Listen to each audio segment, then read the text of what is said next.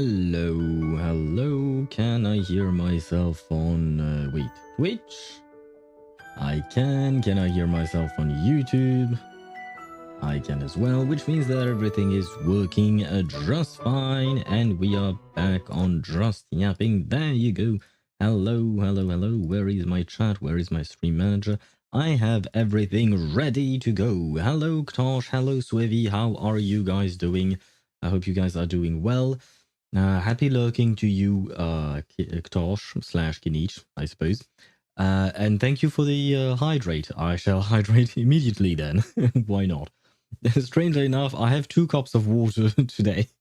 Why am I not just bringing a bottle of water next to me? I don't know. I used to have one, but for some reason, yeah, never mind. This doesn't matter. Thank you for the hydrate though. And hello, Rio. How are you? I hope you're doing well. You know, I'm starting to hope that the internet does get filtered / censored. Wait, why? Why would you want that? I mean, I suppose it kind of depends. Because like, well, it's kind of feels like unfettered access to the internet was a mistake. I mean, yeah, I can understand where you're coming from, or I assume, in the sense that there is plenty of stupidity on the internet. So yeah, so many trolls and emotionally stunted people. Yeah, that is definitely a problem. But it's kind of hard to filter those out. Like, I wouldn't exactly know how you would filter these kinds of people, you know. I'm great, thank you. You are welcome. Wait, Rio, which games are you playing? You're playing Genshin, right? If I recall correctly. But are you only playing Genshin? No, you might have started Zenless Zone Zero as well, right? I'm trying to remember which games are played by which viewers, but it's kind of hard to keep track of everything. Yep, okay, good. We are on Genshin today. We are doing Varesa story quest. Finally, I'm just 3 patches too late, but you know, at least I'm doing it at some point, you know. Or YouTube just fixed their algorithm. I managed to curate my recommendation for like 2 months fine, but I started watching WoWa content again. And what happened then? And then Tactone, Saint Tontas, and the circle started showing up again. Huh. It's kind of curious because I do watch. Well, no, never mind. I don't watch that much. Well, I don't watch that much content in general on YouTube. I mean, yeah, I do, but not related to gacha games. I mean, aside from live streams, announcements, and stuff like that, and guides. I mostly watch guides. I do also watch some Brand Online, Doc TV, and I'm forgetting someone. I know Ashikai as well, and stuff like that. And yet, I've barely ever been recommended anything about Tactone and Saint Tontas. I've seen a couple of recommendations for them in my home page on YouTube, but I just ignored them. I just ignored them and I clicked on other stuff. So no offense to Tectone or Saint Tontas, I just don't think their content is for me. I can see that plenty of people seem to be interested in their content, but yeah, not for me, and I assume not for you either, Swavy, from what we've discussed thus far. I had a little break. A little break in what? Did you stop playing the games, or did you go on vacation, perhaps? Like, I can't enjoy my meal without getting shit flung on me. I mean, it's kind of funny that you would say that because I just saw a post on Reddit like a few minutes ago, right before we were starting stream. I was laying on my bed, scrolling because I don't like being seated right before I'm streaming because when I'm streaming, I know that I'm going to be I'm going to be seated for 4, 5, 6 hours straight, basically. So I like to put myself on my bed. I scroll on Reddit or I watch a video from my bed because I can watch my screen from my bed. But never mind that. Sorry, too much details here. Point was, I was scrolling on Reddit and I saw a post about apparently MiHoYo or HoYoVerse is suing a blogger on Bilibili. And apparently the dude is constantly like defaming the company. That's those are the words that were used in the post.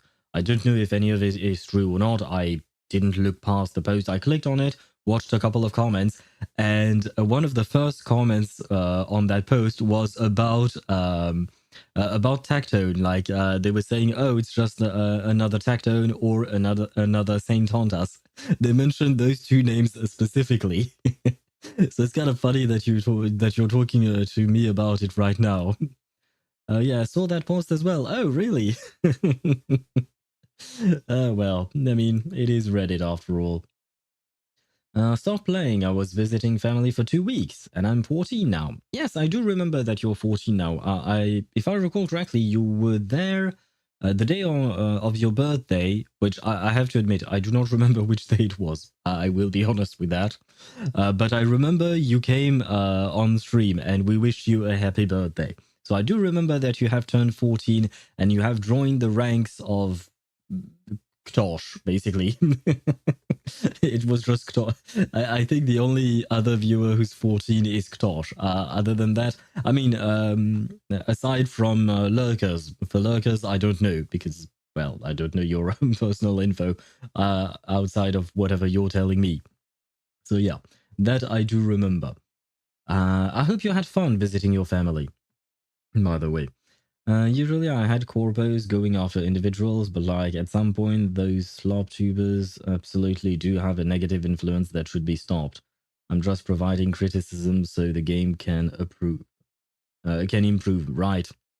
Yeah, I mean it is just a lame excuse to farm drama because let's be honest, drama generates clicks, right?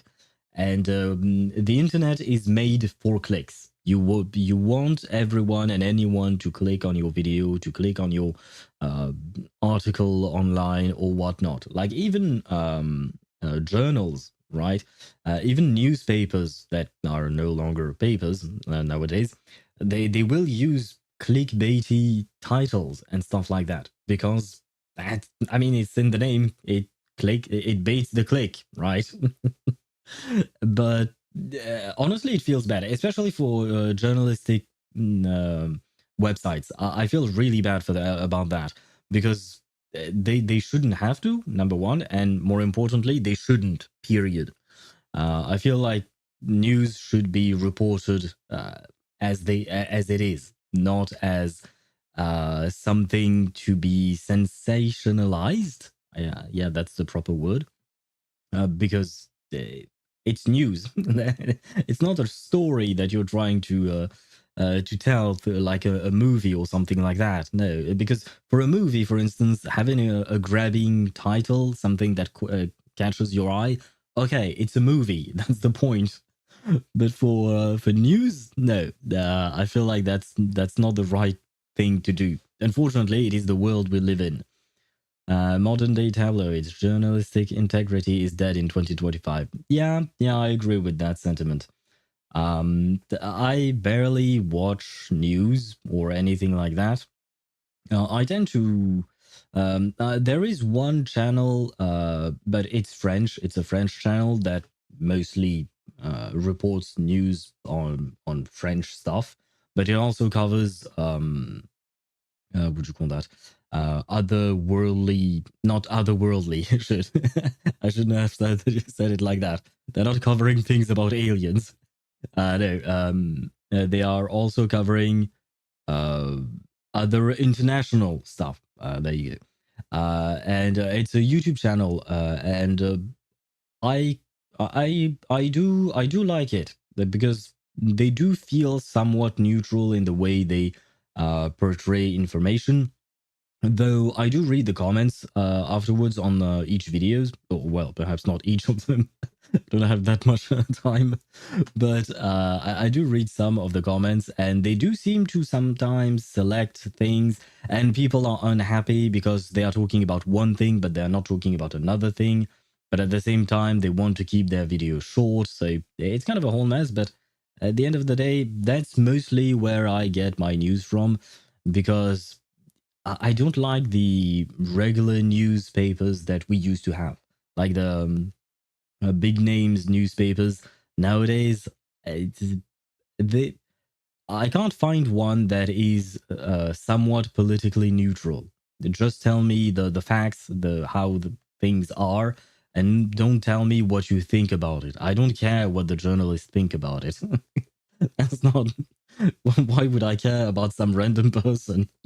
Sorry, I don't mean to be mean, but why would I care what some random person in a company thinks about this specific situation? I just want the information. I'll think for myself. Thank you very much. But anyway, sorry, I completely digressed. But to get back to your point about YouTubers and content creators that basically make content on uh, basically just I mean, they call it criticizing the game, and I suppose, yeah, sure, they are. But at the same time, it kind of feels like it's always the same thing, right? It's always because the issues that we have with the games, they are pretty much always the same, right? Until the game devs actually address the issue and then finally make an improvement on the game, it's just the same. So there is no need to put out like 4 videos on the exact same subject.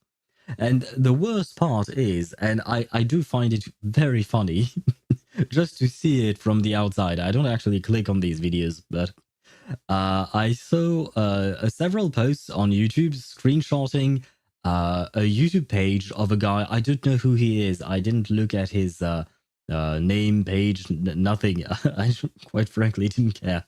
But basically, you could see he made there was a whole controversy about Mr. Beast, for instance, a couple of months ago, I think, because he may have been rigging some contests or whatnot. I didn't really follow anything about it because I don't watch Mr. Beast. To be honest, I barely know of his existence. I know he's huge, he's huge, but I know nothing about him.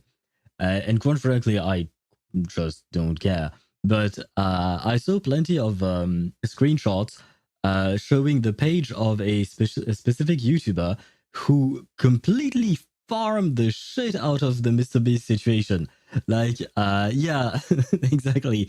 The Mr. Beast just fell off or something like that. Yeah, he fell off. He's so done. And the thumbnails were basically always pretty much the same. The titles were always along the same kind of wording, and like, brother, come on, stop. At some point, stop. You don't have to put out one video every single day for several days in a row in order I mean, no, yeah, I mean, he probably makes a lot of money out of that, but I just find it so ridiculous to have so many videos about the same guy, and he does it for several other. Like, this guy it seems to be a professional drama farmer.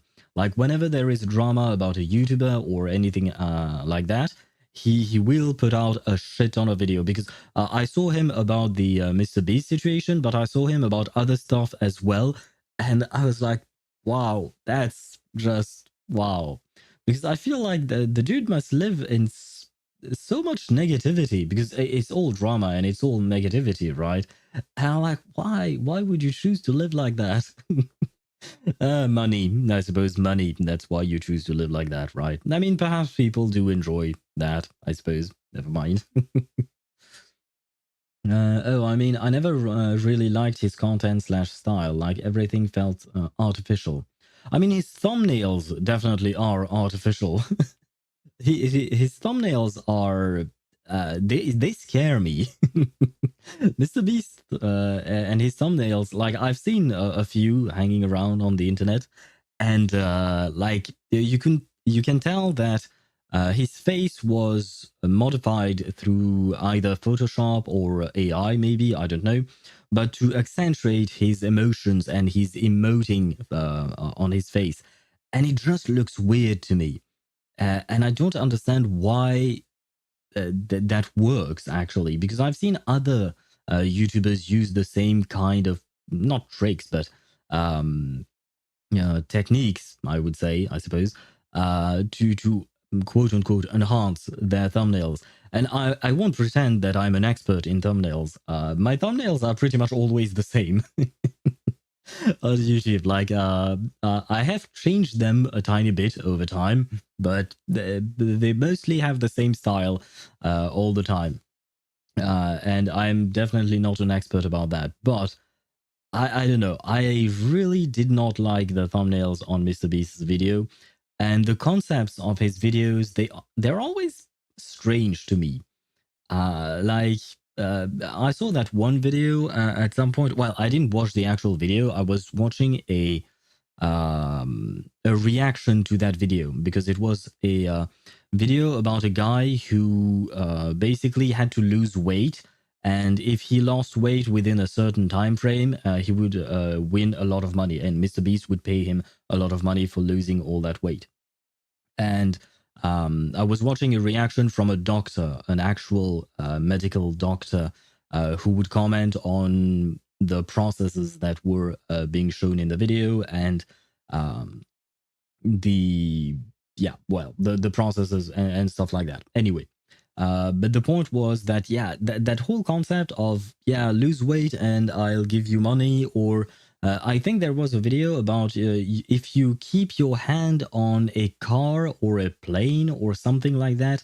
The last one who still has their hand on that, they'll get some money, or even maybe the car, perhaps not the plane. I don't know about that. But like the concepts themselves, I'm like, why? And I mean, since I've never watched those videos, I don't know exactly what would be interesting about it. But like, what I do wonder, what is interesting about watching a group of people having their hands on a car and just waiting? I mean, perhaps there are challenges or something in the meantime. But just the concept like that, when I saw a thumbnail or and the title of the video, I was like, huh? Why is that interesting? Why is that a thing? But, well, I can't judge without watching, so I shouldn't mock it. But at the same time, just the first impression, I do find it quite funny. I've heard about that channel as well, though, just latching to the next biggest controversy. Yeah, it felt like that was basically what that channel was doing. Like I said, I unfortunately don't remember the name. I don't even know if I ever knew the name, to be fair.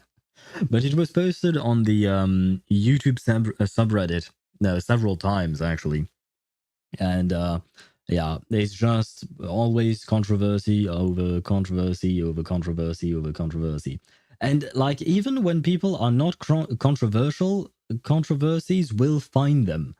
Like, I want to say, from what I've seen of Doro44, he does not seem like a very controversial person. He seems like a nice dude. I mean, I don't know him personally, but from his streams and videos, he seems like he's pretty nice and pretty positive, right? And he's often quite positive about his opinion on the various games that he plays. And people started criticizing him for basically being a Hoyo sellout or a Kuro sellout. But they changed their tunes whenever it suited them or something like that. So if you're too negative about the game, it's bad. If you're too positive about the game, it's bad. And there is no just like, yeah, the game is good, but it has issues. And I mean, like, I feel like Doro does acknowledge the issues. Like Bran Online, he also speaks about, or rather, he speaks his mind and says what he thinks is good about the game and what he thinks is bad about the game. Like, nothing is perfect, and, well, I would like to think that nothing is completely awful, but there are probably things that are completely awful that I can't think of the top of my head. Guess this gacha stuff is just more poignant as it is what I'm currently interested in. Best way to do things is to go the Ziox way, I suppose. Just meme around. I haven't watched a lot of Ziox. Well, I haven't watched Ziox at all, I think. I may have watched one or two guides, maybe. The the only thing I know about Ziox is that he moans a lot. Because I was watching a video of Bran online. I think I've mentioned this before, but during that video, it was if you laugh, you lose kind of video. And someone submitted a video, a compilation of Ziox, sorry, moaning. And he moans a lot, man. It's kind of insane. But it's very funny, I will say that. And he seems to be in love with Al-Haytham, I think. And Xiao, I suppose. He is a Xiao main, right? He's still a Xiao main, I think. Ziox clips make me laugh. His community seems ridiculous. They do indeed. I have seen Reddit posts as well about Ziox's community. And yeah, it seems very fun, you know. Very stupid at the same time, I would say. But also just very fun. And by stupid, I don't mean that they're all idiots. I just mean that, like you said, it's ridiculous. It's in that sense, but a fun way, right? So it's kind of nice to have communities like that, you know. Have you all heard of that one OK Garmin meme? That shit is hilarious. OK Garmin? I have no idea what that is. I don't know what Garmin is or what is it? Who is it? Maybe. I mean, I feel like I do spend some time online, but I feel like I'm never on top of the latest memes or stuff like that. I mean, it's not like I try to. I don't quite care, but it's kind of funny that often, like Yurio or more often Ktosh, I say the two of you because the two of you are my youngest viewers, and Ktosh often comes up with some very obscure meme, or rather, I call them obscure because I have no idea what he's talking about, and I'm like, where does that come from? And usually it comes from TikTok. Maybe I should create a TikTok account. This is a joke. I am not. I am not creating a TikTok account. It's German. It's a dashcam video of a German saying, "Okay, Garmin video is Speicher. I don't know what that last word was. Is Ktosh absent? No, he's lurking, I believe. Or at the very least, he was there at the very start of the stream, but he immediately use the command !lurk. It doesn't do anything except for my bot saying that you're lurking, basically. But yeah. So I don't know if he's still there. I don't know if he's lurking. I don't know if he's gone. But he was there at some point today. That's all I can say. Wow, no transition at all. But I have a question. An important question. No, it's not that important, actually. It's just about our schedule, because today we are doing Varesa's quest. I think this quest has been requested to me by Deidara, and he requested it like 2 months ago, I think. Or something like that. And we are finally doing it. So we are. That's great. But my question is about next Wednesday, because I still don't know what to do about next Wednesday. Like I've mentioned, I want to pull for Yanagi. That will definitely happen. And if at all possible, I think I would like to keep playing ZZZ on that day, because I just feel like it.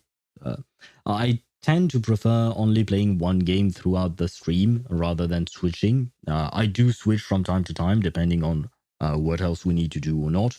But the thing is, there is nothing new in ZZZ at the moment, since we've completed everything. And I've also completed all the side quests and stuff like that. However, we do have some agent story.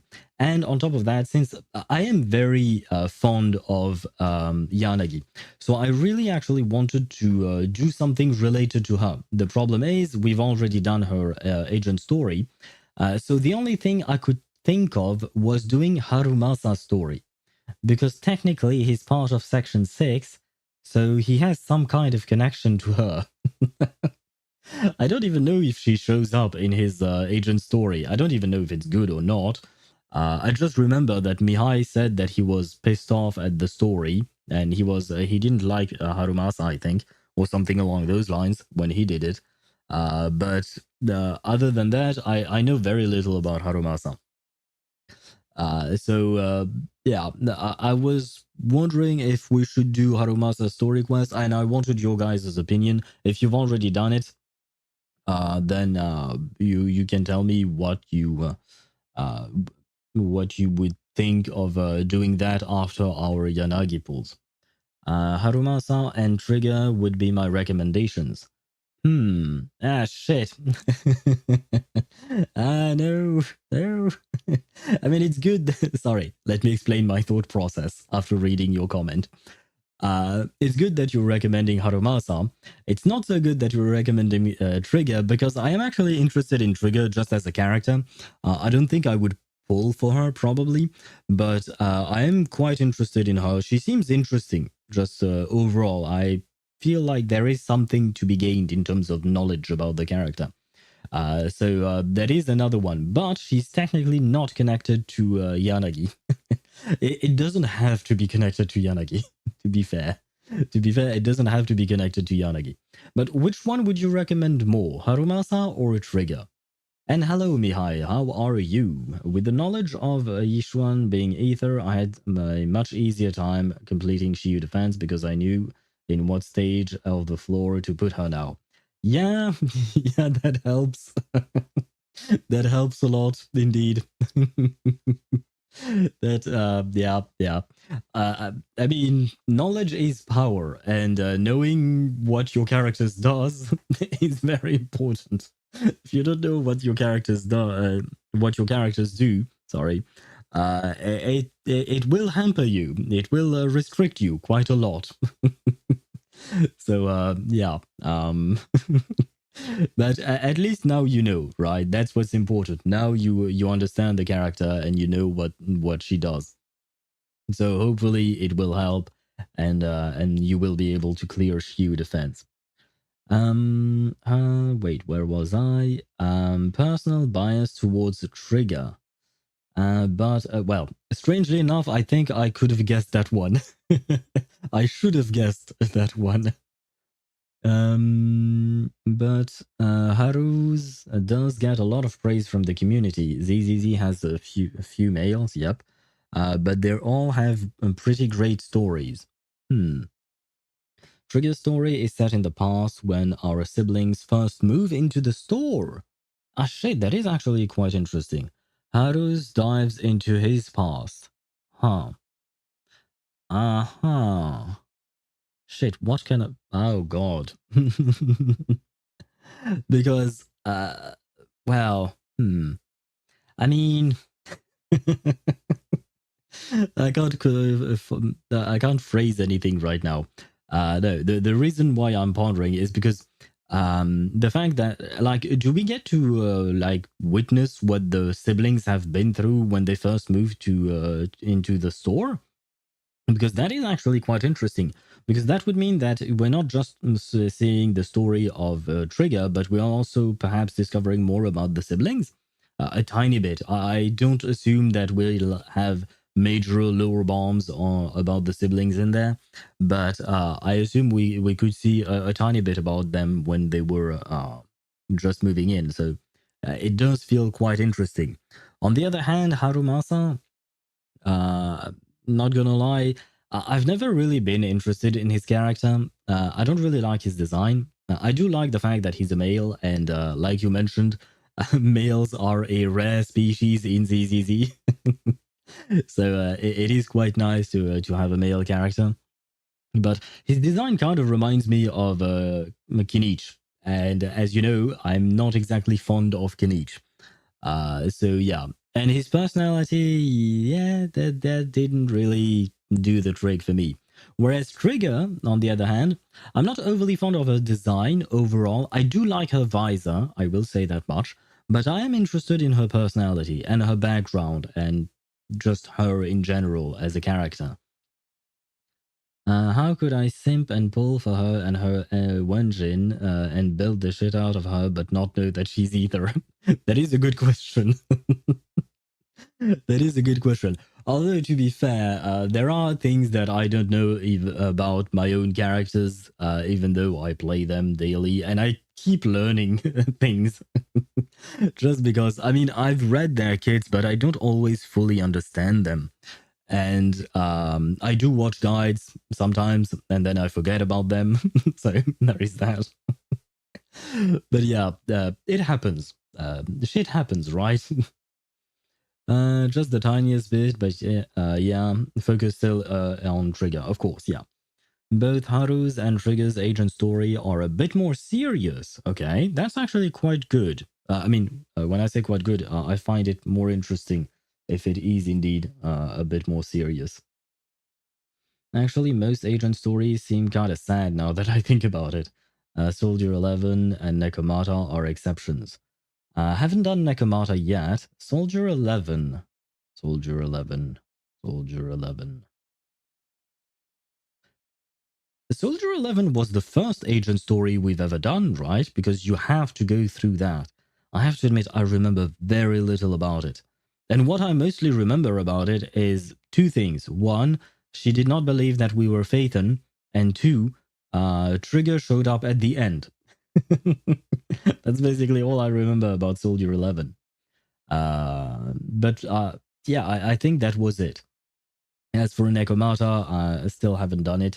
I will probably maybe do it someday. But I feel like there are other characters whose agent story I'd like to do first. So Haruma-san probably would be first, Trigger as well, Rina, maybe Grace even. Rina, definitely. Rina will do it at some point. But yeah, Nekomata is quite a bit lower, I would say, on the list for me. POV, you work at the office with Harumasa and see him going on medical leave for the 10th time this week.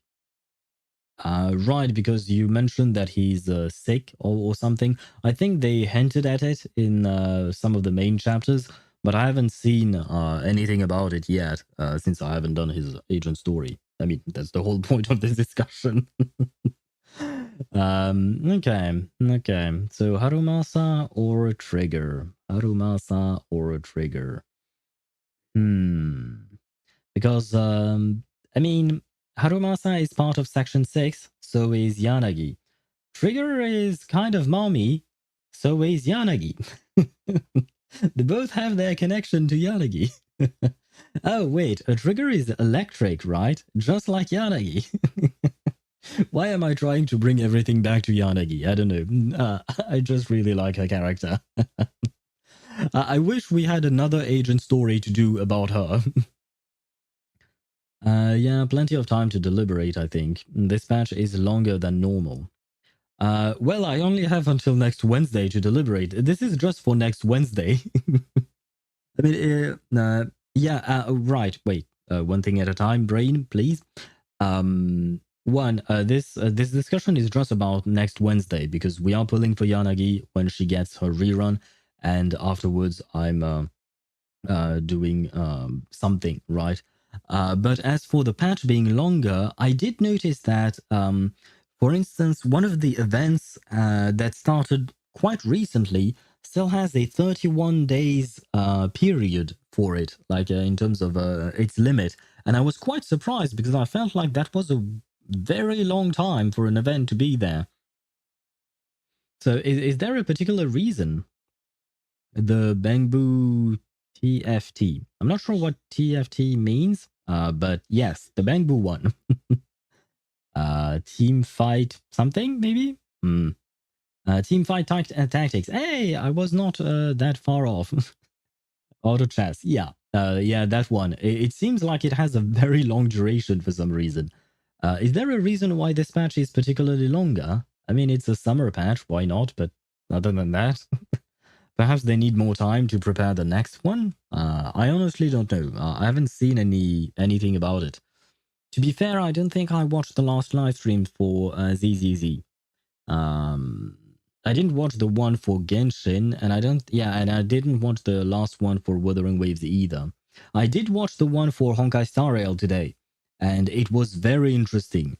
Very short as well, but still quite interesting. ZZZ. Oh, wait. I mean, regarding Agent Stories to cover, ZZZ will be pretty quiet for a bit, I think. Okay, yeah. I'm still covering the other games, so we always have things to do, generally speaking, or most of the time we have things to do. But yeah, we also have other options such as these agent stories. We also have character story quests in Genshin that I haven't done yet, such as Siegeween, I think, and there was another. Mawika. I did not do Mawikas because I saw a child and I was very disappointed, and I did not want to learn more. I got scared by the child. I got scared off. This is very stupid. At some point, I will do that as well. But yeah, that's the neat part, you know. These agent stories, character stories, we can do them kind of whenever. I mean, it's usually better to do them whenever the character comes out, of course. But well, in the case of ZZZ, I started late, so there is that. No clue, though, I will say. From leaks, the next boss fight area is stunning. That's all I'll say. Okay. Next patch in ZZZ, will it be a main story patch or will it be more like an event, like kind of like the summer event and more filler like? The child is very, very important to Natlan. Yeah, I know I've been kind of spoiled on that, which is why I kind of didn't want to do it anymore. I do know that the child is supposed to be very important, and that is precisely why I don't like it. Why did it have to be a child? I don't want to discuss it more, just because like we will probably do it at some point, and I'm sure I forgot some of the things that I've been spoiled about that story. So if we discuss it more, I might get spoiled again. So I think we should leave it at that. But yeah, why children? Stop with the children in games. I don't like it. I mean, we saw Aino yesterday, right? When we finished towards the end of Inefa's story, because I don't want to call it an Archon quest. For me, that was not an Archon quest. It was a Inefa's character story, and that's fine. But don't call it an Archon quest. It had nothing Archon-y about it. I mean, Moika did show up at the end, but that's about it. But yeah, we saw Aino at the end as well. I don't like her design one bit. Not gonna lie. I don't think I like her voice either. We've only heard two voice lines, but yeah, I didn't like her voice either. No offense to the voice actress. This has nothing to do with her talent or anything like that. It's just my ears, my taste, all of that. But yeah, I know it's going to be a problem for me, like many children in these games.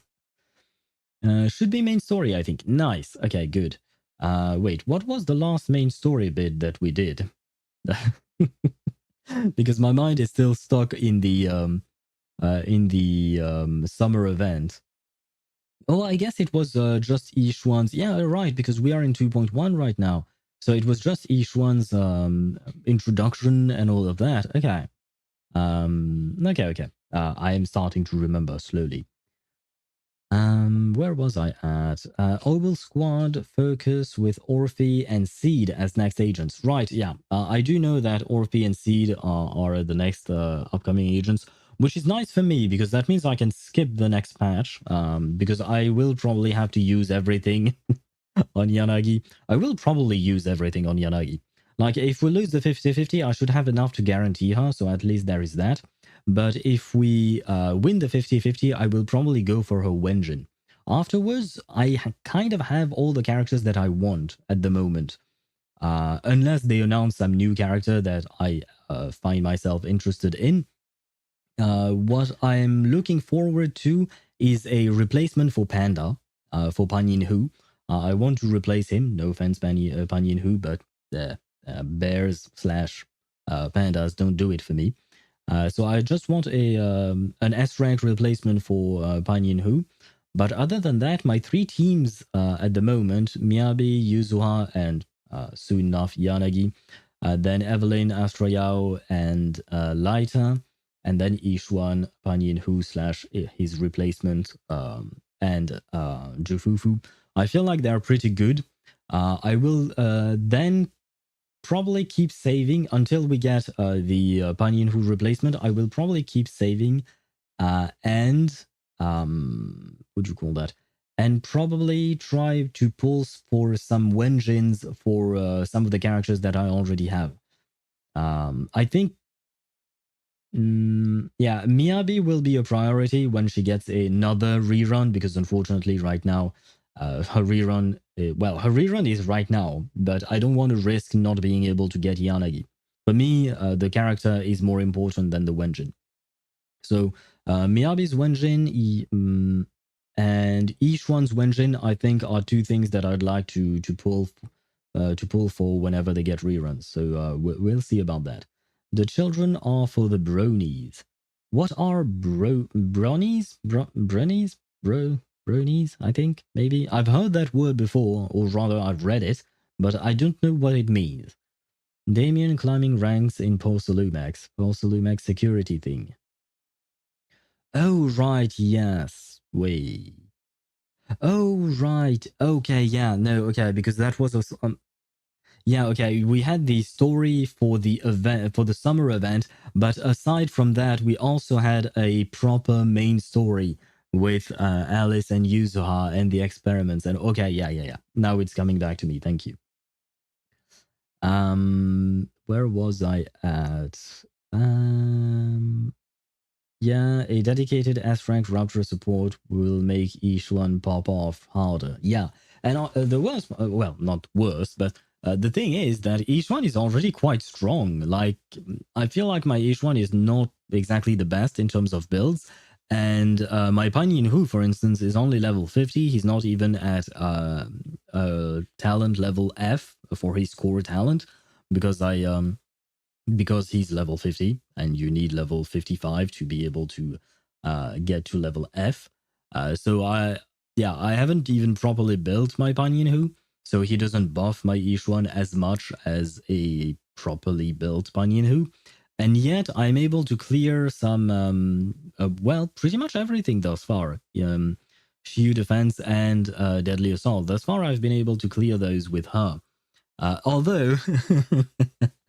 Although I just finished editing a video today about the latest Shield defense that reset yesterday, right? I recorded my clear of it, and something happened during that clear. Something very stupid happened. Well, I shouldn't say something stupid happened. I did something very stupid. The video is coming out today. I've scheduled it for at some point today. I think around 8, so in about 3 hours or something like that. But yeah, I mean, the clears themselves were fine. I mean, like, there is nothing extraordinary about my clears. But yeah, like, if you've watched some of these endgame content videos that I've put out, I often put like some strange thing, not strange, but a tiny thing that I find funny or a failure of mine right before the actual clear of the content. And yeah, this time I failed miserably in a big way. In a way that made me waste a bunch of time. But yeah, I won't say anything more. It just makes me laugh because yeah, I feel really stupid about that. Anyway, sorry about that. Make a Google search and see. It's a bit complicated to explain, but for short, it's a term for a specific type of weeb. Very well. Specific type of weeb. Bruni meaning. Meaning in Hindu, Urdu, Bengali, Tamil, English. Meaning in English, please. That will help me. Shit. Oh no, it corrected to a brony, like you know, the thing that you eat. the dessert. Shit, that's not what I meant. Wait, Brawny? Okay, what does Brawny mean? A Brawny is a male fan of the television series My Little Pony. Friendship is magic. I see, a member of the Brony fandom. Oh, so a bro. Oh, okay, so it's a mix between bro and pony, right? I would assume.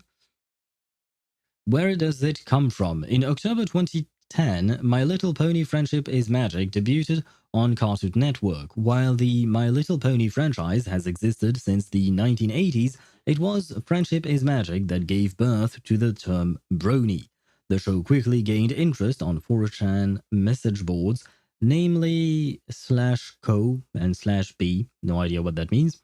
In January 2011, the show-specific forum Equestria Daily was created, followed by the similarly themed forums Ponychan in February and RainbowDash.net in April. I see. So, okay. Oh, yeah, okay. Brony is indeed a part. I don't know why you guys use this. Okay, they use the word portmanteau. I don't know how to pronounce it in English because it's a French word. I mean, it's not even written like that in French, but it's just strange to me. I mean, yeah, it is. Well, I mean, we would pronounce it portmanteau, and portmanteau is where you hang your coat. It's a coat hanging device of some kind. It's not a device, it's just a thing where you hang your coat on. So I don't really know why English uses that word uh, as a way to say that it's a mix between two words, because I do know what a portmanteau means in the English language. They say a portmanteau of a bro and pony, so a mashup between bro and pony. But I don't understand why you guys are using that word for that. A coat hanger? I mean, a coat hanger is something different, right? It's something that you would use on. Oh no, never mind. It is a coat hanger. So wait, what is the other thing that I was thinking about then? What is that named? Ah, okay. Oh wait, so okay, so it's a clothing hanger, I suppose. The other thing I was thinking of. But yeah, so something like that. Well, you know what? Let me do something very easy and show you what I'm talking about. Coat hanger. There you go. Where is my browser scene? There you go. This is what I was talking about. Yeah, a coat hanger, as you mentioned, Rio. So this is what I was talking about. This is a portmanteau. That I mean, you can see it. It's written right there. Portmanteau en bois marron. That means coat hanger in wood and brown. 177 centimeters. Chelsea. I have no idea what that is. But anyway, the point is, I don't get why why English is using this word for mashing up two words together. It just feels strange to me. Maybe it's just because I'm French and the word sounds too familiar and it has a completely different meaning. But anyway, now that I think about it, is Uma Musume the second coming of bronies? We'll have to ask Chip, right?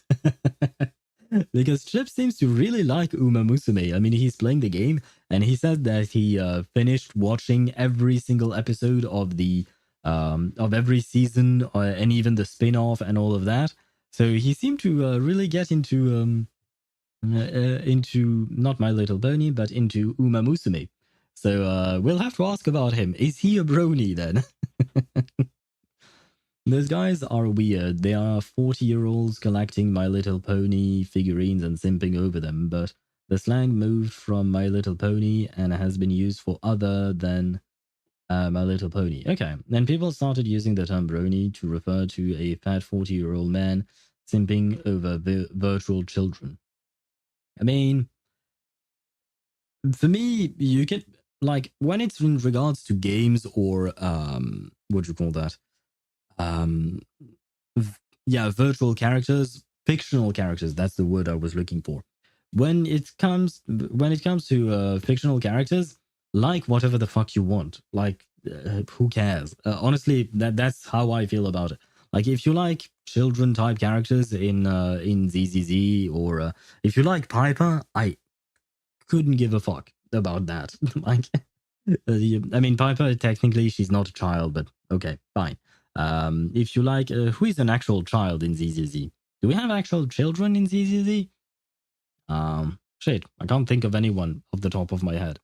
Who is an actual child? Let me check the characters in ZZZ. Oh, Sokaku. Sokaku is a child, right? I suppose Sokaku, right? Yeah, probably. Or even Korin. Korin is more of a teenager, I suppose. But yeah, if you like these characters, that's fine. I don't care, right? Sokaku mentally is closest, I think. Yeah, I think you're right about that. But yeah, if you like Sokaku, if you like My Little Pony characters, like, have at it. They're fictional characters. Now, if you enter the realm of real children that you might be attracted to, then that's an actual problem. Okay. But if it's just fictional characters, who gives a shit? My policy is, as long as it doesn't hurt anyone, who cares? Basically. I'm sure there are some specific situations where my policy is maybe too broad and not specific enough. But like, if 40-year-old men want to simp over these My Little Pony characters, as long as they have fun, why not? Why not? Like, sure. I wouldn't really understand it. I mean, I think my stance on children is quite clear. You guys know me at this point. So yeah, I don't think I would ever really like My Little Pony. I've never watched it, to be fair. So maybe I should give it a shot. Maybe I'll actually like it. I sincerely doubt it, but who knows? But yeah, if they want to like it, why not? If you want to be a brony, be a brony. Be happy about your brony or something. Oh shit, we've been yapping for an hour already. Oh god. Why do I keep doing that to myself? Because ideally speaking, I would like to try and finish what would you call that? To finish a Varesa story in one go. Problem is, it might be long. I don't know. Second problem is, I have a headache, so that's not great. And you know what? Wait. While I'm launching the game, I'm actually going to take another pill for my headache. I think I've wait. It is 5 p.m. I think I took it. I don't remember when I took it. That should be fine.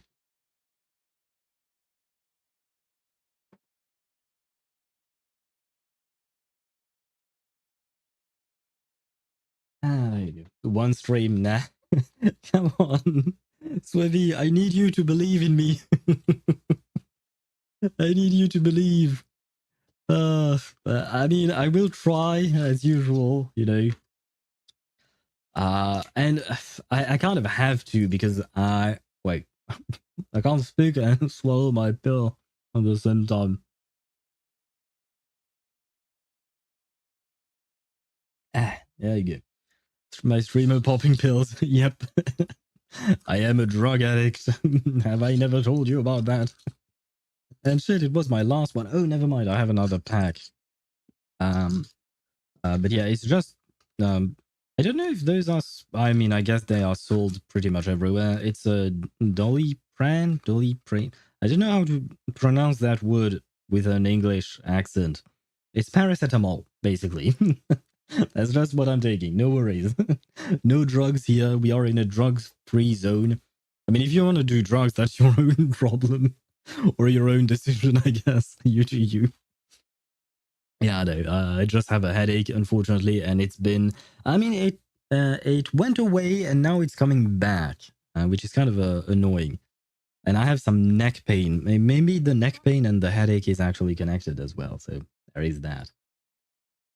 For example, how would you feel chatting to a guy and he says his favorite game is Genshin? Nice to have something in common to talk about. Then he says his favorite character is Nahida, and he starts telling you how gorgeous Nahida is, and he likes smaller stature. Instantly, you'd think this guy is weird. Well, that's a brony. I mean, Nahida is pretty cute. She has a cute design. Now, it all depends on how exactly you phrase the thing. And liking smaller stature is not a problem per se. That's where the specific comes into play, because I've seen some discussions, especially about Jufufu, because she's not a child. She says it herself. She's not a child. She's just small. And I saw some discussions on the ZZZ subreddit about it. And I've seen several people. Well, yeah, I should say people because I don't know who they are, right? I don't know if what they are saying is true or not. But I've seen several people saying that basically they were also just like Jufufu. In other words, tiny, tiny. That might be a bit mean saying it like that, but rather short female people. I mean, human beings, right? And but they are adults. They are adults, but they are shorter. And there is something to like for everyone, right? Some people like them taller, some people like them shorter, some people like them fatter, some people like them thinner. It's a mixed bag, right? But Nahida here, she really looks like a child, right? She doesn't look like a what do you call that? She doesn't look um like a teenager or anything like that. So Nahida does look really like a child. So that might be a bit strange. But once again, like at the end of the day, it's a fictional character. If you want to simp for it, go for it. I'm not going to share that feeling because I don't feel the same way, right? But Mommy Rukudavata. So I skipped one of your messages, so maybe I'll circle back to it. But I just saw the Mommy Rukudavata. Yeah, that one we could agree on. Although, yes, we were robbed. Yes, that I agree also, because I was going to say it. In game, all we saw was a copy pasted version of Nahida, but with a different color, right? When we saw that last cutscene about her erasing herself, basically, or erasing Rukadabata, I guess. But there were images, I believe, official images of Ruka Devata, and when she looked mommy, right? Kind of like Tribby. Tribby is a cute little child in Honkai Star Rail, but Tribios, her adult form before she split up into 1,000 Tribbies, that girl, I was robbed, man. I would have pulled for her on the spot. I wouldn't have waited for a rerun. But oh well, it is what it is. Asian people have a very different standards of beauty, is all I'll say. I mean, yeah, at the same time, if we're talking about Asian people tend to be shorter than Westerners, like Europeans or even Americans, right? So, like, if you're Asian and living in an Asian country, and your standard for beauty is looking for a female who's like 6 feet tall, then you're pretty much going to date no one. Because I don't think there are that many 6 feet tall women in Asian countries. Like even in European countries, I feel like 6 feet is quite tall for a woman. But okay, never mind my specific example. But I think you get my point, right? It's a thing. And to be fair, my last ex, she was like 156 centimeters. She was quite small, which was really funny to me. Wait, how do you the 156 centimeters to inch to feet, not inches. She was 5'1". Oh shit. She was 5'1". Okay. And it was very funny to me because um a friend of mine is like, wait, how tall is my friend? He's basically 2 meters tall, almost. Yeah, he's 6'5" or 6'4", maybe something like that. One of my best friends is like 2 meters tall, and when he met my ex, it was just so funny because when we say hi, we just kiss each other on the cheek, and he had to bend himself to be able to greet her. So anyway, 6 feet. He's 6'5", 6'5" I think that's how it works, right? But basically, he's 2 meters tall. Yeah, he's very tall. He's much taller than me, and even walking with him is a problem because when I walk with him and he starts walking a bit faster, well, I can't keep up because I'm shorter than him. I'm 5'7". No, not 5'7". Yes, 5'7". Wait, how tall am I? Yeah, 5'7", more or less. 5'6", 5'7", something along those lines. So I'm much shorter than him. And I have shorter legs. And yeah, that's the thing that I oh my god, so many stupid things. But there was that one time when I was walking with that ex who's 5'1", and we were walking fast because we were trying to catch the last train. And I was walking fast, and the fact is that she couldn't keep up with me because she was shorter and her stride was not as big as mine. And at that time, I didn't really realize it. I didn't really notice it. But a couple of weeks later, I was walking with my friend who's 6'5", and what do you call that? And he was walking fast as well, and I couldn't keep up with him. So then I was like, "Oh, that's what she must have felt like." So yeah, it was kind of a funny little thing. I don't know how we deviated onto this. But why are we talking about this? Oh my god. And hello, Kat. How are you? I hope you're doing well. We are talking about height and height differences. Although we deviated from bronies into height, apparently, for some reason. We went there. But how are you? Welcome to the stream. And you arrived right at the perfect timing, since I am going to switch to Genshin. And there you go. And we are going to start the Varesa story quest. Technically speaking, I've already started it. It was a month ago or something like that, but I was just exploring the area and I stumbled upon her and the quest activated automatically. Ever since then, I've avoided the area like the plague. But yeah, I did get one conversation with her. Honestly, not gonna lie, I did not remember anything about what happened then. But yeah, I do what do you call that? I did already start kind of the conversation. Where was I at? If we ever get Sumeru Chronicle banner, you already know who I'm pulling for. Hint: he has the Egyptian powers of a god. Oh, you're pulling for Sino. Oh, I'm not gonna judge you. I'm not gonna judge you. You do you. I don't really like Sino's design. His personality is very interesting. I do like his personality and his dad jokes. They are lame, but it still makes me laugh that he attempts them. But I don't like his design. I wish he was a tall male model. Well, I wish all models were tall in game, but it is what it is. But where was I at? I'm pulling for him since I'm a little joker like him. Yes, I do remember that you used to write some Sino jokes or Sino level-esque jokes as well. I'm glad you stopped. They are nice, but only sporadically, right? From time to time.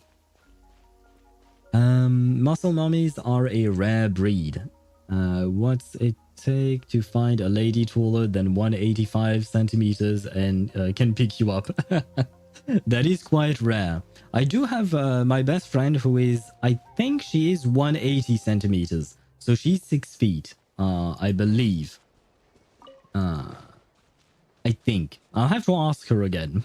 I mean, I'm just used to seeing her, so I don't really pay attention to her height, but she's rather tall for a woman. Yeah. I do know one. Well, two, because her sister is also just as tall. Slightly taller, technically speaking. But yeah, muscle mummies are where it's at, Swivy. And you know what? We have a muscle mummy in Cassandra in Reverse 1999. She is rather muscly. Oh, muscly. That sounds strange. She's rather muscular. That's what I should have said. That's how to speak properly English. Anyway, what is she does seem to have some muscle, and I really like the design she has in Reverse. She was really well made. Why are you guys on the road? Are you not afraid of me? You guys should be running away from me for your lives. Never mind, they don't care. Well, okay. Why not? I picked up on that. You know what? I don't want to know. I think the brony comment came from Mihai. I don't remember why he mentioned them, but afterwards we deviated quite a lot, and that was on me. Where was I at? Oh, right, let me start again. No, thank you. I'm just kidding. Why do fathers take an extra pair of socks when going golfing? Because they might get a hole in one. Oh, right, okay. It took me a while for some reason. I was like, what? Oh, yeah, okay. I got it. Well, but see, the thing is, shit, I can't zoom in on her feet. We do not care because Mummy Yelan is not wearing socks. Shit, I can't, well, never mind. I can't show you her non-sock feet. There you go. Wait, we were talking about Nahida. See, she's not wearing socks either. Her shoes are kind of strange looking. Are these shoes or socks, technically speaking? I don't really know how to qualify these things. And Sino, shit, I don't have Sino. Where is Sino? Archive. Is he in Living Being? Oh no, there is a character archive that is separate. There we go. Sino also has his feet out, right? I think. Where is Sino? Sino? Sino! Where are you? Ah, there you go. Yeah, these things, see? He has his feet out. Like, what's the point of this?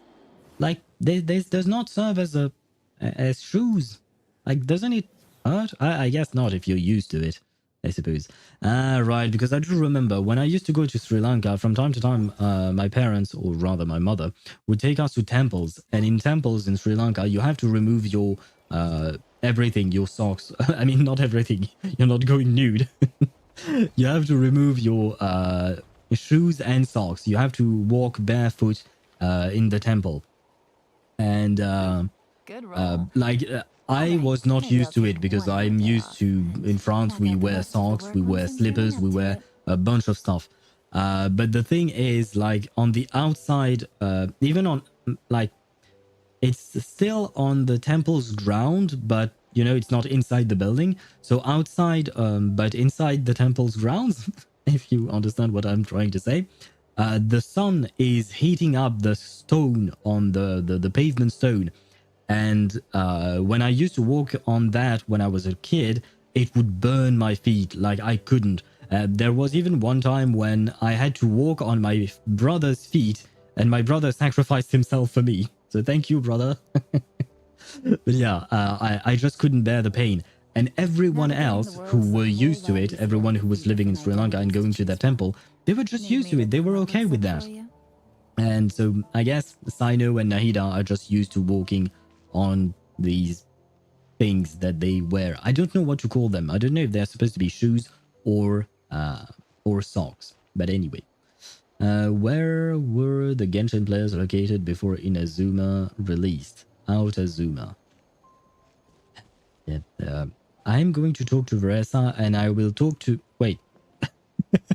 See, Mihai, see what you've done. She's fleeing. Varesa is fleeing your jokes. Oh, by the way, I think from what I remember, when we talked to Varesa, she said that she wanted us to accompany her to the collective of Plenty. Why did she suddenly zap? Why is she turning into the Flash all of a sudden? What the fuck? What is wrong with this girl? Calm down. Wait, come back. Come back. I feel like I'm harassing her or stalking her, you know? Me running after a girl like that. Doesn't look good. That's her skill. Yeah, I know. But why is she using it randomly? What's this wooden plank doing here? Oh, it's a piece of training equipment. I use it all the time. A piece of training equipment? It looks like a ramp that you would use like on a bicycle or a motorcycle. I suppose your legs look like some kind of wheel when you're running for some reason. I don't really understand why that is the case, by the way. I mean, I understand it in terms of like a cartoon, and that's how you portray running really fast in a cartoon, but I don't get the physics of it. Like, if you really think about it, when you're running, your legs are not moving in a circle. That makes no sense. Training equipment? Oh wait, is this old Paimon? Yeah, I think this must be old Paimon, right? Ah, rejoice guys, we have old Paimon back. Yeah, it's kind of hard to explain. Let me show you instead. Here goes nothing.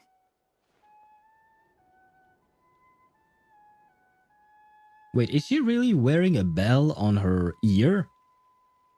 So, like, is she really embracing the cow aspect of her life, I guess? And by the way, what the heck is she? No offense, but like we have cowgirls with Diona, and now we have a cowgirl. Like, but they seem like the animal people in Genshin seem to be rather. They seem to be a minority. Rejoice in quotation mark. Yes, it was kind of a joke. Yes, and she lactates 1 gallon of milk a day. I did not want to know that, but you know what, Sweetie? You know, I mentioned that I was scrolling on what do you call that, on Zenless, on Reddit, sorry, before the stream, and I saw a post which was about Ishwan's quality of breast milk. And apparently the dude had done the math. Oh, not quality, sorry, quantity of breast milk of Ishwan. So yeah, once again, very strange coincidences in terms of conversations, but yeah, they did that for some reason. But yeah, never mind. I mean, milk calculations are a tradition in the ZZZ subreddits. Yeah, I've seen a few other ones, but mostly I saw that one from Ishwan today, which is why it came to mind. But yeah, I've seen some other ones. And the ZZZ fandom is really what do you call that, detail oriented, let's call them that, right? And as for Varesa, wait, no, if she's producing milk, that means either she has some hormonal imbalance or she has a child, because there aren't that many ways for a female of any species to produce milk. Generally speaking, they're supposed to produce milk when they just had a child. Well, technically, they can start lactating before delivering the baby. But the point is, are you telling me that Varesa is a mother?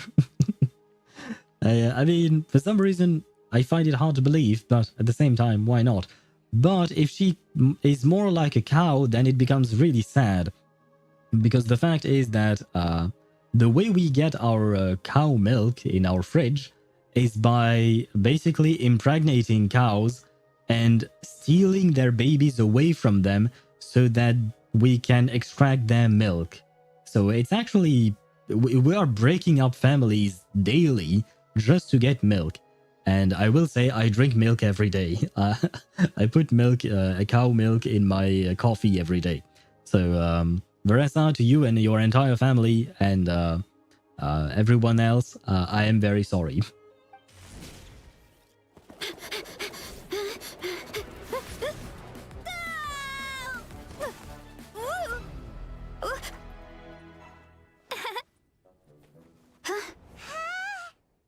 And she sticks the landing!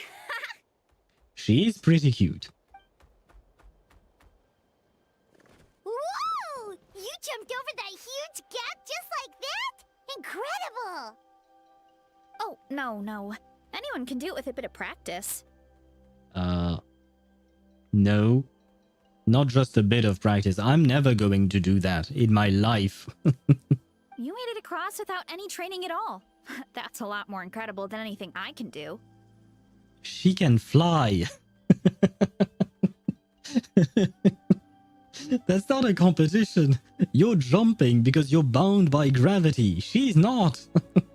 I mean, she doesn't even have wings and she can fly. Oh, God. Oh, well, Paimon can fly. Ah, there but, you go. You've got a point.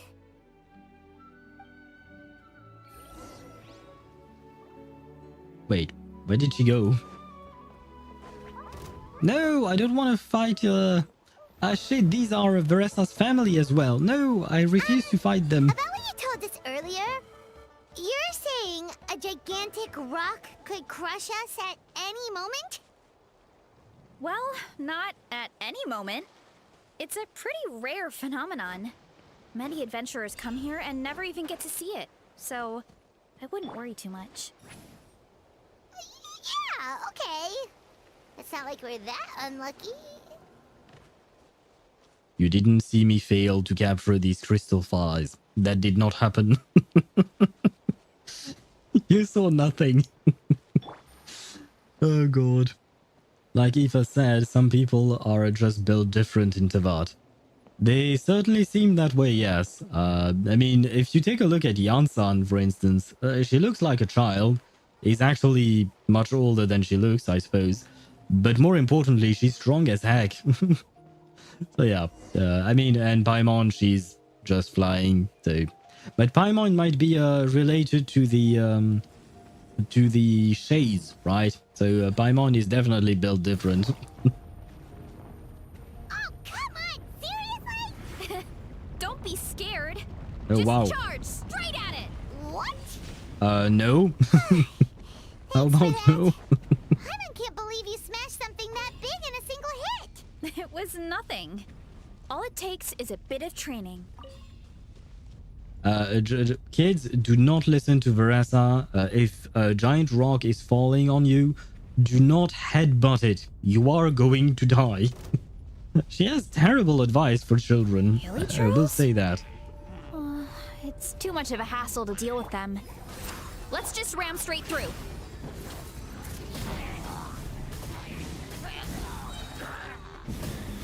Welcome to 2025 gameplay in Genshin. Hey, you guys are good. Color me impressed. Huh? Looks like they're blocking the road in and out of the tribe. So we'll have to get rid of them sooner or later. All right, let's hurry. We're almost there.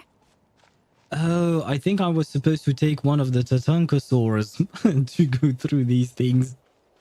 Well, yep. Is there one? Oh wait, I need to chase you. Come here. Oh no, never mind. It's a skill that I have to use. There we go. No, come back. Where are you going? I'm not getting distracted. And yes, I will finish this in one stream. We believe. Oh God, I almost fell. How am I? Come on. God damn it. I have to go all the way back. Ouch. Well, how does one do this? Huh? Ah, that was not it. Fuck me. Oh my God. I'm struggling to be a cow. That was... Why did I do the exact same thing? And happy looking to you, Swivy. And there we... I give up on life. I give up. I will mark it and I'll try it later. This annoys me. No. Thing to headbutt. There you go. Where was I supposed to go? Wait, the gates disappeared. Did I take the Tatankosaur for no goddamn reason now? Yeah, I guess I failed. Fine, I give up. I give up on life. Oh my God. This quality gameplay. Home We made it! Welcome to the Collective of Plenty. I may have been here before. Whoa! This place is so cool! That platform shaped like the head of a bull is awesome! That's the Resonating Arena. It's where we hold all our competitions. Thanks for bringing us here. Don't mention it. It was no trouble at all. I wish I could show you around, but I need to get home. Oh, did you remember something important? You really hit the ground running when we ran into those hilly trails back there. Hope we didn't hold you up. Oh, no, not at all. We made it in time. There's just something important I have to do. The most important thing after training. The post-workout meal. Ah, you're just hungry. Otherwise, I'll be a lethargic, dizzy, hunger-addled mess. The perils of an empty stomach. It's terrible. I like the fact that she has these facial expressions. Anyway, I'm sorry, but I gotta get some food in me. Like, yesterday. You should grab something too. We can meet back up at the arena. See you soon. See ya. And she's gone. And she's off. No. I'm turning into Paimon. Wow, talk about whiplash. 1 second she's chill and laid back, and then the next she's charging headfirst into danger. Literally. It's the spirit of youth. The spirit of youth. Sure, whatever you say, old-timer. Paimon thinks we're still young. I'm not so sure about that. I mean, we know the Traveler is like millions of years old, I think. And you might be as well. If you are indeed Asmodee. So there is that. As for Varesa, I actually don't know how old she is. Anyway, why don't we take a look around in the meantime? We can head to the arena in a little bit. The view must be amazing from up there.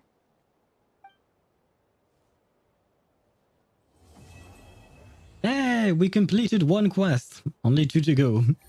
And the 3rd one is generally speaking quite long. So, there is that.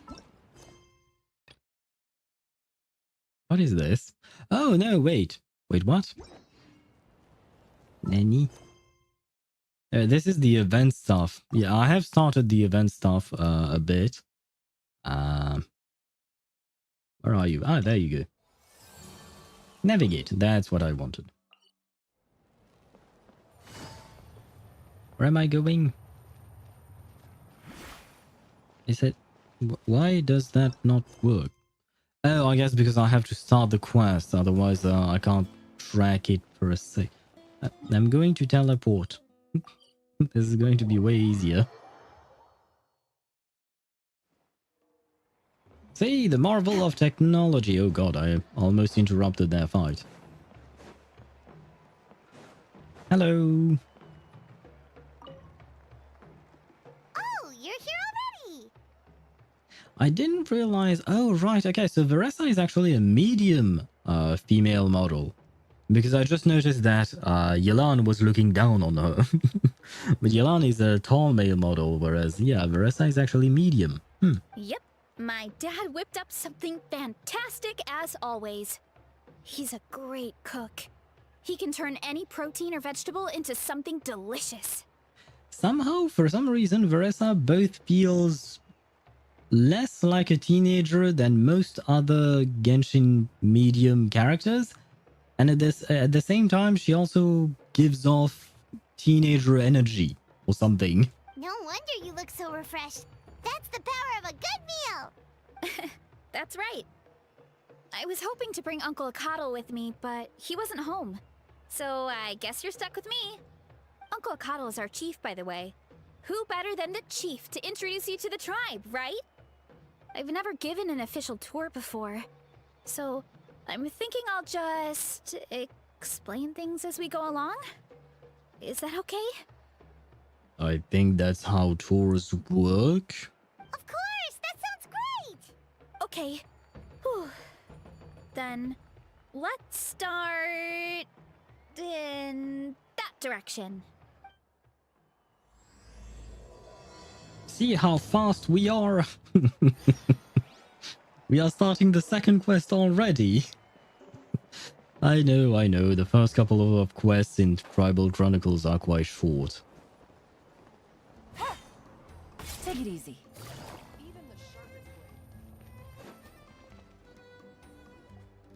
My place is over there. See that fruit stand out front? My house is right behind it. Just give me a second. What is this notification? I hope nothing's broken. Yeah, no, okay, never mind. I think nothing is broken thus far. You have a fruit stand in front of your house? Does that mean you grow the fruit yourselves? You guessed it. My family runs a huge orchard. We live really close to the main entrance of the tribe. So every morning, I wake up to the sound of all the people and carts on the road. That's also when my parents start work. So that's how I know it's time to get up. And then you all work in the orchard together. Well, knowing it's time to get up and actually doing it are two separate things. Ah. Most of the time, I end up curling under the covers and falling back asleep. So what's the point of waking up in the first place? You might as well sleep in. Oh, Paimon gets you. Sleeping in is the best kind of sleep. Plus, when you have the Traveler to wake you up, it's no big deal.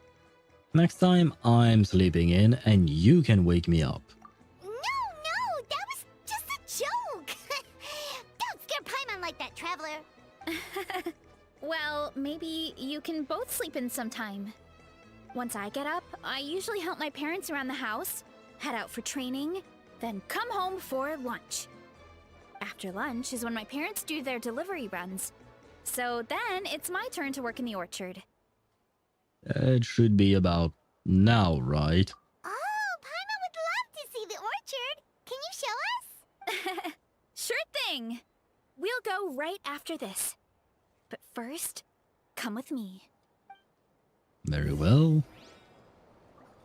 Where are we going? Continue forward along the path. We shall continue leisurely flying on our cushion somehow, for some reason. Oh, hello, Iansan. Oh, Coach Iansan. Are you here to do some training? Nope, just doing some maintenance on the equipment here while I have some time. Oh, it's you two! Welcome to the Collective of Plenty. Thank you. Look, I bought this at the stadium the other day. Hey, we look cool in that. I like it. Can I have one? Wait, we've seen that graffiti design before. It's not easy to get your hands on one of these. I had to wait in a super long line. Are you a fan, perhaps? Ooh, I bought a top with that design too. I hung it up right next to my bed. That's me, all right. Ooh, you should sign it for me sometime. It would mean the world to me. Right. I mean, we keep talking about the fact that the Traveler is supposed to be a hero across Teyvat, basically. So that makes them a celebrity. So, does that mean that we'll have autographing sessions with fans at some point? Will we have an event where... like the whole thing? Yeah, right. But, well, maybe not like Comic-Con or something like that, because this is different, but a hero con? Convention, I guess? Something like that. Could be funny, but I don't really know in terms of gameplay what we would really do. Oh, I meant to ask, what brings you out here anyway? We're just doing some adventuring. We don't have any concrete plans. We ran into Varesa on the road, and she was nice enough to lead us the rest of the way. She's even giving us a tour. It's my pleasure. Still keeping up with your training, Varesa? No slacking, I hope. Yes, Coach. Did 3 full shuttle runs, just as you instructed, Coach. Shuttle runs?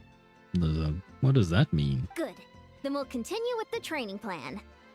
As for your diet, actually, no dieting for now. As you are. Feel free to use any of the equipment around here. But if you're planning to do strength training, make sure you have a spotter. Of course. Don't need to tell me twice, Coach.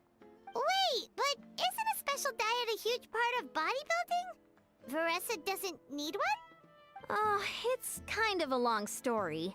I suppose you could say Varesa is among the select few who have a natural gift. When she first started training with me, I started her on a standard training regimen and wrote out a simple recipe plan to give to her father. But But it left me so hungry. I couldn't even muster up the energy to make it to class. Yeah, that was my fault. It was just your average nutrition plan, but Varesa's metabolism is something else. Once I studied her eating habits, I was able to tailor it to her needs. Yeah, Coach is really thoughtful that way. Now I feel like I'm making real progress. And the training and classes are a lot more fun. I mean, I suppose that is part of her job. I mean, technically speaking, it would be the job of a nutritionist, right? But at the same time, like, if your coach is supposed to design your diet, they should design it to suit you because not everyone can go on the same diets. It really is a science there. Varesa is currently my top student. She can lift even more than me. Wait, but you're the coach and the victor of the pilgrimage. Don't sound so surprised. This kind of thing is really common in the fitness world. Everyone starts from a different baseline. Plus, I will say that here we're just talking about training and bodybuilding. That does not equate to fighting skills. Because being a victor in the pilgrimage, I think he said, yes. That was when when people from Natlan had to fight in the arena and all that, right? To then fight the abyss, if I'm not mistaken.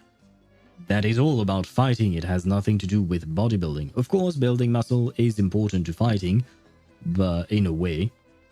But yeah, just because you have a big body with lots of muscles on it, doesn't make it so that you are able to fight anything and everything. So kind of makes sense that maybe Varesa might be stronger in terms of actual raw strength, but she might not be as good of a fighter as Iansan. Or maybe it's something else entirely. Wow, that's amazing! Paimon would have never guessed. I'm not exaggerating either. Varesa is extremely strong. All she needs is a bit more confidence. Oh, well, it's just because Coach is a great teacher. It didn't take much effort at all. Just further proof that you are a natural. Oh, believe me, I'm not. I mean, sure, I can face a few monsters and lift some heavy training equipment, but I'm useless when it comes to fighting other people. I'm scared I'll hurt someone. That's kind of usually the point of fighting. When you're fighting someone, generally speaking, you're trying to hurt them.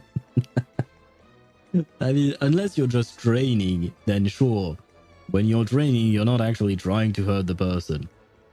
Or if you're filming a movie and it's a stunt, then okay. But if you're talking about real fights, yeah, the point is hurting others, so... Oh, that makes sense. But what about the pilgrimage? I've never placed or even made it out of the team stage. I'm not good at fighting actual people. When it comes to power, it's all about control. Take these weights, for example. It takes strength to lift them, yes, but also to control the weight when you set them down. True mastery means control during both motions. I know that, and I can do it just fine during training. But whenever I have to face a real person, I start to doubt myself. It'll come with time. Thanks. I appreciate the support. As long as I keep training, I'm sure I'll get it eventually. Well, we should get going, Coach. I told the Traveler and Paimon I would show them around the orchard. Sounds good. I hope you enjoy your time here. Thank you. Varesa, you should train by fighting Paimon. I think this is the best idea I've ever had. I'm supposed to go the other way around, my bad. But yeah, train, and that way maybe we can train Paimon as well. So, you know, maybe she can help a bit when we're fighting. Because I keep having to do all the fighting on my own. I see plenty of things that I can collect. Roar! Oh, I did not need to roar myself. My bad. Good girl, Vanana. Thanks for guarding the house. Why is it Now, raining? let me take a good look at you. Did you have another growth spurt?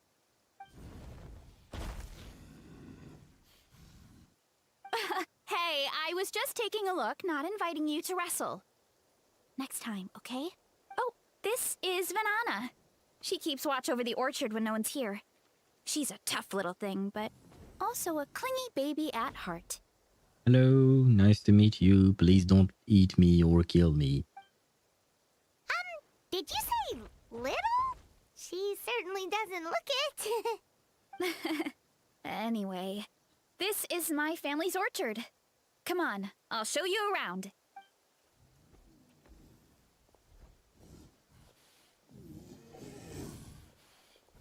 Wait, there was a mushroom there. I don't think I've ever seen that kind of mushroom. Yeah, this thing. Than Paimon imagined. Look at all These. the fruit. It looks delicious. This is the Collective of Plenty, after all. Being so close to the volcano makes the soil extra fertile. So everything that grows around here is amazing. Especially the fruit. We sell a lot to the other tribes, give some to family and friends, and keep the rest for ourselves. Well, if you have to live next to a volcano, at least you get something good out of it. That's right. Well, since we're here, why don't we pick some and have ourselves a little snack? You shouldn't have said that. Wait, but didn't you just eat? Yeah, but there's always room for dessert. Plus, we don't have to pick that many. A few dozen should do it. You really can eat a lot, huh? You know that fruit stand in front of my house? Well, as a kid, whenever my dad was working at the stand, I would tug on his shirt and ask for a piece of fruit. I would scarf it down in a Aw. heartbeat and then ask for another. Before long, people would gather around just to watch. She does look pretty adorable here. My dad told me I made the fruit look so delicious, more and more people started coming to our stand, which, of course, made me want to eat even more. And that also means that half of the fruit that he brings to the stand are eaten by his daughter, and the other half is actually sold. So I hope he still managed to turn a profit despite that. The customers would ruffle my hair and say, "It's good to have a healthy appetite. You'll grow up big and strong for sure." I mean, what kid doesn't like a compliment? So I would smile, which would get my dad to smile.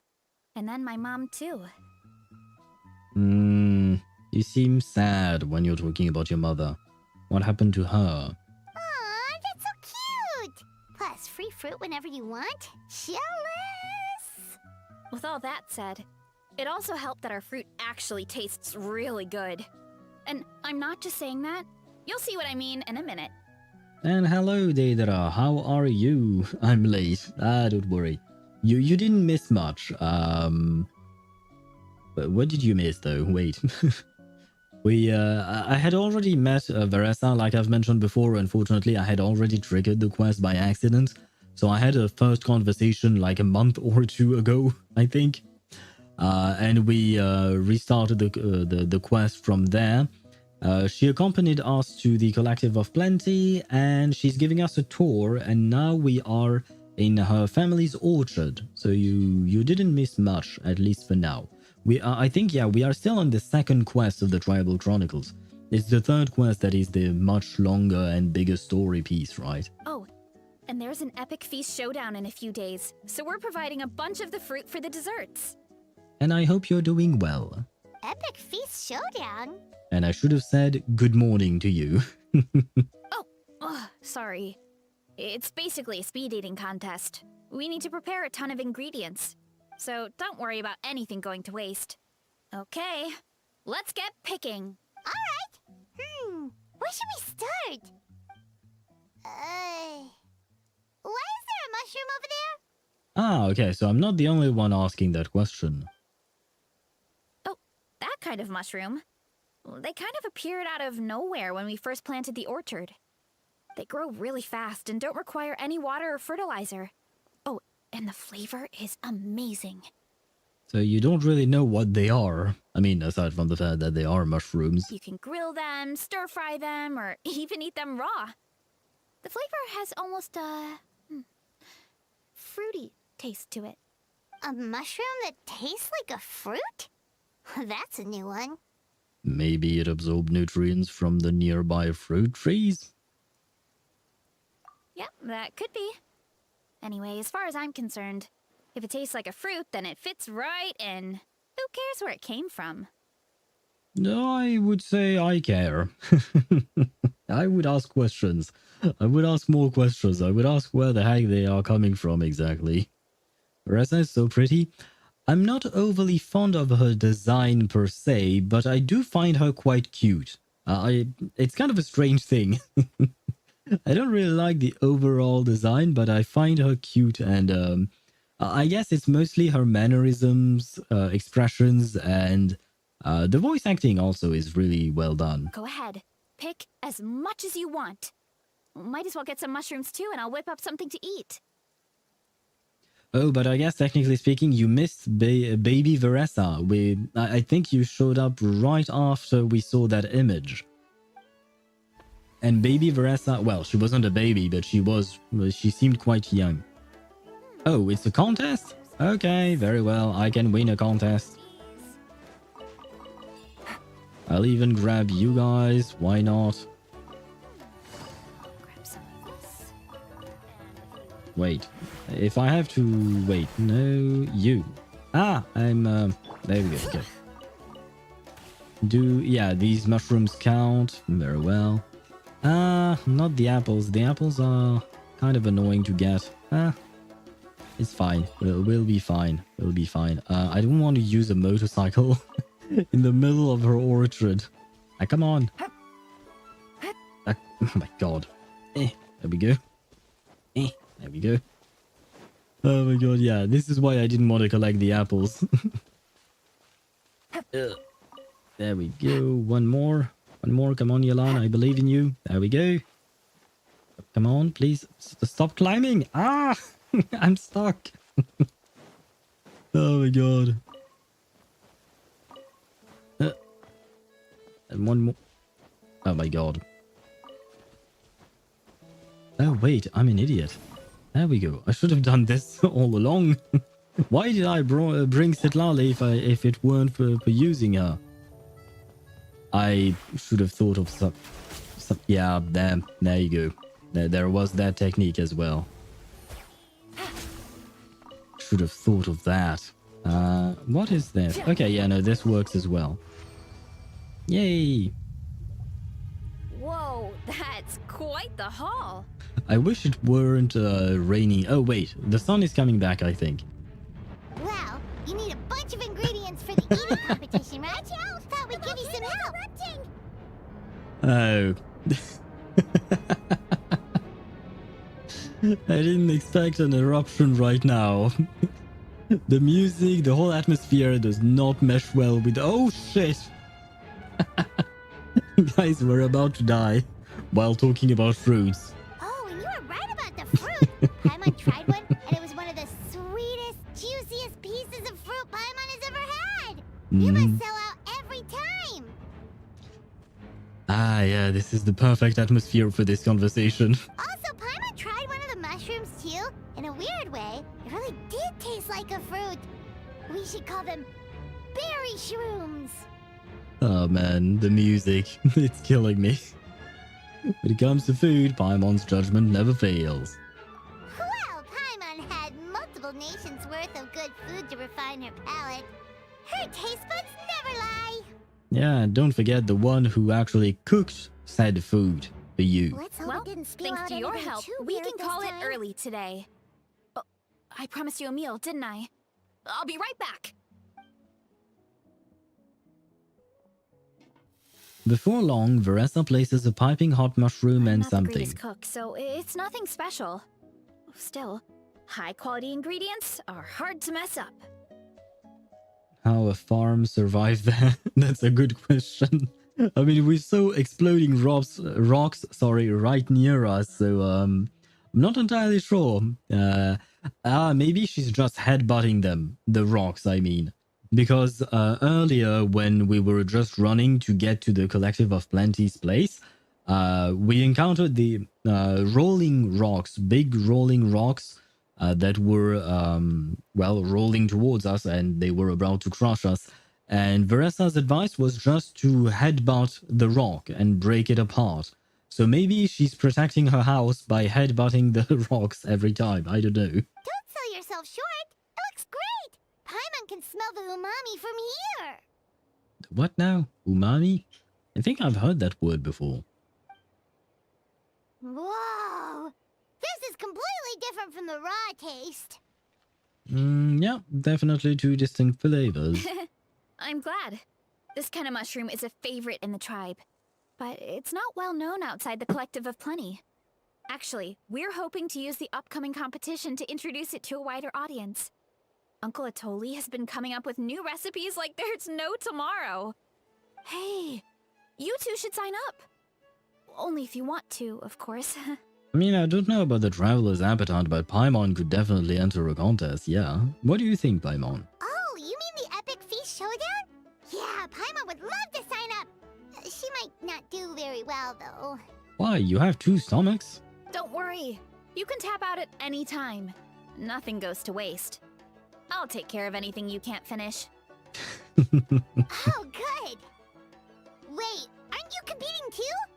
Oh, then Paimon doesn't stand a chance. Well, you don't have to aim for first place. You never know until you try. Oh, besides, from what I just saw, it looks like you can hold your own. Well, anyway, winning isn't the point.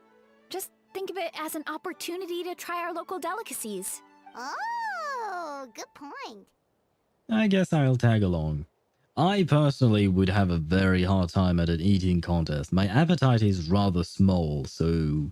I mean, I do eat, but I couldn't do an eating contest. I think, yeah, no, I would die. Nice! Then let's sign up together! Time for Paimon to show these people what she's made of! Yay, we are done with Act 2. See how fast we are progressing through this quest.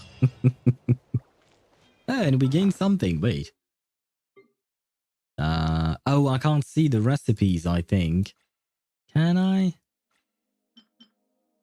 Easy Breeze, read Easy Breeze, and key important. Oh, right, this is part of the event. No, I can't read the recipe. I have to be inside of a, what do you call that? Inside of a cooking station of some kind, right? Oh, and there was one thing. Oh, yeah, this thing. Flower-shaped machine component. I wanted to bring it up. Oh, this is just a blueprint. So we can craft another metallic flower for Inefa, for instance. I noticed it today when I was doing the... what do you call that? My dailies. Just that, my dailies. I was doing my dailies and I noticed I had that in my inventory. So I guess I will learn that. Oh, okay. Cheesy mushroom skewers. That's what the recipe was. Very well. Where are we going? Ah, I can't see very well. Back to the Collective of Plenty.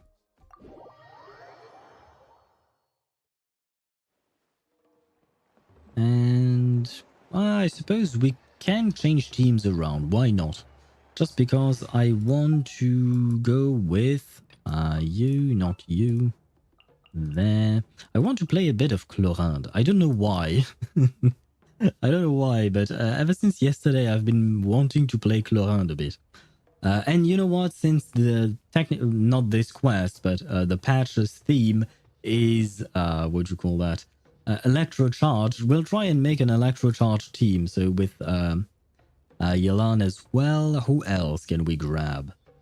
I mean, Fiorina is nice and all, but she drains HP, and I don't want to have to bring a healer if I can help it. Who else can we grab though? You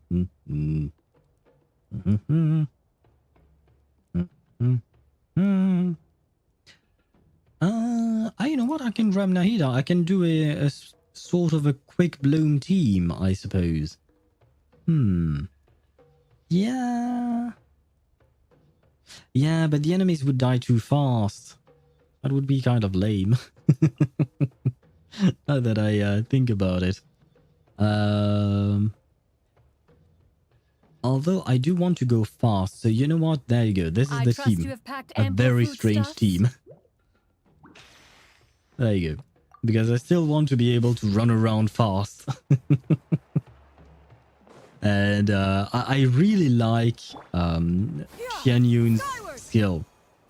I really like just flying over with a skill like that. And I haven't played her in a long, long time. So there you go. We have our team. Strange, but I'm sure it will work fine.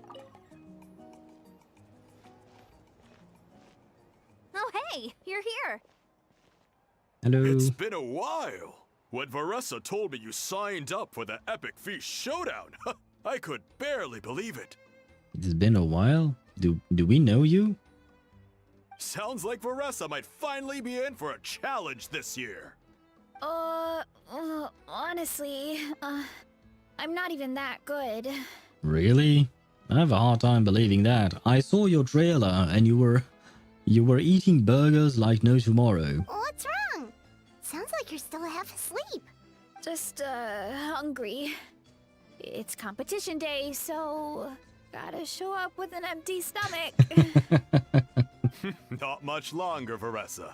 Atoli's firing up the ovens as we speak. It's making me hungry that we are talking about food. Got it. I can wait. Oh, about the competition. Usually you have to pay for the food if you don't finish. But when I heard you two were coming, I talked to Atoli and we agreed to waive your expenses. Well, I suppose thank you very much. Really? So we get to eat for free? Awesome! Now we can just take it easy and box up whatever we don't finish! Thanks, we appreciate the generosity. Please, it's our pleasure. You've done so much for Natlan. Just think of it as a small token of gratitude. See, if you want to succeed in life, all you have to do, and if you want free food all day long, all you have to do is save a nation. When the Abyss invaded, we weren't hit with large waves of monsters, but the volcano became unusually active. As the Guardians of Tolan, we couldn't stand by and do nothing, so we immediately dispatched a team to the summit. Varesa was a key member of that team. Varesa? She fell asleep, didn't she? Huh? Yep. Oh, right.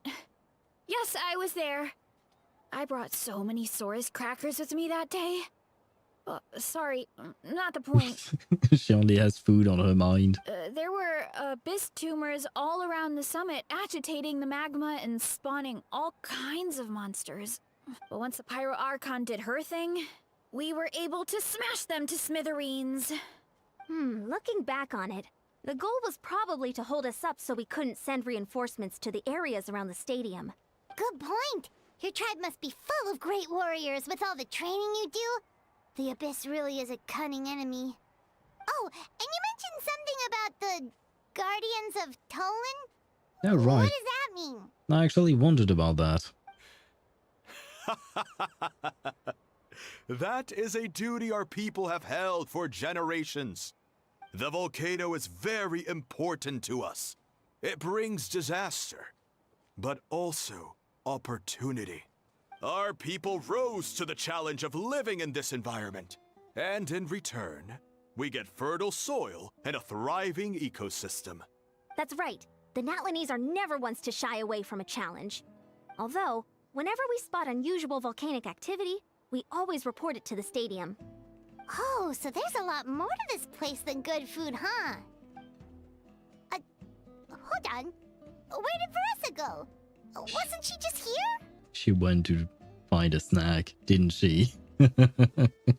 I'm fairly certain she went to find a snack. She couldn't wait for the competition to start. Oh, you know, I just saw her leave. I thought someone must have called for her.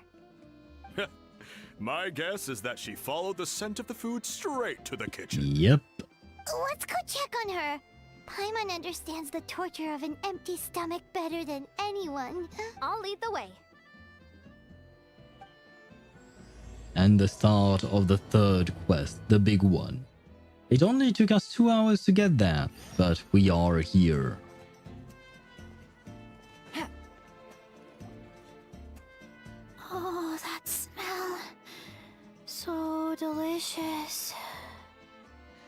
this is why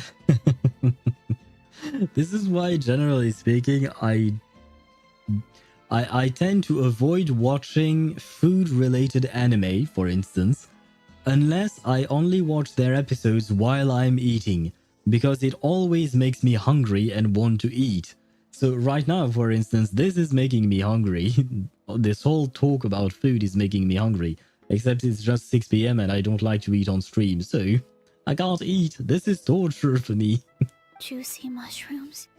Ah, come on. Melted cheese, mouth-watering steak. Come on, this is really making me hungry.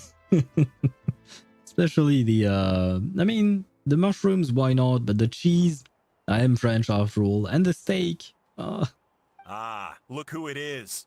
I thought I felt an intense energy around here. I know better than to get between you and your next meal. The food just needs a few more minutes. Here, this should tide you over in the meantime. Wait, is this priest meat stew? Thank you, Uncle Atoli! You wouldn't happen to give me some as well, please? Wow. Varesa! You really did head straight for the kitchen. What's up? You seemed lost in your own world just now. She's satisfied after eating. Oh, it's you. Sorry. I completely spaced out just now.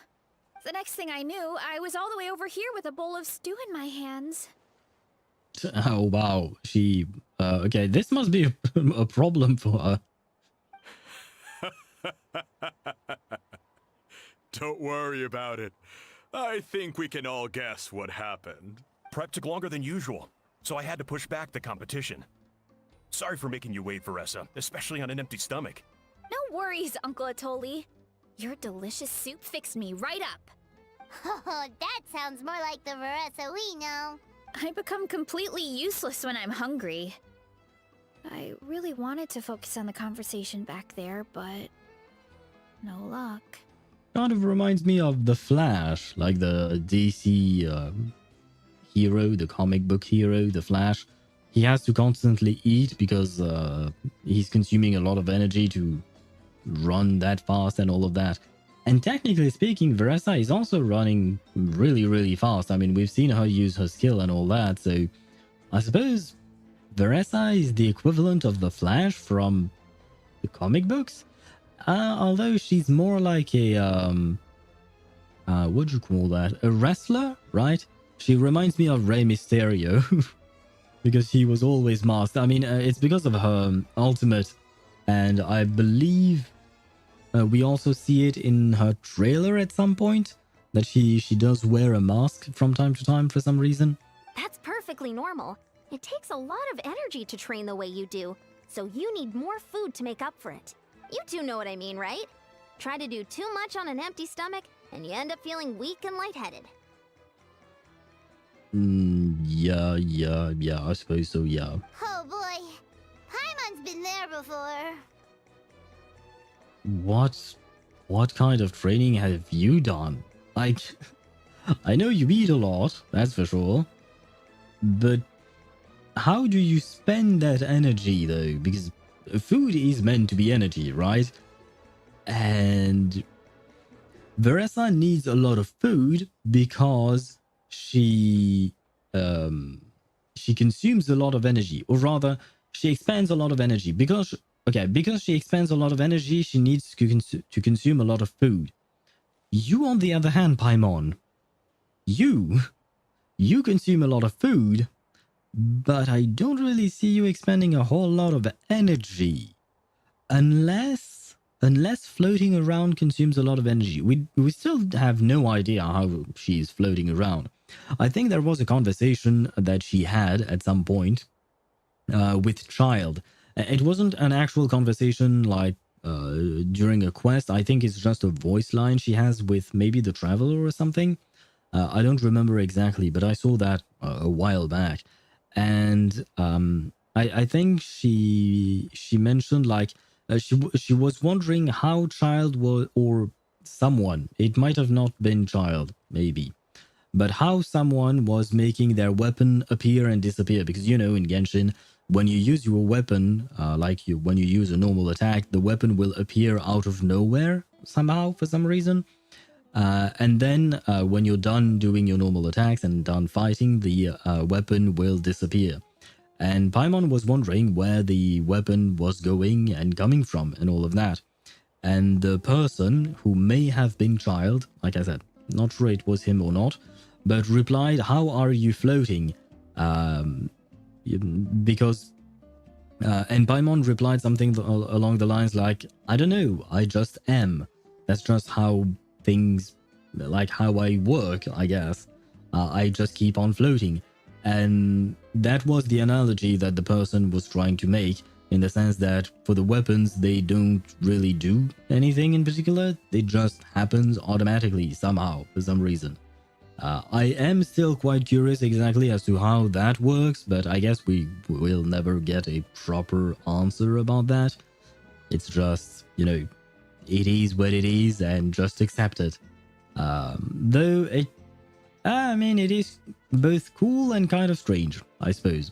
So, somewhere in the middle of that. So, when is the competition supposed to start? Not sure I can wait much longer. You just ate, though. Like, literally 5 seconds ago. 1 sec. I'll go check. We're all set. Time to gather the contestants, Coddle. The showdown is about to begin. Ooh, we're about to begin. Got it! And I'm going to get even more hungry, I suppose. Let's head to the venue. The food will be brought out shortly. Please bring me some. Finally! Oh, I'm so ready to dig in. Oh shit, that reminds me I have nothing to eat. Well, I do have things that I can cook, but I need to cook. After stream, I mean. Oh no. Where am I going? Oh. Start the competition.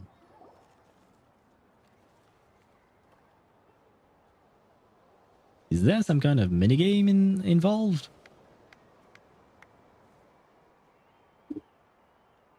Holy shit! I just saw the plate that was for us and the plate that was for Varesa. It smells so good. Varesa had the right idea. It's definitely worth the wait. Yep, it looks great, and it is making me hungry, just as I mentioned. Yeah, we could maybe finish one portion between the two of us. And even that's a stretch. But one portion each? There's no chance. Yeah, no, I personally could never eat that much. Time to dig in. Thanks for the food, Uncle Atoli. Bon appétit. Whoa, hold on. Varesa's plate looks completely different than Yeah. ours. Yeah, I saw that in the wide shot earlier. This is insane. The fact that she can eat that much. And wait, these are eggs, I assume? Like sunny side up eggs, right? What kind of egg is that? That is not a chicken's egg, right? So whose egg did they steal to get this kind of egg, or this kind of thing on their plate? Like, what the? Never mind. I'm just admiring the food at this point. I'm talking about the egg, but I'm just admiring the food and salivating.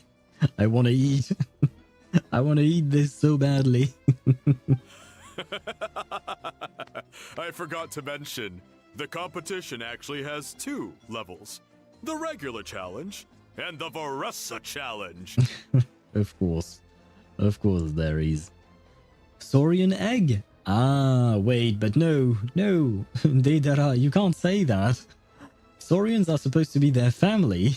Would you eat your family? Kind of like, you know, when we say that our dogs are our family, like our dogs and cats, they are our family. Would you eat your dog's child? Puppy, that's the word for it. Or would you eat your cat's kitten or something like that? I feel like that's wrong, right? That's kind of wrong. We shouldn't do that. But by the way, that reminds me, and I hope I'm not overstepping by asking this, but did your cat come back? I've been meaning to ask, but I didn't know if I should or not. But since you had mentioned it a few days ago, I think. Last week, maybe. I hope your cat came back, Deidara. The Varesa challenge is only for people who have completed the regular challenge in the past. Ah, so we have to wait for the next competition then. It's named after Varesa because, well, so far, she's the only one who's been able to finish it. You're kidding. You had to invent a whole new challenge just for her? Ed, what's wrong with the person there? Is she not okay? The competition barely started. Are you okay, miss? He came back 10 days later? Oh my god. Don't worry. Okay, no, but I am happy that he came back. But 10 days? The fuck was he doing? Where was he? I suppose he's not going to answer any questions, but I got it. At least he's home and he's safe, right? I'm happy that he came back to you. Believe me, if Varesa competed in the same class as everyone else, the winner would be decided before the competition even started. What's the fun in that?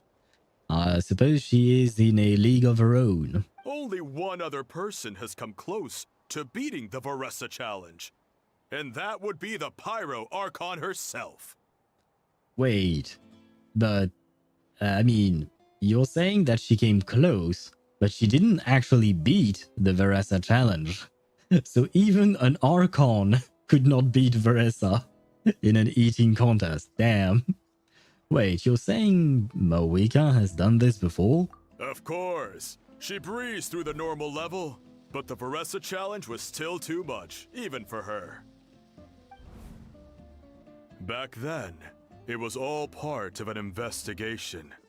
You see, the Pyro Archon covers all expenses at the Weary Inn the night before the pilgrimage. And each time, Varesa's tab would show several dozen people's worth of food for a single person. The speaker's chamber thought something had to be wrong. Maybe there was a mistake in the accounts, or someone was trying to defraud the Archon. But once the Archon finally saw Varesa's appetite in action, that was that. So Varesa is the most expensive girl in Teyvat. Oh shit, now that you mention it, imagine if you were to date Varesa. And, one common thing to do when going on a date is bring your partner to a restaurant, right? Imagine bringing Varesa to a restaurant on a date. I mean, I suppose it depends if you split the bill or if you invite her and pay for her. But I guess Varesa is one girl you should split the bill with, right? You probably don't want to pay for her because goddamn. I mean, he said it himself. Wait. He said something. Wait, where was it? Yeah. Varesa's tab would show several dozen people's. Several dozen people's worth of food. Yeah, well, I am not paying for that. I'm not footing the bill for that. I don't have that kind of cash. Whoa. Okay, so you're saying Moika had these portions and she just breezed through? I am less impressed. Sorry, Moika, but I am less impressed with Moika just breezing through the normal portion, and more impressed with the fact that she couldn't beat Varesa. So I'm more impressed about Varesa than I am with Moika here. And hello, Chip. How are you? And you wrote AA Moon. I have no idea what that means, but hello. I hope you're doing well. And you kind of remind me of Tosh, and I don't know if that's a good news for you or not, because Tosh always starts the stream with strange words that I don't really understand the meaning of. But yeah, welcome to the stream. We are about to start an eating contest. Let's just go for it. You're right. Let's go. Paimon's gonna defend her honor with everything she's got. Wait, I'll grab a screenshot of that. Did I grab a... Come on, computer, do your thing. I think it did its thing, but it's also kind of broken. Oh, never mind. Wait, this is what I meant to do. There we go, perfect. Now I got my screenshot. I think I grabbed like way too many of them, but it's okay. Whoa! Tender, juicy, grilled to perfection! It's delicious! Yeah, I should have grabbed a snack or something while doing this quest.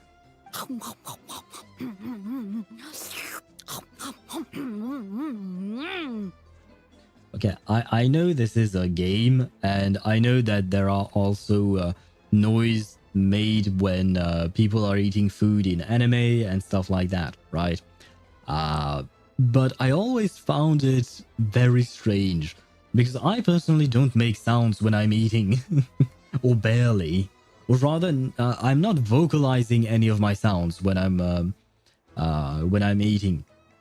So maybe like I'm eating something a bit crusty, maybe would be the word. Something that would crack under my teeth. Then you would hear that, sure. But you wouldn't hear me go like this, right? I don't think most people do that. So it always kind of felt weird to me that they would do it in anime and games, for instance. It looks like Paimon and Aether have less food than Varesa. But if they lose on that, yeah, I don't know. Paimon and Aether have less food than Varesa, yes. They just talked about it, and basically, Varesa is such a big eater that she has a challenge on her own. There is the normal challenge with a somewhat normal plate, which is what the Aether and Paimon are eating. And then there is what Varesa is eating. And she has a plate that is bigger than the table itself. No, like seriously, the plate was so big that it was slightly bigger on the edge of the table. Like it was slightly beyond the edge of the table that she was in front of. So yeah, Varesa is in a league of her own. She has her own league in this eating competition. And she's basically competing against herself. Because according to what her father said, only one person managed to come close to beating Varesa. Didn't manage to, but come close. And that was Mawika. That's it. So yeah, Varesa is quite impressive. I can't remember in what country making sound is expressing the food is delicious. Ah, I see. Since we do see that in anime quite a lot, do you think that in Japan... I don't think they would do that in Japan. Japanese people seem to be quite reserved, right? And not very expressive in public. I don't know. So I'm trying to think of a country where it could be done, but I can't think of any off the top of my head. I'm sure you're probably right and it exists somewhere. I don't think I should go to that country because I would find it very strange. It just feels weird to me, but I suppose different cultures, right? Oh, you gotta try this one too, Traveler! It's amazing! Oh, and this! Americans will do that too? Really? Wait, Swavy, I know you're lurking. Well, I don't know for a fact that you're still lurking, but if you're still here, tell us, do you make strange... Well, strange. Sorry, shouldn't say it like that. Do you make noises when you're eating? And I believe that... Wait, no, never mind. Swavy is the only American we have, I think. Probably? Maybe? But yeah, well. If Swavy shows up, I will ask him. Oh, which reminds me, Chip, we talked about you before.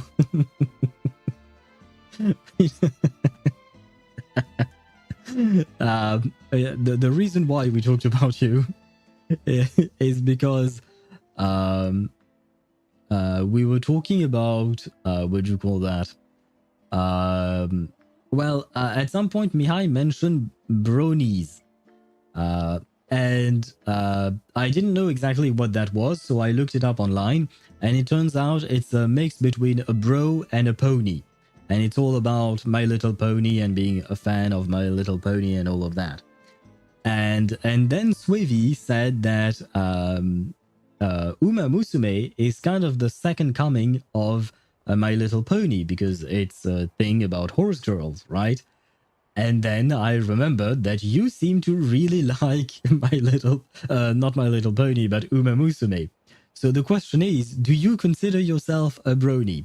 I know that Mihai said that nowadays it's mostly kind of like a pejorative term, but still, the fact that you showed up in that conversation, because you mentioned that you watched every season of Uma Musume, and you're playing the game currently, right? What about me? I mean, you know...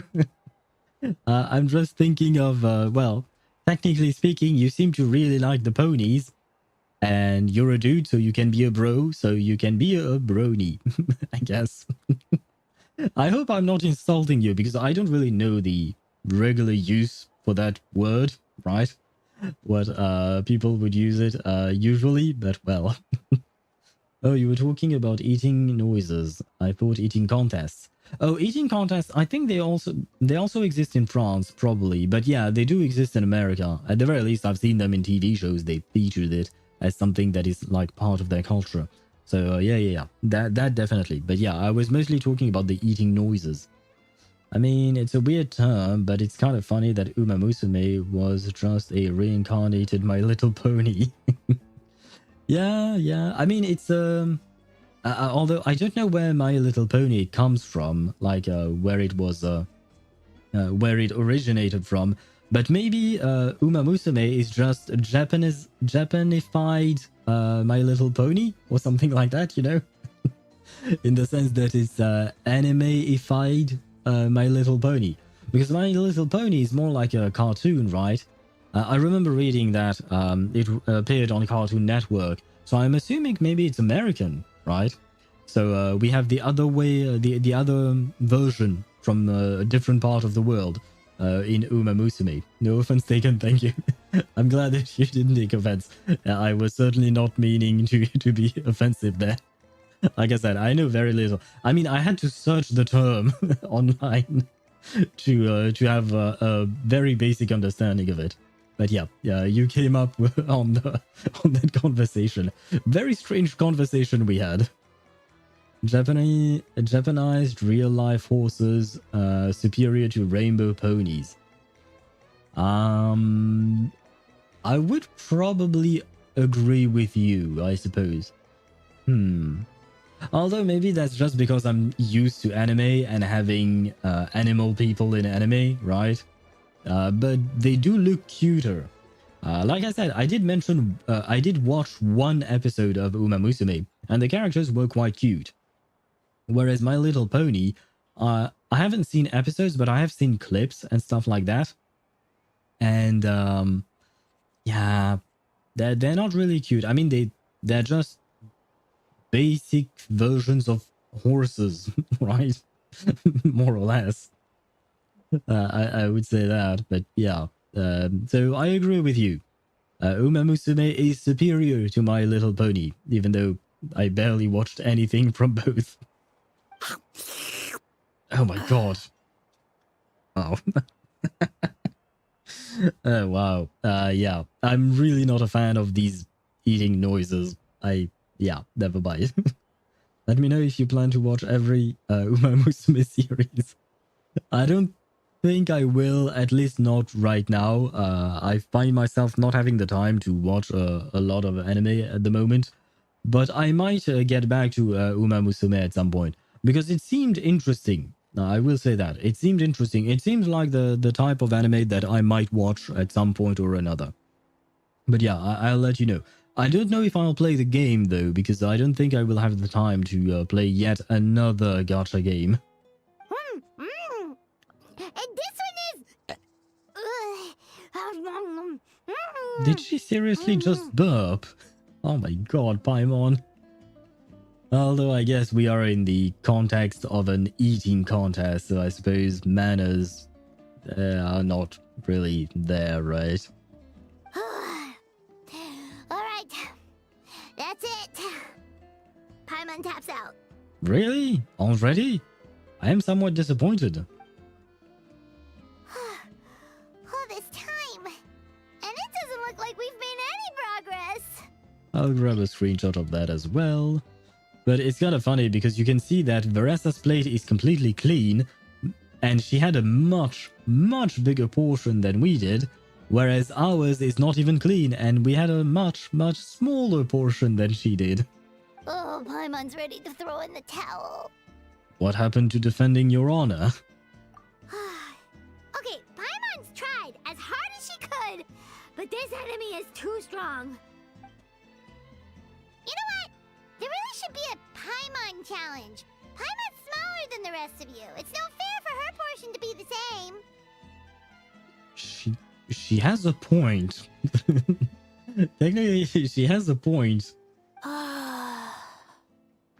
Although at the same time, you can't make a challenge for every single person depending on their own size, right? Let's hear it for Varesa, who has once again completed the challenge.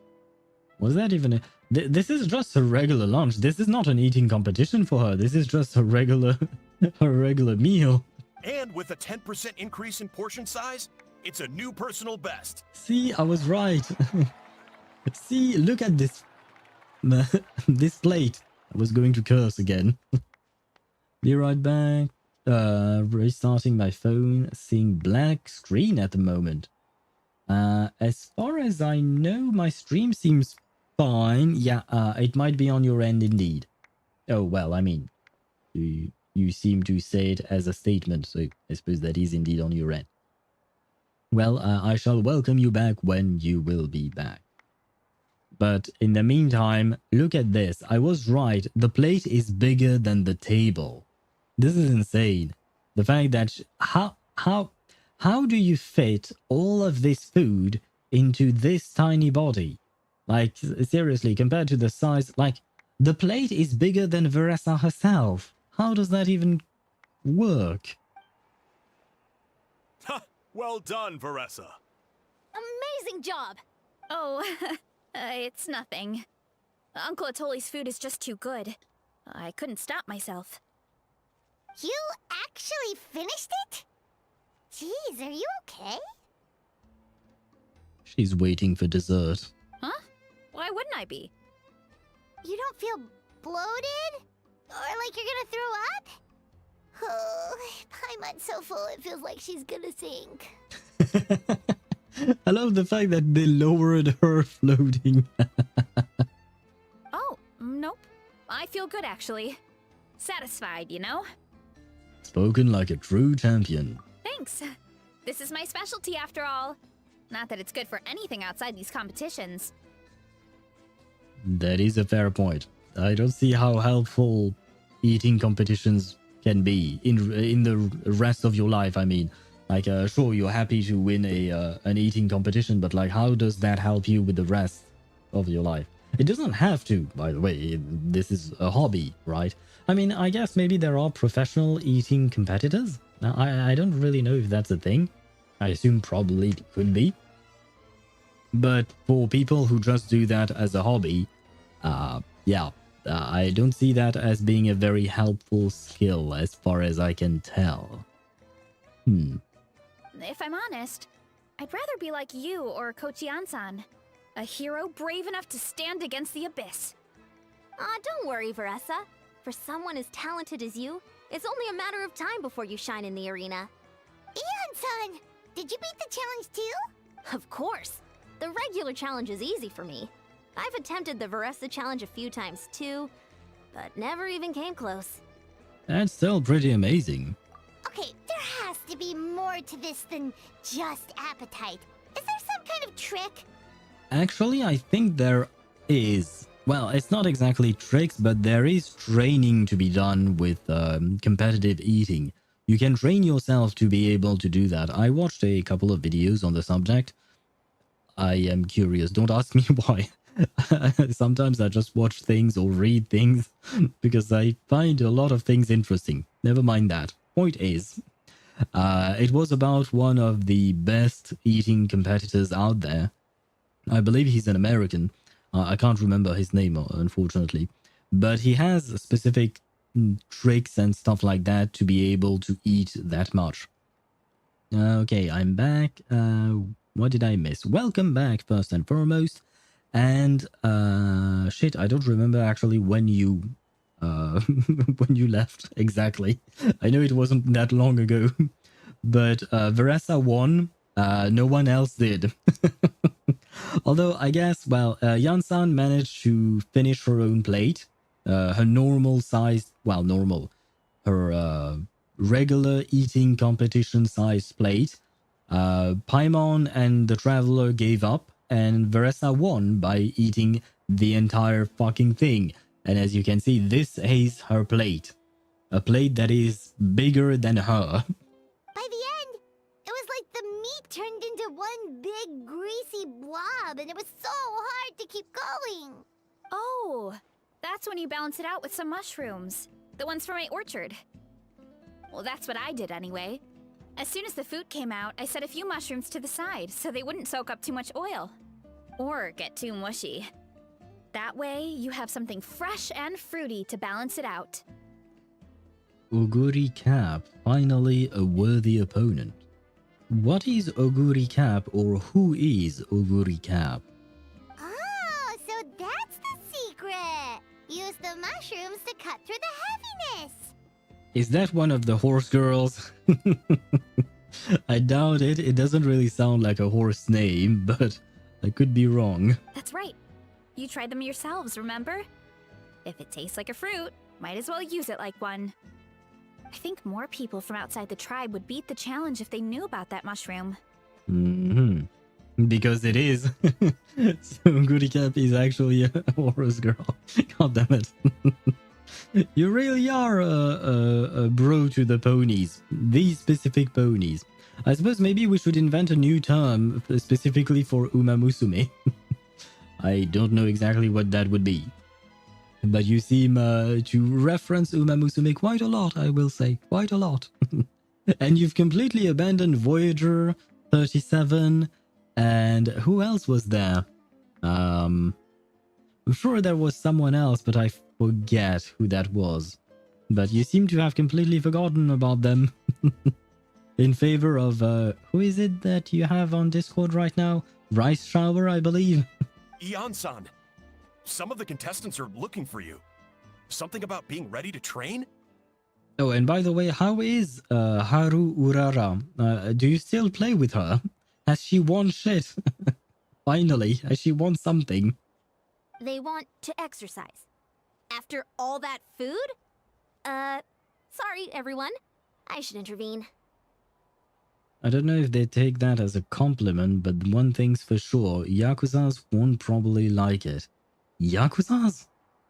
What do Yakuzas have to do with Umamusume?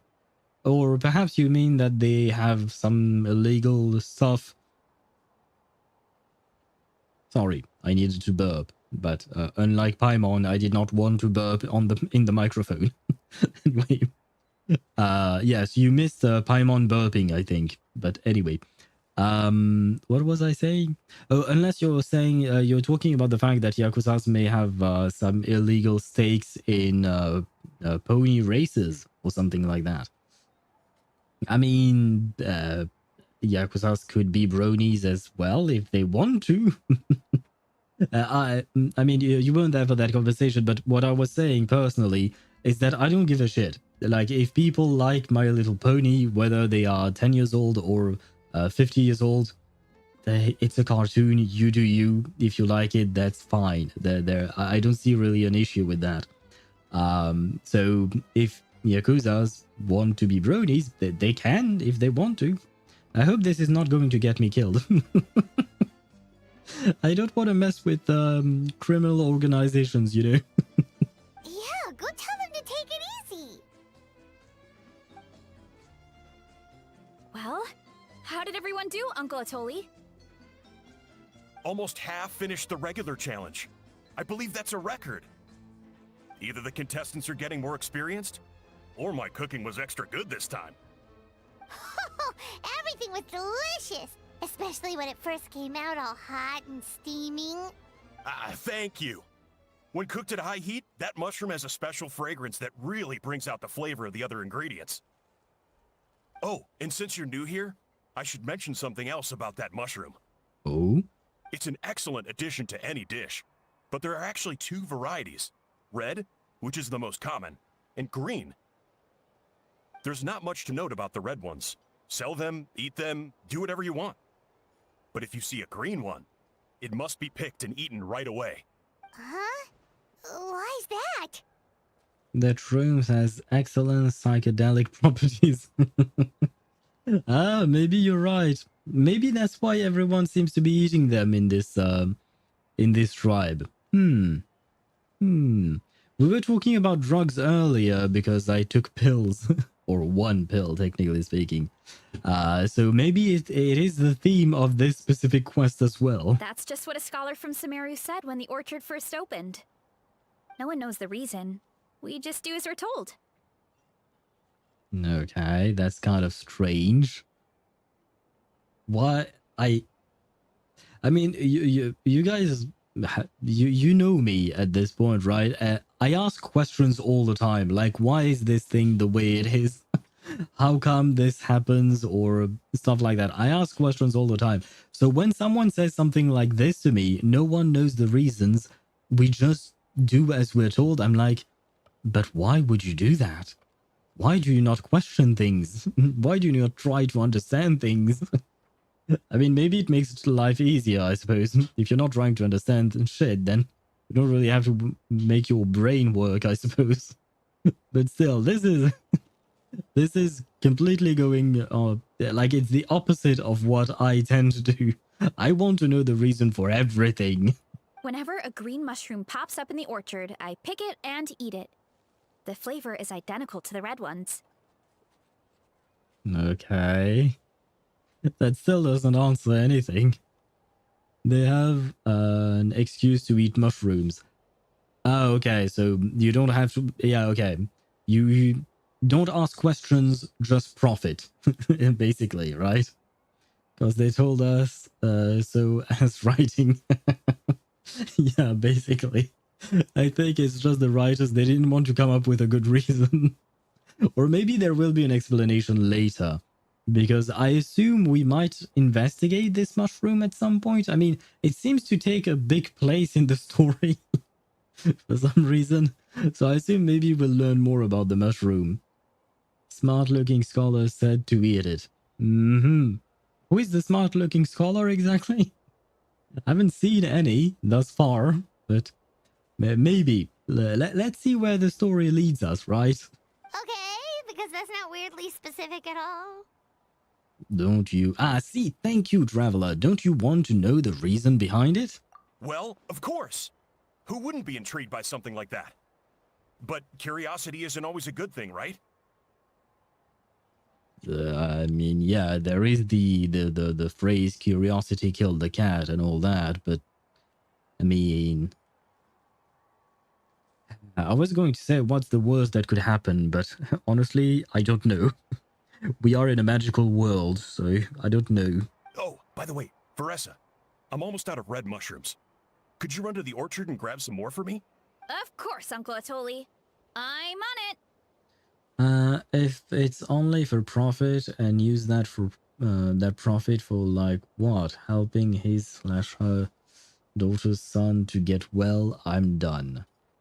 Oh, do you mean like the mushrooms? You can use them to help people. I mean, that would be a bit of a cliche, I suppose. We've seen that before. Perhaps not in Genshin, I don't know. But we've seen them in many other stories. Want to come with you two? What do you think, Traveler? Paimon wouldn't mind working off some of that food. I am intrigued about that mushrooms, and I should see what Varesa thinks. Well, I am intrigued about the mushroom, personally speaking. Paimon will take that as a yes. Alright, let's go. Thanks for the food, Atoli. What do you mean Paimon will take that as a yes? I just nodded yes, so yeah, you can take my yes as a yes. Haha, my pleasure. But try to finish it all next time. Brother. We'll do what we can. Where are we going? 80 meters. Right, okay. Ah, no! Ah, I spammed my buttons. I shouldn't have. You know what I think? I know who the scholar is. It's probably the best girl. The best girl? What are you talking about? The best girl. I'm trying to think who you might be thinking about. But off the top of my head, I can't think of anyone specifically. And yes, I am completely stealing everything from her orchard. Why am I doing this? I don't know.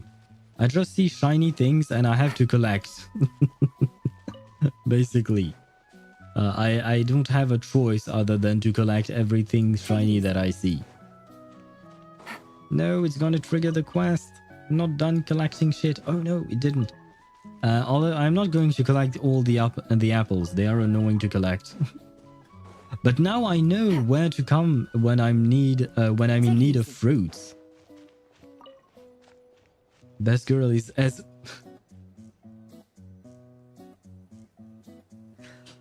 ah shit.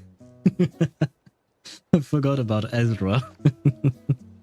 See, this is how little I think about this character. I completely forgot about Ezra's existence. I know Ezra is best girl for you. I still don't understand why you call him a girl, because I still believe that he's supposed to be a dude. Perhaps not a very masculine dude, sure, but I think he's supposed to be a dude. But yeah, I had completely forgotten about him. And I'd rather keep forgetting about him. I still don't want him to be the best in slot character for healers for a Dynamo team. I'm still very disappointed in that. Which is why I will keep using Kakanya in my Dynamo team with Ulrich and Lucy. I don't know, probably I have the same Ansel treatment just like my friend. Ansel? What is an Ansel treatment? I am getting so confused, more and more confused. It takes a man to become a best girl. Right, we talked about this yesterday or the day before, I think. I suppose, yeah. It's a job for a man to be best girl. After that meal, I'm ready to tackle anything. Oh, something on your mind? Is it what Uncle Atoli said about the green mushrooms? Don't worry. He can be a bit dramatic sometimes. For me, it's not just about the green mushrooms, it's also about the red ones. Like, why are they popping up in your orchard? I feel like this is very important to ask. Ansel, a character from Arknights, in which he likes because of how cute she was. And yes, you probably know what happens next. No, I don't. She dies? Does she? Wait. When you say you probably know what happens next, I feel like, you know, it's a bit dramatic to use Varesa's own words. So I'm like, did she die? He died, I guess. Ansel, I mean. I think I know that character maybe because I did play a bit of Arknights and the name rings a bell. Let me see. Ansel. Oh yeah, I think I've seen that character before. I think. Probably. Just like Ezra. Wait, Ezra died? I think we are not on the same wavelength here. Or do you mean that Ansel became best girl just like Ezra became best girl for some reason? The green mushrooms don't appear that often. Besides, I check the orchard every day, and if I see one, I eat it. And wait a second, you're telling me that Ansel is a dude? Yes, Ansel is the best girl, because I just looked it up. Wait, let me research it again. And put it in full screen this time. You're telling me this is a dude? Okay, he does not look much dude. And I can understand why you would say Ansel is best girl. Let me take a look at reverse 1999 Ezra. There you go. Yeah, we are completely deviating from the story for just a quick second. Let me switch scenes. I will show you what I'm looking at. Otherwise, there is no point, right? There you go. Just for a quick second, let's talk about best girl and best girl that are actually dudes. So this is Ezra. And for me, Ezra just looks like a child. So he has not developed like a very masculine appearance. Maybe he never will, and that's fine. But for Ezra, I'm like, okay, why not? I can understand. Like he could just be. They are the best girls. I see you're very passionate about that. So Ezra, I get, but this is Ansel, and for me, Ansel here looks much more feminine than Ezra does. For me, Ansel actually looks like a girl. Now, I mean, it doesn't really matter to me whether or not they are a girl, they are a man, they are in between. I don't really care. But if we go by stereotypical ways of defining genders, for me, Ansel looks like a woman. On the other hand, Ezra looks more like a child. So he's in another category, I suppose. All the puberty hormones went to his nether regions. Wait, how do you know that, Swavy? How do you know that? And who are you talking about? Are you talking about Ansel or Ezra? I'm afraid of scrolling down because I am on Google Images, right? So anything and everything can pop up here. So I won't scroll down too much. But yeah, these are the two. Yeah, I suppose Ezra does have a somewhat feminine figure as well. I guess. I think. Maybe. Yeah, anyway. That is enough best girls for us. We've seen what the best girl, according to Chip and his friend, are. I'm not sure I agree because my best girl will always be Kekanya in Reverse 1999. In Arc Knights, I don't really have a best girl because I don't remember most of the characters, so I can't really speak for that game. If anything, I wish there were more around here. Means more free mushrooms for me. Wait. Oh, I can't show you this because it's a pain to deal with. But basically, Swavy, you used an emoji that is the dude who has their hands up in the air on the side, like I don't know, right? But on my on the app that I'm using to monitor my chat, it just shows something completely different. It shows the you know, the signs that is used for male and female. So it used the male sign, so like a circle with an arrow pointed towards the upper right. It doesn't show at all the actual emoji you were using. I saw that on my actual Twitch chat on my stream manager. It's a different thing, but yeah, I got very confused there for a second. Anyway, I think it's safe to say we've all seen the Chibi Farina dancing meme. No, I don't think I have. Let me check that out real quick. Oh yes, never mind. You're right. I have seen that. Yes, indeed.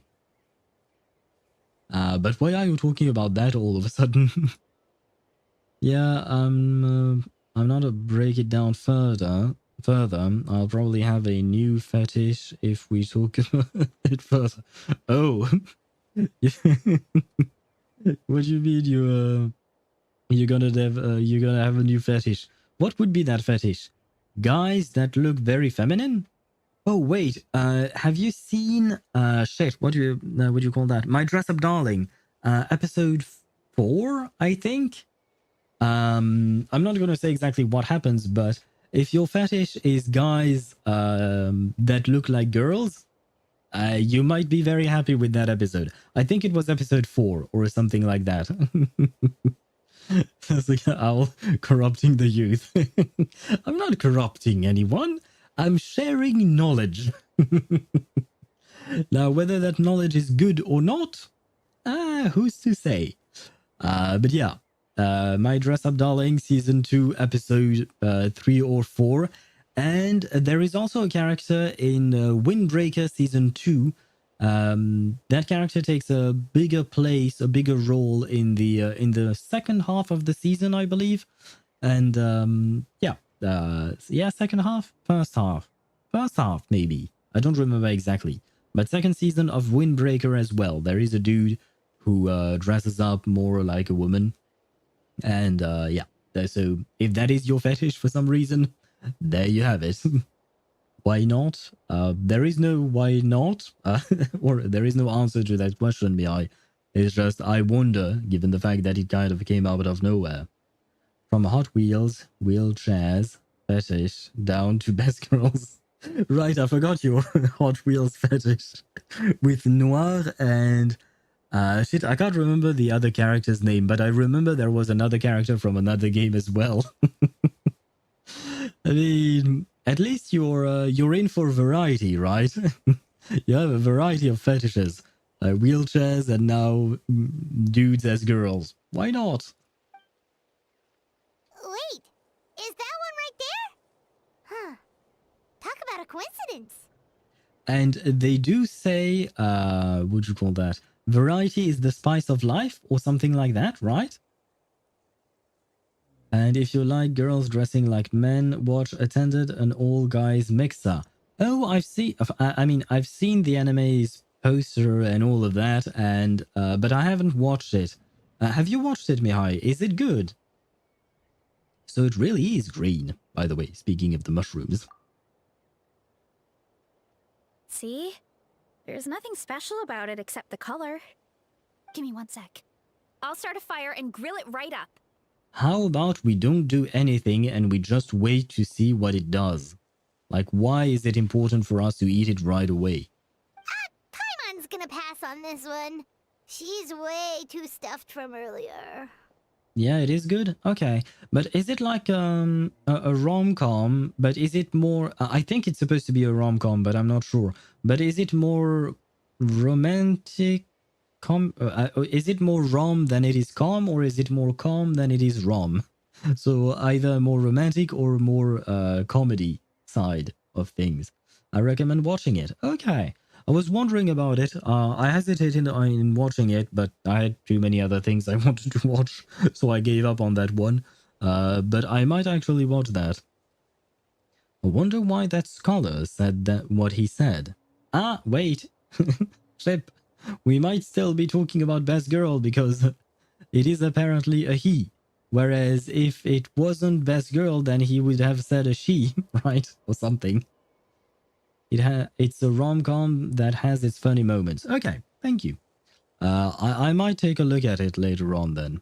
For now, I'm mostly focused on My Dress Up Darling for rom-coms. There are actually quite a few rom-coms that are quite good this season. There is The Fragrance of something. Shit, I can't think of the name. Oh no, I can't think of the actual names of the animes that I'm watching right now. You know what? There is an easy fix for that. Let me see. Yeah, there you go. Come on, open up. Let me see. In terms of romantic comedy, there is April Showers Bring May Flowers. That's an anime about a girl who is supposedly ugly and she's finding romance. It's okay-ish. It's okay. Betrothed to my sister's ex. It's kind of it sounds worse than it is. Like the title is quite misleading in my opinion. But it is set in a more medieval fantasy thing, and it is about a romance between. Basically, it's a retelling of Cinderella.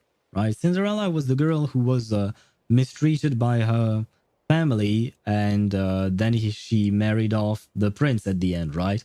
And she danced, and there was that glass slipper and all that. Well, Betrothed to My Ex's Sister is more or less the same thing as that. except with a different setting and world. But it's more or less a retelling of a Cinderella story. What other romance? Oh, the fragrant flower blooms with dignity. That's one that I feel like is more mature, even though it's still about high schoolers. It's a well-written romance, in my opinion. And then, what else do I have in my list? My Dress Up Darling Season 2, of course. If you want some Yuri, there is no freaking way I'll be your lover unless.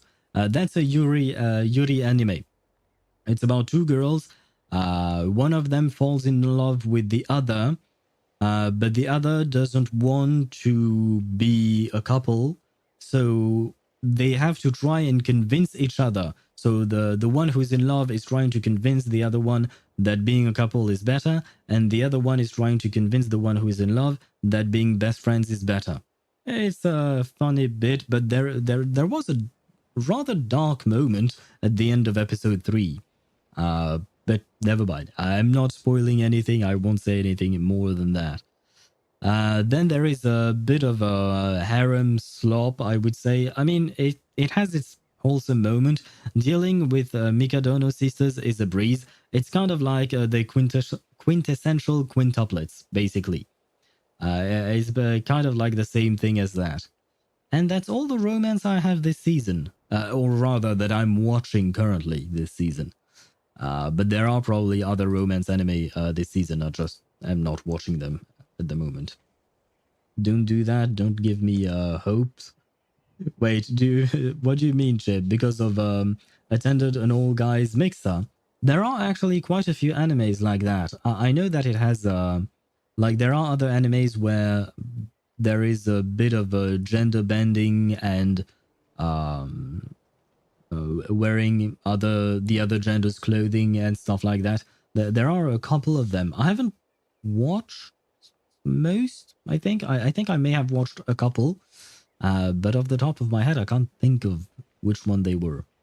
To be fair, off the top of my head, I can't think of most. I can't even think of of the anime I'm currently watching. So, anyway, another rom-com that is more calm that I recommend is Don't Toy With Me, Miss Nagatoro. But the fan base ruined it for me because for some reason the fandom of that anime is obsessed with making NTR fan comics. I have heard of Don't Toy With Me, Miss Nagatoro, and I've actually kind of watched it, the first season. I haven't watched the second one, but I kind of watched the first one. And when I say I kind of watched, it's because sometimes I was doing something else while the episode was running on my computer. And I personally didn't really like it. It's basically Nagatoro is, for me, she's just a mean girl. Like she's supposedly just teasing the main character, or the main male, the male lead. That's how I'll call him. The female lead is teasing the male lead, but I just find her way of teasing to be quite cruel to him, and I didn't really like it. And it's supposedly a way for her to express her affection or something like that. I never subscribed to the idea of be mean to the person you have a crush on to make it so that they... What? If you're mean to someone, they're not going to think, oh yeah, that person must be loving me. Like, I never really subscribed to that type of romance.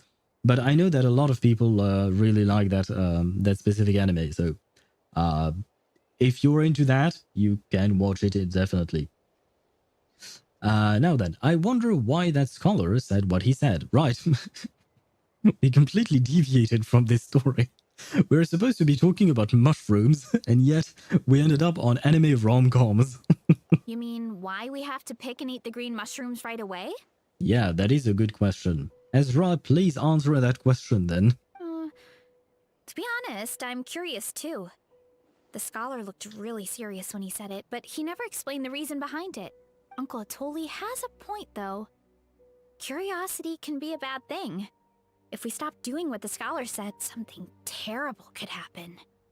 I mean, I just picked up on it, but Swevi used the right word. It was just a Smart-looking scholar said to eat it. Smart-looking scholar. So you don't even know if he's actually a scholar, right? He could just be a random crazy person on the street. And now everybody's following their advice.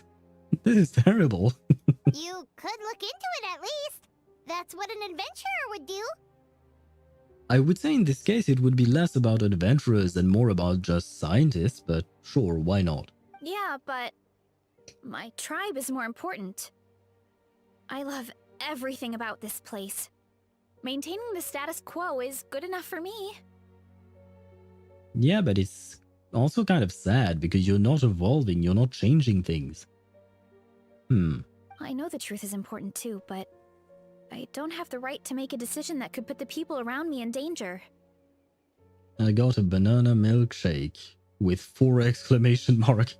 I take it that you're very happy with your banana milkshake. Bon appetit to you, I hope you enjoy it. I laugh just because I find it funny that you would be so excited about a banana milkshake. Are you like Varesa? Do you have a big appetite? In other words? Deep down, I guess I'm just scared. Scared that change could mean losing control. Well, I mean, that's just part of life. I guess there are many things in life you cannot control. You better get used to it because that's the majority of your life. The majority of your life is shit happening to you which you have no control whatsoever on. So, yeah, I have bad news for you. If you're strong enough to uncover the truth, you're strong enough to command the truth. That makes no sense. You can't command the truth. The truth is the truth. How? What? What does that mean? How do you command the truth? Like, can you order it around? No, you can't. It won't do shit. It's just a fact. Like, what? I have no idea what this is supposed to mean, man. Command the truth? Yeah, I see that she's just as lost as I am. Maybe. I'll take that as a yes, Rio. If fear is the only thing stopping you, let us help you shoulder the burden. Yeah, we don't have to stop following the scholar's orders. We can start by gathering information. You're right, curiosity can be a bad thing. But you don't know what can still hurt you. But what you don't know can still hurt you. Ah, yes, that much makes sense, actually.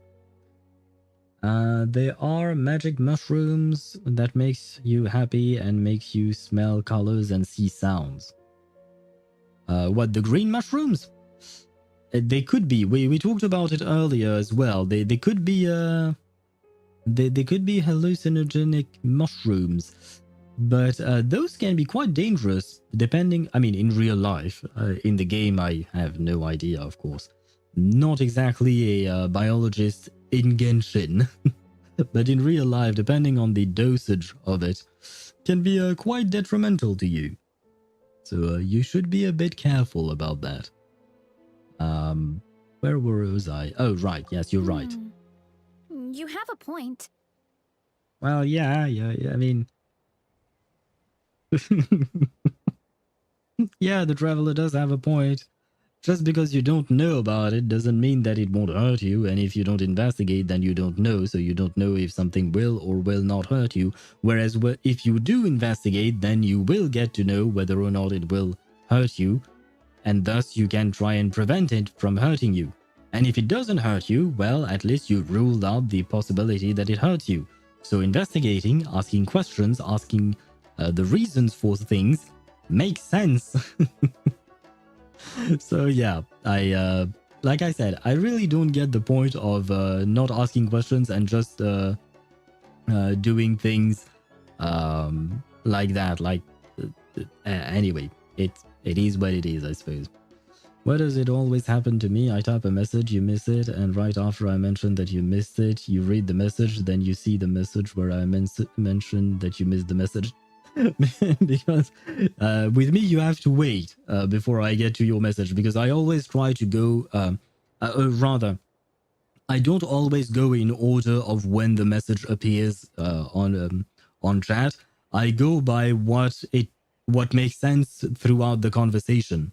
So sometimes I'll just go, I'll skip a message on purpose because I am responding to something and it makes sense to add the new message before. So I will skip a message on purpose and then I will most likely circle back afterwards.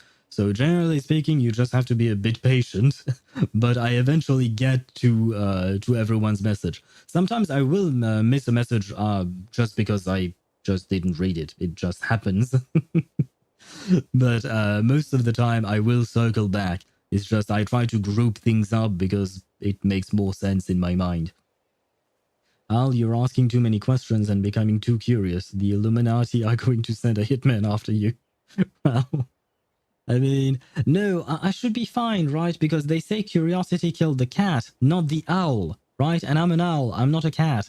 So I don't know what the Illuminati have to do with that, but I should be fine, right?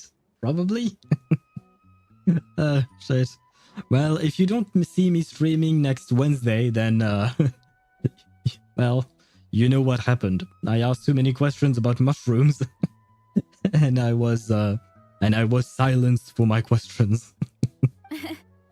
You know, you remind me of another hero from our tribe. Her name was Fiatena. Just like you, she was full of courage and never stopped challenging and exploring the unknown. She's my idol. Actually, could you give me a moment? All I need is 3 seconds. Lady Fiatena, lend me your courage. And is that actually going to give you courage? Like, does that actually work? I suppose maybe it's like a kind of like thinking positively and you suddenly are able to do things, maybe? 3, 2, 1. Or is it some kind of magic ritual chant or something? You're right. I can't keep running from the truth. I want to command it, just like you said. Yeah, and if you could please tell me what the heck commanding the truth means, that would help me a lot. So, where should we start with the investigation? You probably have a bunch of experience. I think I should taste it first. No, if you would... No. It's not happening. Please, if you find a mushroom in the forest and you don't know what it is, do not eat it. This is so freaking dangerous. I mean, I know this is a game and all of that, but in real life, this is the worst thing that could happen. Like, if you find a thing that you don't know what it is, don't eat it. Oh my god. This is how the guy died in that movie. There was a movie, I don't remember the name of it, but it's a movie that came out in the I'd say maybe early 2000s, something like that maybe. And it was about a guy who had a pretty normal life at first, but then he decided to leave everything and decided to leave off the grid alone, with nothing around him, etc.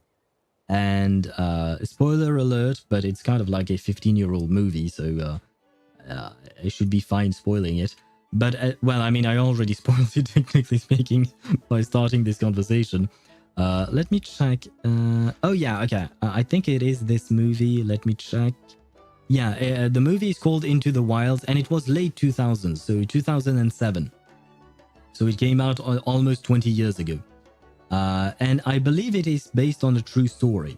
But the point is, the dude was living off of anything he could find to eat in the wilderness and stuff like that. Except at some point he grabbed a plant, decided to eat it because he was starving. He was very malnourished from what I could see in the movie. And, well, he grabbed the wrong plant and he died. That's it. That's the end of the movie. If I recall correctly. But it is a thing that can happen very easily. You can... I mean, death is, of course, the worst part. But otherwise, you can also have diarrhea. And if you're just living off the in the wild like he did, diarrhea is a death sentence. It can be a death sentence because you're dehydrating very, very quickly. And if you do not have a fresh source of water, you're basically dead. So, yeah. When testing a mushroom that you don't know anything about, don't eat it. Just don't. I mean, like, because right now we are cooking it. So I suppose it should be fine because generally speaking, they seem to have eaten the same mushroom being after being cooked. But I wouldn't advise eating it raw, for instance. Like, this is dangerous, but oh well. I suppose this is the traveler, right? He's a million years old. He'll be fine. Oh, the green mushroom, you mean? The taste is the same as the red ones. There's nothing special there.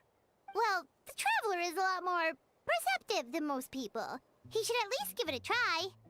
Oh wait, we could try and see if it has elemental energy. I assume that's what Paimon is hitting at with the perceptive. Oh, I see. Well then, I'll grill some up right away. Varesa cooks the mushrooms and everyone digs in, just like Varesa is saying. Notice anything, traveler? Nope, no difference in taste. Just like Varesa said. Guess it was the same for all of us. Okay, what do you call that?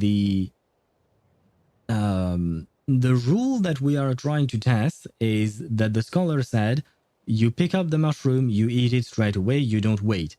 My way of testing that rule would be to pick up the mushroom and then not eat it, because it directly challenges the rule, so we can try and understand what happens when we don't follow the rule. This serves no purpose. Because you just picked it and ate it and cooked it and ate it. Sorry, oh damn. So you're just snacking at this point. You're not doing some kind of experiment. You're just snacking, guys. This is terrible. Finally, a worthy devotee after all this time. Fascinating. I guess Mihai was right. This was a magic mushroom. We are now hallucinating voices. Great. Who said that? No need for alarm. There is only one among you who piqued my interest, and that is the one with golden hair. Seeing as you all appear to be acquainted, I allowed the rest of you to hear my voice as well. I suppose that's convenient. I guess that's convenient. And are we being hit on by a mushroom? Are we being hit on by a mushroom? Because I feel like that's exactly what's happening here. Oh god. I mean, I suppose why not? Yeah, why not at this point? Why not? Varesa hits 90,000 per ass smash. That's because she has a... Oh shit, I don't know if I should have... I shouldn't have started that sentence. Because I don't know how old she is. But I was going to say that's because she has a nice ass. And I mean... Never mind. I will stop that conversation right away. No way we going back to Zaza arc once again. Once again? When did we have a Zaza arc before? I'm trying to remember, when was the last time we had hallucinations with the Traveler? Now, I shall grant you all the honor of becoming my first subjects in this era. No, thank you. That's okay. I'll be fine. Literally the first time we entered Sumeru. Oh, right. We had the vision of the tree and that, right? I was mostly thinking of auditory hallucinations like this, like exactly like this. But I guess, yeah, this was more of a visual hallucination because I was thinking of that too. But I was mostly thinking of the dizziness and the fact that the traveler, you know, had to rest and the time we spent with Tignari and Kole and stuff like that. But yeah, right. We did have a hallucination with that. So I guess the traveler is used to it, right? He's used to hallucinating stuff. Chill out, my dude. The predator finders won't come after you. Varesa is between 20 and 22. Okay. So I can say she has a nice ass. I always prefer to ask the question because with anime characters, we never know. Although she's just a fictional character, so I don't really care, like I've mentioned. But she has a fat ass, just like plenty of characters in this game. She probably beats Risley, but Risley is in his league, right? He's in the men's league. In the women's league, to be honest, I haven't actually paid that much attention to Varesa's ass. But for me, the best ones in Genshin would probably be Eula, maybe even Mawika. Chaska, we saw it yesterday, and Chaska is something, I suppose. And there is the rubber ass of Inefa, but I don't think hers is as voluptuous as Eula or Mawika's. I feel like I'm missing a character there. There might have been another, but who exactly? Who knows? But the age of consent in Teyvat is 30. Oh shit. That means none of the characters in the game are illegal, except for the extremely old ones. So, well, I guess we're all going to jail. Although I will say, I somehow doubt, I know that you're just joking, Chip, but I doubt that the age of consent in Teyvat would be 30. I would, because Teyvat, I mean, Teyvat is kind of complicated because some nations seem to be technologically quite advanced. So, I mean, in terms of culture, I wouldn't know. But if you take a look at our own culture and history, when you go back in time, the age of everything, whether it was to become an adult or even... there wasn't even a question about age of consent. Oh, you know what? Yeah, because I was thinking of the age of becoming an adult, but you were actually talking about the age of consent. I think there wasn't an age of consent. And I guess in Teyvat, there is no age of consent. Probably. Maybe. I don't know. I don't think there was much question back in the day, about 1,000 years ago. In real life, I mean. I really, really want a Eula rerun, but her reputation got destroyed by a bigot troll. What do you mean her reputation got destroyed by a bigot troll? I do remember that people say that Eula is racist. I do not subscribe to that idea. Eula is absolutely fine. As for Eula getting a rerun, I don't know if that will happen if it's not through another chronicled banner. Because I believe the last time Eula was on banner was a chronicled banner, unfortunately. Because in terms of... what do you call that? In terms of gameplay, Eula is dead. She has been found dead in a ditch like 2 years ago, 3 years ago, maybe. Like seriously, physical is absolutely dead in this game, unfortunately.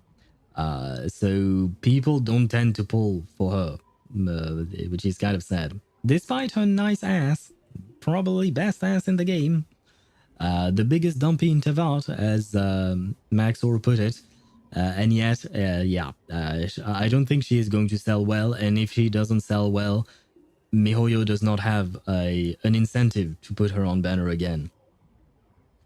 Oh, it's an adult video shared with not shared, sorry, I mixed words and syllables, where she banged with a big hilichurl. I see. No, never mind. I do not see, and I do not want to see. Because, yeah, no. Yeah. I am a very visual person, so when people tell me things, I tend to visualize it in my mind. So for half a second there, I started visualizing that, and I stopped immediately because I did not want to visualize what you just mentioned. And may I ask why you're watching that, Mihai? I mean, you do you, but why? Why did you watch? Why? I have questions for you, Mihai. Why are you watching that exactly? Wait, what is that emote that Chip sent? I don't know what that is. What is that emote, Chip? Because I don't recognize it, and it's very tiny, and unfortunately it's not telling me I'm trying to put my... God damn it. I'm trying to put my mouse on it to read the name of it, but I can't. Well, I give up. It came on my recommended only. You have a recommended. Do you have an account and all of that? I never understood the point of creating an account on these. Never mind. There is no baseball bat to bonk, so it's a cricket bat one. Oh. Yes, I think Mihai should be bonked, indeed. Go to horny jail, Mihai. Yes, you do have an account, I see. But like, what's the point? Like, I've also seen that, you know, people... I mean, leaving a like, I suppose that is kind of useful, I guess. Leaving likes and stuff like that on the videos. But I also see, what do you call that? People commenting on that. I was like, who... You know, you get your urge of being horny, you do your thing, and then afterwards your thought is what? Like, oh yeah, you know what? I have to write about this specific part of the video. I have to write a comment on that. Who does that? I mean, I suppose plenty of people do, but I don't. That's why I question it. But you know, have fun. Have fun, I suppose. I got a playlist with my favorite vids and all that. Very well, very well. I could see that. Well, sometimes I watch hentai on there for the lore. For the lore? I guess I've read that... I've read online that apparently some hentais actually have good stories, strangely enough, despite the fact that it's mostly not meant for that. They actually have decent stories and animation as well. Which often comes up. Like sometimes they people online would say that some hentai had a better story than X anime, than an actual anime, which is kind of sad for the actual anime, I would say. But oh well, I mean, quality work is quality work after all. Cut to the chase. What do you want, sexy lady mushroom? I don't know why I said you were sexy. I haven't seen you. Now, you were the ones who wanted to learn more about my origins. I merely granted your wish. Origins? Wait, you're the green mushroom? That... I have heard of a fetish called vor, and is that the same thing here? Because that type of fetish is basically wanting to be eaten. And we just ate the mushroom, so is that her fetish? Like, is that... What the fuck is going on, man? What is this story quest? Deidara, are you still here? Because you were the one who asked me to do the Varesa story quest. Perhaps not recently, but you asked that of me several times in the past. And I've always told you that I would do it at some point. I don't know if you're still here, but man, what the fuck is this quest? What is going on? I am so perplexed. Yeah, I'll use that word. I am perplexed, I guess. Yeah, they are way off on the Zaza. Yeah, they are not just... yeah, they're on all kinds of drugs right now. And it's just the beginning? Oh god. Now you're scaring me, Deidara. What is going to happen next? So you do know how to use your brain, young one. But you'll excuse me if I have no interest in you. Craven and dull-witted as you usually seem. Holy shit, that is brutal. Craven and dull-witted. Wow. I mean... she's not wrong. I will say that Varesa does not exactly appear to be the smartest cowgirl in the bunch, but I wouldn't have called her dull-witted either. Hey, watch it, buddy! Let me remind you, it was your own curiosity that started all of this. I see no reason for me to stand down. I only granted you this audience because I saw potential in you. Potential for what exactly? I am the Sage Lord of Fungi. Serving me is a great honor, as well as a once-in-a-lifetime opportunity. I'd rather not. And are you related to the mushroom guy, the fungi in the chasm? Because we had a whole ass quest where the dude was yapping like crazy. I barely remember the quest itself, but I remember the fungi was really yapping, man. And it was in the chasm, if I recall correctly. Are you related to him? Sage Lord? Good one. Did you come up with that yourself? You mock my name? Oh, all you do is make a mockery of your own taste. What do you mean, a mockery of your own taste? We are not the one who called you a Sage Lord. Of course, the Sage Lord of Fungi is too dignified for petty arguments with lesser organisms. Sure doesn't sound like it. Nope. That's enough out of you. What's wrong with you humans? You should be full of reverence at this point. Why? You're a green mushroom. I ate you. And now you're a voice in my head. Why should I show any kind of reverence to that? In that case, I don't know what went wrong, but you lack the trust and worship to be my subjects. So we shall have to table that for the time being. Why would I trust you? I know nothing about you. And much less why would I worship you? However, I am willing to share my sagely knowledge with you. I have all the answers you seek.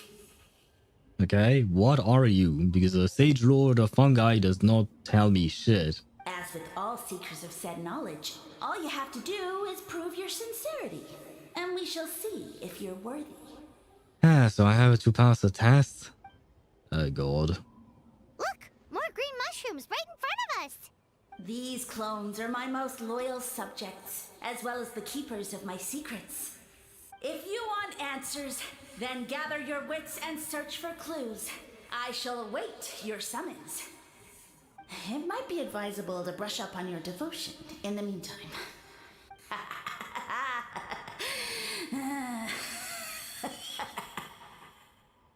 I appreciate the voice actor for for their devotion to the role. The voice is gone. Finally, Paimon had enough of that racket.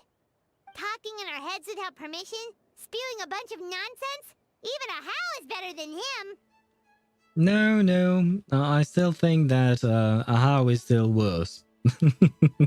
I just dislike a How that much. So, do you think what he said was true? About being the Sage Lord of Fungi and all that? Oh, by the way, apparently he's a he. I thought he was a she. But never mind. I shall correct my speech from now on. Maybe, but most of it sounded like hot air to Paimon. We may not know who he is, but we know he exists. True. That conversation in our heads definitely was real. Wait, and how do they know that he's a he?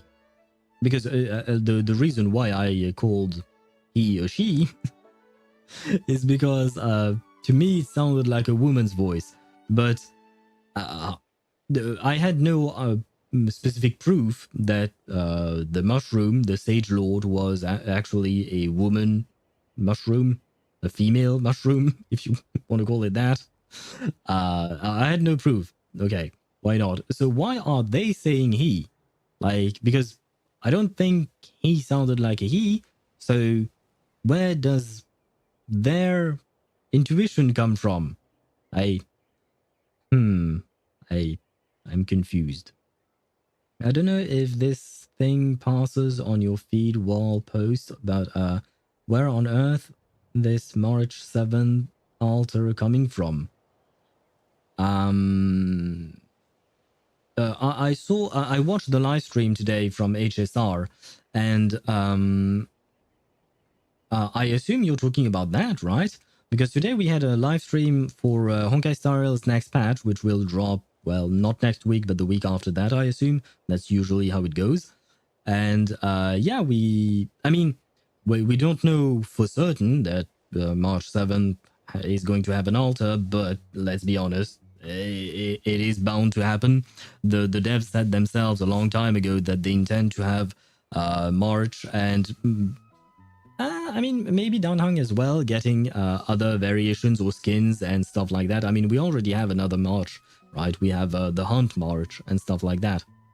But there were plenty of things to see in the trailer there. No spoilers. I have no idea what the story is going to be about, because I watched the trailer, not the trailer, but I mean the trailer was part of the live stream. I watched the live stream, but barely had an eye on it, to be honest. I barely had an eye on the live stream. Now, I just mostly wanted to look at Ceredra's kit and Hycelen's kit. And I kind of want to pull for both just based on gameplay, because Hycelen's is a dot character, so I want her for my Kafka. And I kind of like Hycelen's design. As for Ceredra, I did not like her. Her design is okay, why not? But she was one of the hosts during the live stream, so she was speaking, and she sounded just as obnoxious as Furina at the beginning of the Fontaine Archon quest, and I did not like Furina back then. So maybe I will change my mind about Ceredra throughout the quest. We'll see about that, but I'm really not. I'm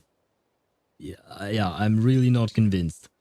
And I mean, I don't know. I shouldn't say. Yeah, no. You know what? Never mind. Because during one of the intermission or one of the breaks, you know, when they show us the codes, there were some chibi versions of Hycelen's and Ceredra that were just talking to each other, and Ceredra definitely seemed to have a cuter side to her. Not as obnoxious, I will say. So maybe I will end up liking her. But the fact is that Ceredra is basically she's supposed to be a Finon support, right? She's supposed to basically replace Bronya in the Huo Sunday Bronya Finon team. So I kind of want to pull for her just for Finon, because I want my Finon to be the best Finon of them all. I still don't have his proper set. I have been farming his set and I've got nothing. Never mind that. That's another matter entirely. So yeah, I might be pulling for Ceredra. I'll probably prioritize Ceredra over Hycelen's though. I will see, but I'm still waiting on Cyrene, you know? I'm still waiting on Cyrene. Just because I like her as a character. Her design is okay. Cyrene's design is just okay for me. But I actually genuinely like her as a character. And I really pray to all the gods that she's going to be playable with Finon. But oh well. Only time will tell. Lygus playable when? Never, Deidara, never! If you like Finon even a tiny bit, you will never play Lygus. You will never pull for Lygus. You will always insult him and throw him in hell.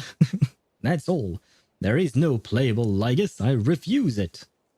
As long as I live, I shall not let HoYoVerse make a playable Lygus. It's not like I have any say in the matter, but I'll do something. That means nothing. And it proves these mushrooms aren't regular mushrooms at all. Something fishy is going on. Which means we made the right call to investigate. I guess this is the beginning of our hero's journey then. So let's make like heroes and get to the bottom of this. So we can command the truth and this mushroom. Wow, they're really laying it on thick with the command the truth. I still don't understand what it means, but okay. Okay. That sounded a lot cooler in my head. I liked the drop.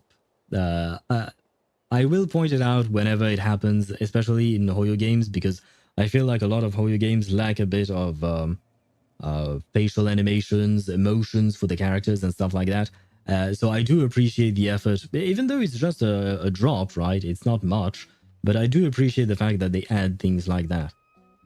Though I will say, I shouldn't put all Hoyo games in the same vein. I would say Genshin is the one that suffers the most. ZZZ has a lot more facial animation, I think. And the one game that I will praise the most probably about that will be Wuthering Waves. It's not a HoYo game, of course, but Wuthering Waves seems to have way more expressive characters, and their animation in regular conversation are just more natural. Whereas in Genshin, for instance, I feel like the animation is always a bit stiff, you know? But they are adding more animation, and that is a good thing. Well, we have one thing going for us. We've faced mushrooms before, and they're pretty pathetic as far as enemies go. Well, you say that, but I really don't like the brown mushroom, the big one, because it can stagger you with its attack. So if you don't have a shield and you didn't dodge, he will stagger you and he's a pain. But he's not really that difficult to fight off, I suppose. Such insolence! No shit, he's back. Did you hear that? Sounds like someone's mad. You're spying on us? No response. Guess he's not gonna admit it. Genshin slowly becoming more expressive. Yeah. I think the reason, I just said that Genshin is the game that suffers the most in terms of expressiveness, I guess. And I think the reason for that is just because Genshin is the older game compared to Honkai Impact 3rd and Zenless Zone Zero. Zenless Zone Zero is the new little baby, right? It's the newest game. So they take everything that they learned from Genshin and Honkai Star Rail and they put it into Zenless Zone Zero. So it does make sense, right? That the company would improve over time with each game. But yeah, and HSR is dead as a stone. Yeah, most of the time, yeah, they don't move much. Now that you mention it. I mean, March 7th had, what do you call that? March 7th had some facial animation, I think. Mostly, maybe, probably. It's been a while since we've seen March, so it's kind of hard to say. Hold up, is this Varesa's quest or... I mean, this is Varesa's Tribal Chronicles, so it is her story quest. But it is also a Tribal Chronicles. But what else would it be, Chip? Well, he said his subjects hold the clues to his secrets. Who knows if he was telling the truth? But we can't just ignore the green mushrooms, so let's start investigating.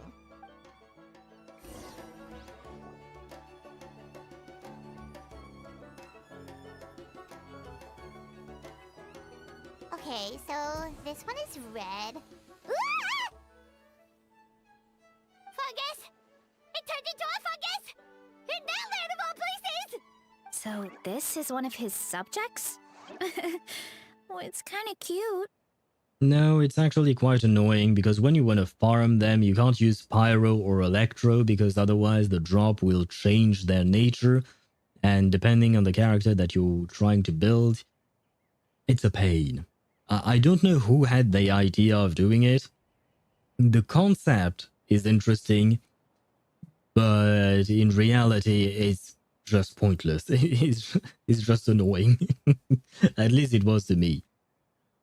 Honkai Impact 3rd is surprisingly maybe below ZZZ.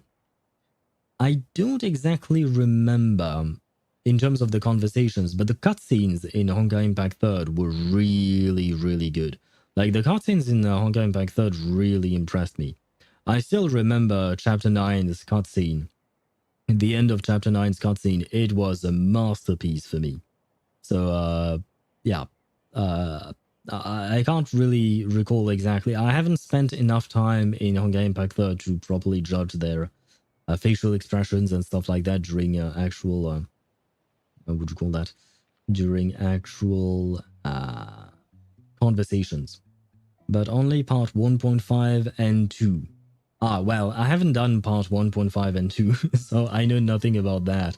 I did the start of part 2 with Senadina, right? I did the start of it and then I dropped the game, so And I've never been through part 1.5 though, because I've never finished part 1. Technically, Paimon, I think mushrooms are just edible fungus. Yeah. You're right, Chip. The fungi that we fight, well, they are the same thing, right? So, technically speaking, we could eat the fungi that we fight. Bull warrior compliment! Much appreciate! Well, now that he's starting to talk, I have less of an urge to eat it. If it's talking, I don't really want to eat it. No! Bull warrior natural enemy! Eat! Must resist! Careful, Varesa! This is a kind of monster from Sumeru. Even though it looks cute, it can still attack you! I have to, yeah, no, the Hoyo team was on drugs the day they wrote this this story. A monster? I Aw, that's too bad. I was hoping we could be friends. Gather your wits and search for clues. Well, surely violence is a form of wit. Not entirely sure. I like the smug look on the on the Ether's face though. Finally, I am in the realm of the awake. Are you still talking about Honkai Impact 3rd, or are you saying that you're no longer sleepy, Deidara? Mercy! Mercy! Well, he folded quickly. And his name is Watali. So, nice to meet you, I suppose, I think. Food is sacred! Everything else, waste! What? That all I know. Promise!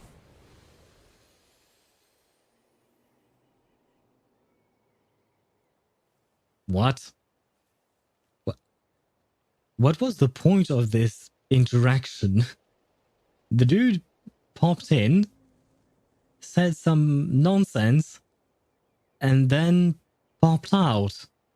Like, this was utterly pointless. Unless I'm not witty enough because I didn't gather my wits or something and he gave us a clue. The only clue I can think of is the fact that he said food is everything and the rest is waste. But I'm not entirely sure what I'm supposed to do with that clue. So, well, I guess we'll need more clues, probably. And this time is in English, so is more cringe. I love it. Oh, you're talking about the story. You watched it in another language first. Yeah, the cringe factor is definitely there with this Watali. I don't know why I keep replacing the A with an I for some reason. I think we smoked Zaza a bit hard today. Yeah, we smoked a bit too much here. This is back into a normal mushroom. What's going on? This is what I've been asking for the past hour, Paimon. I guess it told us everything it knows. Which is nothing. He told us nothing of value. You mean that food is sacred? I mean, yeah, food is important. If you don't eat, you die. What else is there to know? Well, that's a whole bunch of nothing. Let's go look somewhere else. Yeah, I agree with Paimon. That was indeed a whole bunch of nothingness. Well. Oh, a green mushroom. And it turned into a fungus. Nice try, but you're not scaring Paimon with that one twice. Okay, let's go on the initiative. Hey, you! What's the whole food is sacred thing about? As our Sage Lord stated, you must demonstrate your wits to receive the answers you seek. That means I should be the one asking the questions, not you. For me, when I'm listening to this specific mushrooms, I feel like they have a problem with their S's. The S sound is very unpleasant for me to hear. Varesa does have that problem as well, but to a lesser extent. So I don't know if it's just me and like my headphones, or if it's an actual problem from the audio of the game. But I know that at some point, especially at the start of the 5.x series of updates for Genshin, they had a lot of that problem, especially with Sidlali, for instance. So Yeah, I'm not fond of that. I mean, it's just unpleasant to listen to. And it has nothing to do with the voice acting or the voice actor themselves. This is just an audio engineering issue. Okay, so it turns out this one can talk. Fine. What do we have to do? Solve a riddle or something? Riddle? Oh, I'm not good at that. Could you, give us an easy one? Yeah, I don't think that's how it works. I don't think you get to ask. That sounds like a problem for your friends. Besides, did I say this was up for negotiation? Yeah, I didn't think so. I'm pretty much a riddle master. That's not true, but if I say it with enough confidence, maybe they will think that I'm saying the truth. Enough chatter. Time for my question. You go ahead. Why are all the mushrooms in this orchard willing to become the subjects of the Sage Lord? Can I have a multiple answer type question thing? Aw, man! How are we supposed to know? Because you're his clones, right? I remember him saying something like that. Oh, you have a point there. I completely forgot about that. Alas, no wits in sight. The answer could never be that simple. No. No, I'm not reading that line. Oh, come on, Ether. You've spent too much time with Sino. God damn it. Because he's a fun guy. What? How did you get that so fast? Wait, that was actually the answer? You've got to be shitting me. Oh, it's that kind of riddle. That's not a riddle, that's just a pun. Sumeru mushrooms! Of course! Paimon can't believe she didn't think of this possibility. What possibility? Making a pun is... Wait, does that mean everyone in Sumeru is into puns? Huh. Is it because the people are so clever? No, not everyone in Sumeru is into puns. We only know one. There is only one guy that we know of who is into puns. Does this quest have anything to do with Sino then? No, we just, have a lot of experience with these kinds of jokes. Yeah, unfortunate experiences indeed. Well, since you have proven your wits, I will now answer your question. The act of eating is not only a physical necessity, but also a sacred ritual. Okay. Mushrooms like us are the Sage Lord's intermediaries. Incinerating our flesh forges a spiritual connection between you and the Sage Lord himself. What do you mean incinerating? Like, do you mean burning it? Because incinerating means burning it to ashes, right? Or am I mistaken? I mean, we have the same word in French, incinération. So, we didn't incinerate shit, we cooked the thing and then we ingested it. So either the word should have been cooking or ingesting. But I don't know what this incinerating business is supposed to be about.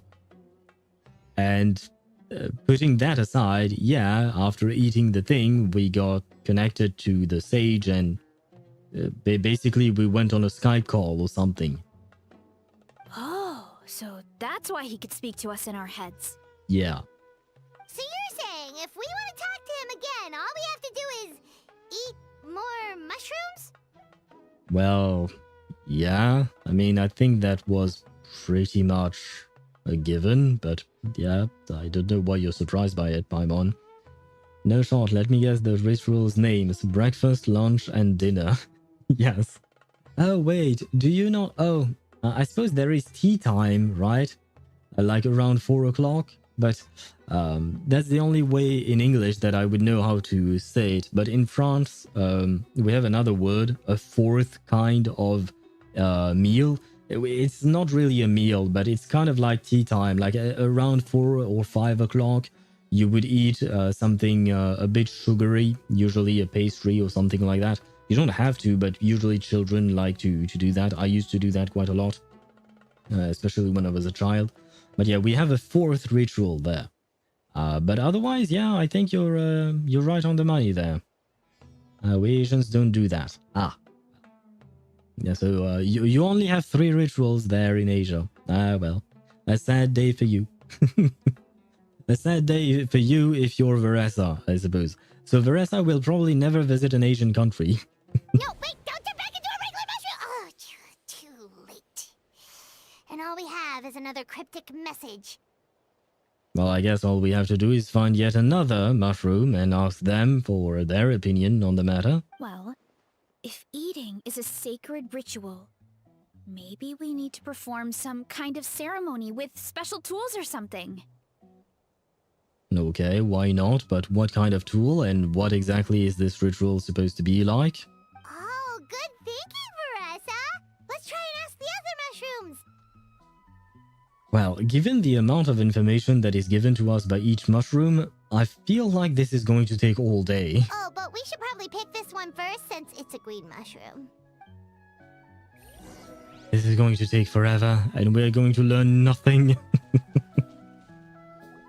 Feels like fork, spoon, and a plate, I guess. Yeah, I thought of that as well, Hey, Chip. there are 2 fungi over there! Looks like they're discussing something. So basically what they are describing is a meal, right? I mean, you mentioned it yourself, the meals, breakfast, lunch, and dinner.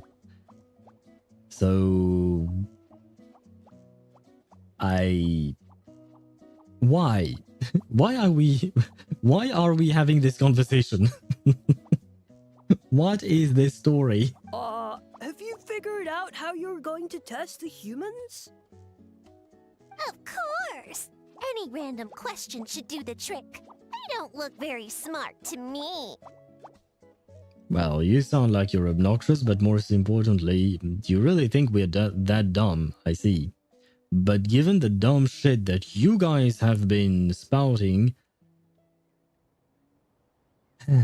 well...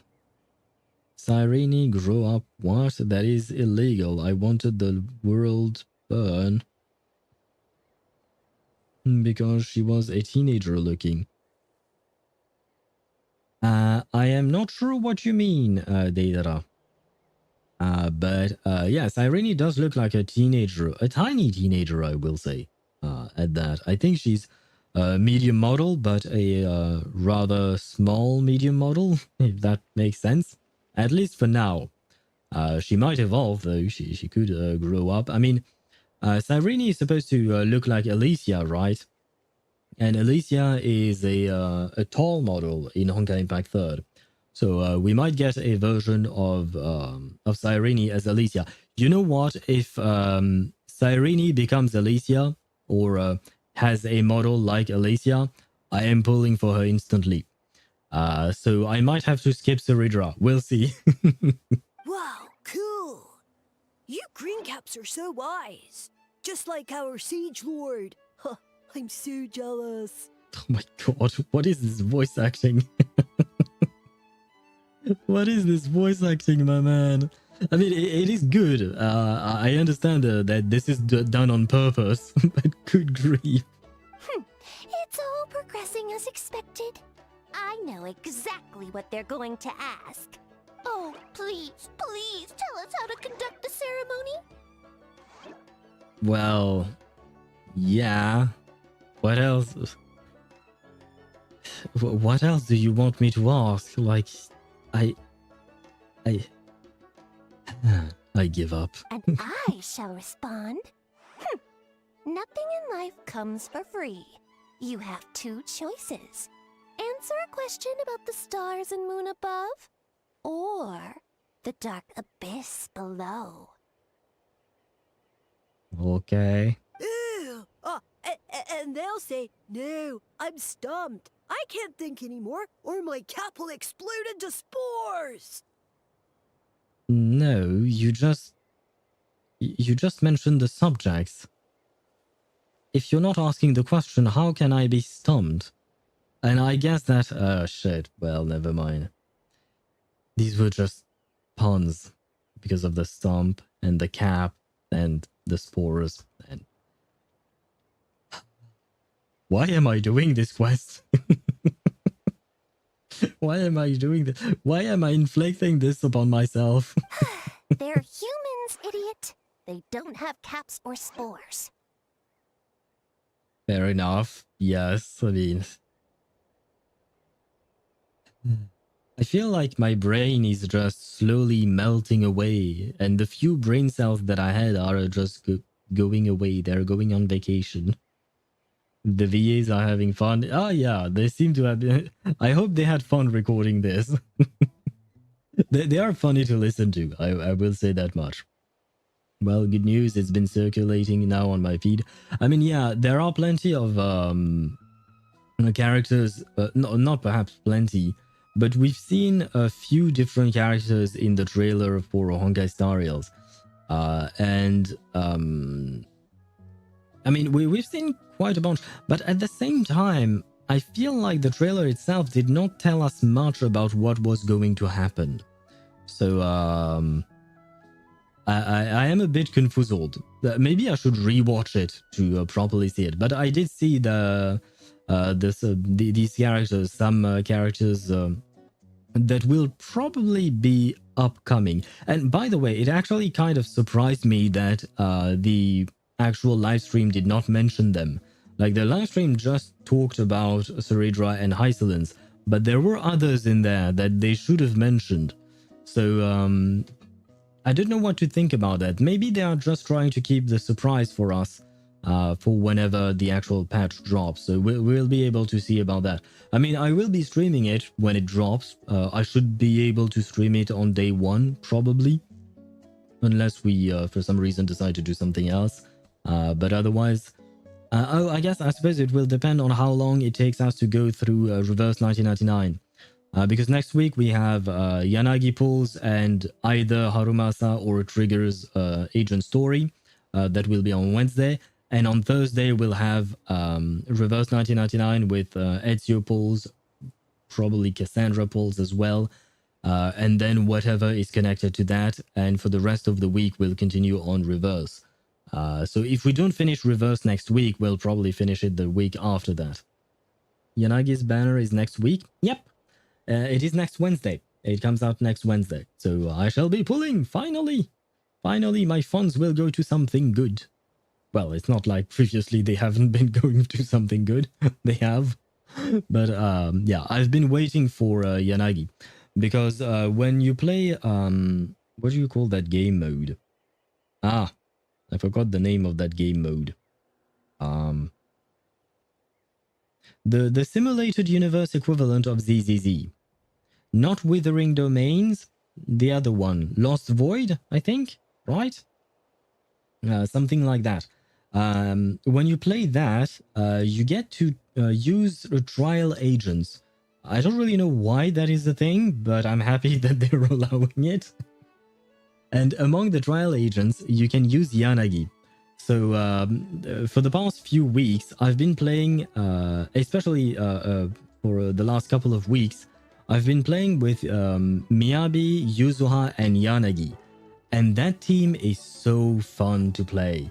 Because Miyabi gets her blue balls so freaking fast. Like, seriously, it is so freaking fast to get her blue balls.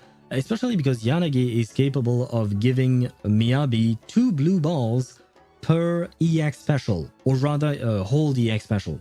Her tap EX special is just a change of stance, but her hold EX specials triggers a special kind of disorder, and thus Miyabi gains 2 blue balls like that. So when I have a lot of Yanagi's EX special gauge, the energy gauge, I guess, and I do 2 at once, I can gain 4 Miyabi blue balls. So yeah, that's just great. I'm just very happy about that team. I really loved playing that team.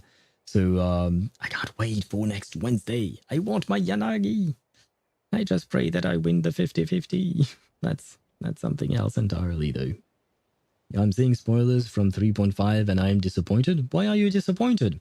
Honestly, I found that even though I didn't really understand the story bit, I found the trailer to be quite interesting. It showed things that it showed perhaps too much. That could be why you might be disappointed, but it showed things that got me excited about the version and the potential characters that we might get. All right. Duh. Duh. Sorry. And then I'll say, ha, you can't even answer the most basic of basic questions? Come back after you've studied for a few more decades. You haven't asked a question, you just mentioned the subjects. Never mind. Ha! Yeah! A few more decades.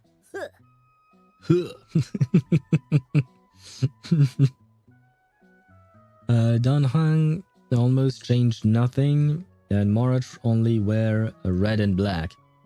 Yeah, we're having Dark March, basically. And as for Danhang, yeah, he can't. Yeah, his changes. I feel like the new Danhang is kind of like a mix between old Danhang and less old Danhang. I don't know how to say it. It feels like a mix between 4-star Danhang and 5-star Danhang ill, right? So a mix between old Danhang and Imbibitor Lune, and they mashed up both skins and they turned it into whatever the new version is. I don't know if it has a different name, if he's a playable character or whatnot. I have no idea about all of that. Although I will mention that we are supposed to get another free 5-star unit. I don't know if it will happen in 3.5. But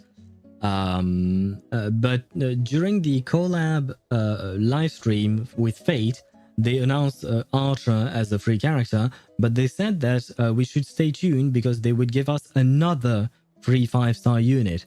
So I don't know who that may be. It could be either March or Danhang, to be fair. I'm guessing probably March, right? Because Danhang last time around, he was a pullable character and not a free character, so I don't know. Well, the Crisis as are just a 10 for me. Yeah, the Crisis as in general, they are very good looking. I will say Ceridra, her design, she's probably my least favorite design thus far, I think. Although maybe I would have to spend a bit more time looking at her design. I didn't properly take a look at it. But Hysolence I really like. But yeah, Ceridra a bit less so. I will say that Cyrene's design is quite simple. The dress she's wearing, I don't really know if it's a dress or something else, but it is quite simple. But she's not a playable character yet, so maybe she will change her design once she actually becomes a playable character, because I do assume she is going to become a playable character at some point. Good for you, Owl saving patches. I don't know if I'll be saving anything. Because, like I said, I don't really know if I'm going to pull for a Ceridra or not. That still remains up for debate, depending on really how good she is with Finon.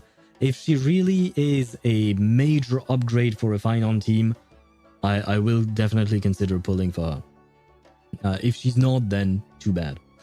Then I will save. I will skip Hysolence, unfortunately. I might try to get her on a rerun though. As for Cyrene, well, we don't really know when she'll come out, so that I'm yeah. But about that, I don't really know what to do. We'll have to wait and see. I'm siding with Lygus now? Wait, what? Why are you siding with Lygus? Deidara, I feel betrayed. How can you side with Lygus? You know I'm supposed to be a Finon main. If I'm a Finon main and you're siding with Lygus, you have become my enemy. And you and I can no longer be friends. I mean, if we take Danhang and March, sorry for them, but they look simple. So Cyrene and Hysolence. I mean, March's design looked pretty good. I didn't really take a good look at it because she only appears for a handful of frames. But I think that Cyrene's design looked more simple to me than March 7th and Dun Hung. It looked, a bit more flat, I guess. But that's just my opinion. And like I said, I think they will change her design once she actually releases as a playable character. Yeah, but Finance suffering is over. Yeah, but that just because his suffering is over does not mean that we should forgive the person who made him suffer. We shall never forgive Lygus. Of course, they're so dense. It might actually take them that long to realize that. If eating is a ritual, then obviously the ceremony is the cooking. So you're just putting fancy words on things that pretty much everyone does every day. That's about it, right? I feel like between this quest and the quest that we did yesterday, the level, the stakes here, and I'm not talking about steaks to eat, I'm talking about stakes, S-T-A-K-E-S, right? I think that's how you write it. But yeah, the stakes are really not high. Like yesterday, the whole objective was for Varka to say hi through a letter, and today the whole objective is for us to cook food, basically. Wow. I suppose low stakes adventures can be nice too, once in a while. I mean, obviously it's the cooking.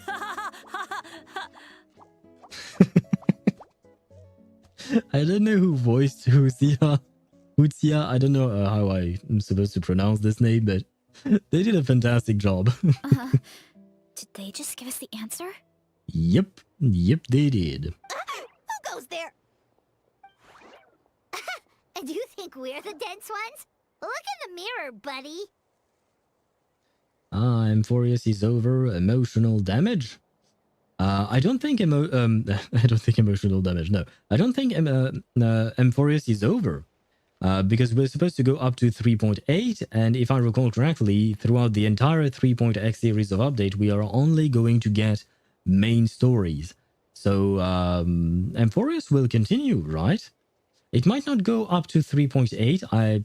I'm unsure of that, but I think we are not ready for the end of Amphorius just yet. A floating pale organism out of nowhere! My cap almost burst into spores! For me, it's over? Why is it over for you? No, wait, don't disappear! At least explain yourselves first! It's okay. We already got what we needed. So, we passed the test? Where's the sense of accomplishment? Well, there is none when the test itself is completely useless, pointless, and... never mind. So much for gathering our wits. We didn't have to use our brains at all. Oh well. The important thing is, the Sage Lord of Fungi wants us to use cooking to establish a stronger mental connection with him. That sounds right. Uncle Atoli did say, when you cook this mushroom, the higher the heat, the better the fragrance. Right! That was the case when you grilled them in the orchard too. Heat really does release their flavor. If we cook them just right, maybe we'll be able to see the Sage Lord's true form. Okay, let's give it a try. Sounds like a plan, Varesa? Definitely.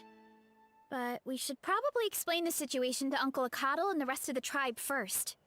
True, just in case anything goes wrong, it would be nice if people knew what was going on, you know. Good call. It's best for everyone to be prepared. Where am I going? Not that far. Very well. Very well. Skyward!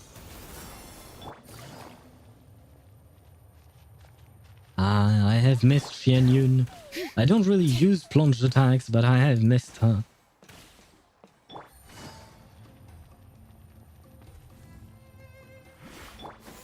Skyward! No! My third skill! No! Chief Akatal gathers people from the tribe to hear Varesa's report on the mushroom. huh? Huh. Okay, so it felt pretty normal in the moment, but hearing it back does sound kind of, ridiculous. Yeah, the silence speaks volumes. So, the mushrooms in the orchard are sentient. What a remarkable discovery! Yeah, without your investigation, who knows what could have happened? Thanks for looking into it, and for collecting all this information. What a relief. I was worried it sounded like I lost my marbles. It does sound far-fetched. After all, none of us have ever spoken to a mushroom. But we know you're not one to lie, Varesa. Besides, the origin of the green mushrooms has always been a mystery to us. Thanks to you, we now know something sinister could be going on. So, we should do our part to help. Yeah, just let me know if there's anything I can do. Wow, that didn't take much convincing. Well, thank you everyone for believing in our hallucinations. Oh, wait. You said the mushrooms needed to be cooked at high heat, right? I can do that for you right now. I'll be quick. Oh no, the game is trying to make me All right, hungry I'm back. again. I used cast iron, so it should be hot enough. Whoa, it smells delicious! Suddenly Paimon's hungry again. Yeah, so am I. Well, here goes nothing. Bon appétit. Hmm. Wait, that's his voice! Looks like you stumbled upon the right path. But this temperature does not demonstrate even a fraction of the sincerity I require. Wait, maybe I was too quick to judge the incinerating word earlier. One of the mushrooms said incinerating was the key. So maybe you really have to turn the mushrooms to ashes. But I don't want to eat ashes. Have you ever eaten burnt food? It doesn't taste good. Did you really think some common stove could generate enough heat to earn the acknowledgement of the Sage Lord? Well, I mean, you're still talking to us, so I'm guessing either you're acknowledging us, or you just have nothing better to do. Tripping on shrooms. Yep, now we've invited the whole tribe to trip on shrooms with us. Humans are such a disappointment. You can solve my riddles when the answers are handed to you on a silver platter. But as soon as there are no more hints, not a shred of intelligence in sight. Do try and use your brain this time. Yeah, I want to put this Sage Lord of Fungi in a room with a how, and then throw the room into the ocean. Don't ask me how I'm throwing an entire room into the ocean. I will find the strength. How did it go? Did you hear the voice? Unfortunately, yes. Annoying menace of a mushroom!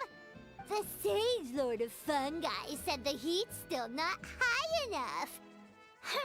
Sage Lord of nitpicking, more like! Still, the only way to figure out his goal is to keep playing along, unfortunately. Not high enough, huh? I guess that means we need a more powerful source of heat. Don't tell me we are going to ask the Pyro Archon to help us with a mushroom problem. Attention, everyone! We need items that can generate intense heat. Anything you can find. Never mind. No need for the Pyro Archon, I suppose. I'll see what I can do. Leave it to me. We should take a look too. Definitely. We're not super familiar with this area, though. Do you have any ideas? Nothing concrete, but we could check around the volcano. How about we throw the mushrooms into the volcano? That should be hot enough. It spews out all kinds of stuff. Maybe there's something we can use. Awesome! Let's go! Paimon's gonna find something scorching hot and then throw it in that stupid mushroom's face! Chuck him into the volcano. Timing. But great mind think alike. Ah, chat delay? Ah, wait. Is it delayed? Wait. Oh. I have a problem there. There you go. On screen, I think. Yeah. It did take a little bit. Where is my chat? My chat is here and refreshing. There you go. And now, it does take a tiny bit of time. I don't really know why. I refreshed it. Hopefully, I mean, it takes less time than before, so hopefully it should be more or less kind of fixed. Kind of. But yeah, we had the same idea. Chuck them into the volcano and we'll be fine. Wait, we have to go far. Yep, we are teleporting away. Oh shit, that reminds... I keep reminding myself of this because I saw the... this thing. Obelisk. Yeah, there is a... I still haven't completed all the challenges or all the achievements for... what do you call that? For the... local legends in this specific region of Natlan. There should be some avatars of lava somewhere along this path. Their cores are really hot. It might be just what we need. Oh, avatars of lava? If I recall correctly, you're supposed to use pyro on them. I changed my team. You know, when you think about how everyone jumped to help us like that, it seems like your tribe has been suspicious of the green mushrooms for a while. Yeah, but without you, we would have never gotten this far. I mean, tons of people have tried that mushroom without a weird voice talking in their head. Right.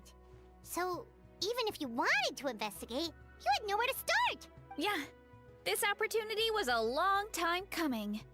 Plus, the Sage Lord's arrogant attitude definitely triggered my tribe's competitive spirit. Yeah, competitions seem to be a thing here.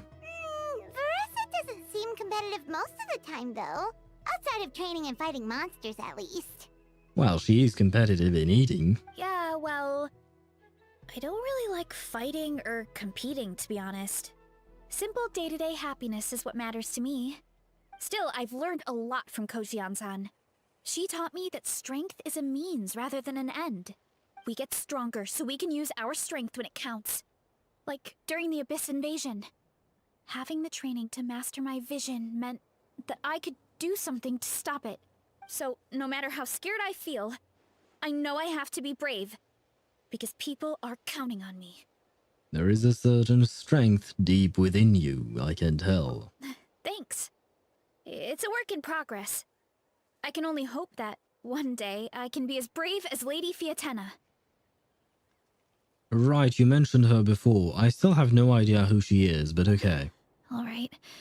We should keep looking. Keep believing in your Batman. Oh, we get to play as her. Okay, why not? I mean, I have Xianyun in my team, so... Looks like we can make this... oh god. The avatar of lava pushed it down. Come on, let's charge. I don't know what I was supposed to do. Too bad. Ouch, ouch. Oh god, I'm dying. Too strong. What am I supposed to do here? No, not you. I don't know how to play this team. Gotcha. Busted. Into the shadows. Well, there you go. Worked out. Done and dusted. This core should be perfect. Look, the phlogiston inside it is still active. I've never played my Chlorinde with this team, so yeah, but this is the first time I decided to use such a team, which makes no sense, but yeah, well, we won! Yay! Oh, let's see! Woo! Hot! A few more chunks like this and we should be good. Come on, let's keep heading up. Time to roll! Careful! 3 avatars of lava ahead! Justice o'clock!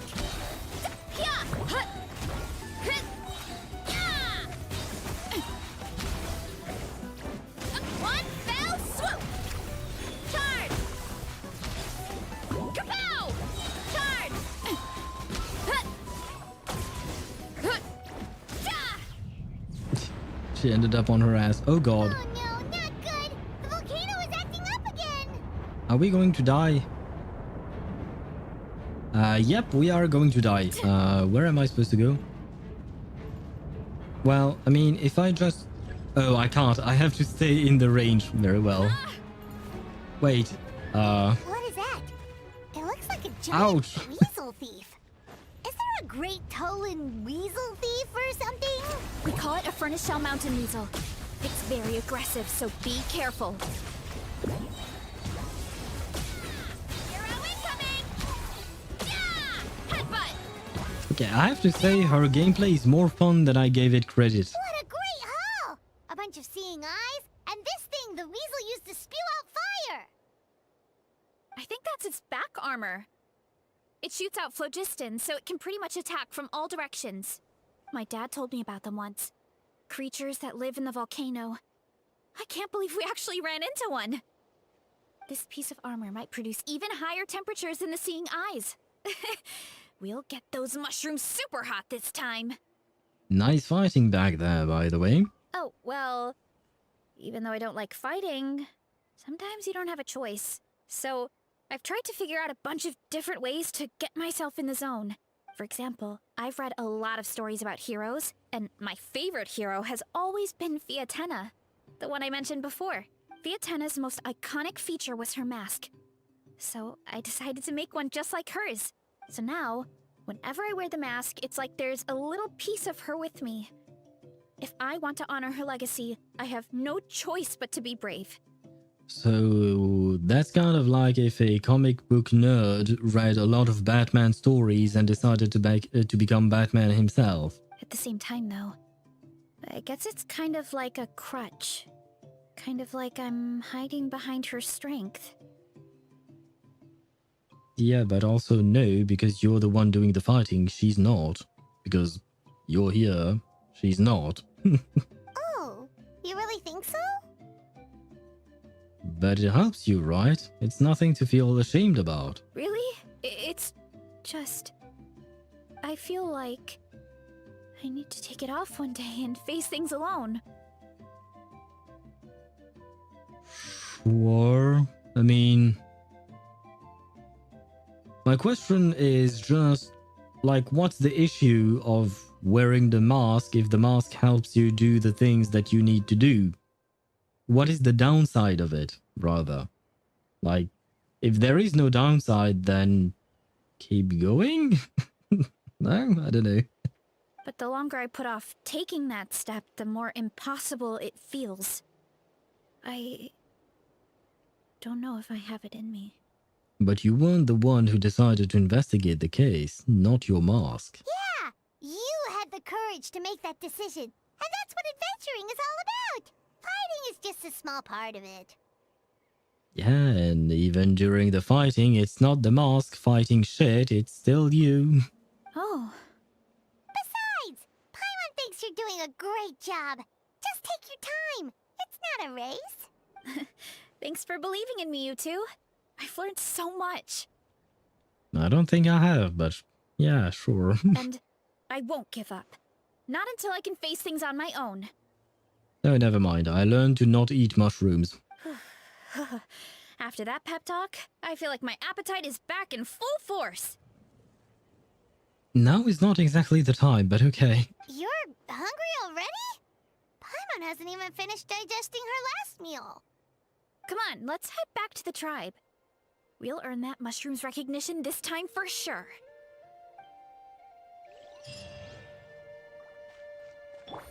Where am I going? Far. Far means teleporting.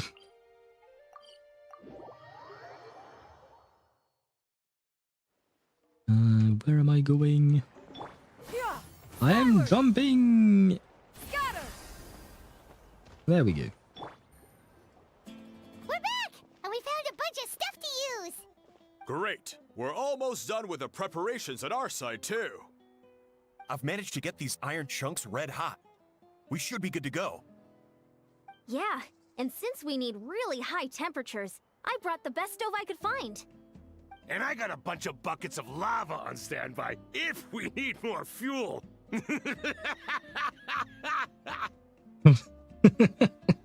Why? Why did why did he laugh like that? Like, why did he laugh so much? I never mind. It's like we're gearing up for a fight, not cooking a few mushrooms. Why did he laugh like that? Like, is he okay? Yeah, but the things we brought aren't your typical cooking utensils either. Well, that mushroom started it, right, everyone? Disrespecting Varesa and her guest of honor. Yeah, we'll see what sort of excuses it can come up with this time. Thanks for the help, everyone. It really means a lot.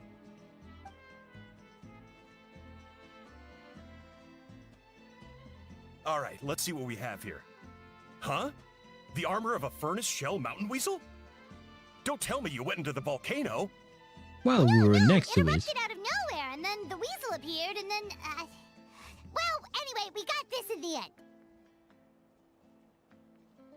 Either way, this is something special.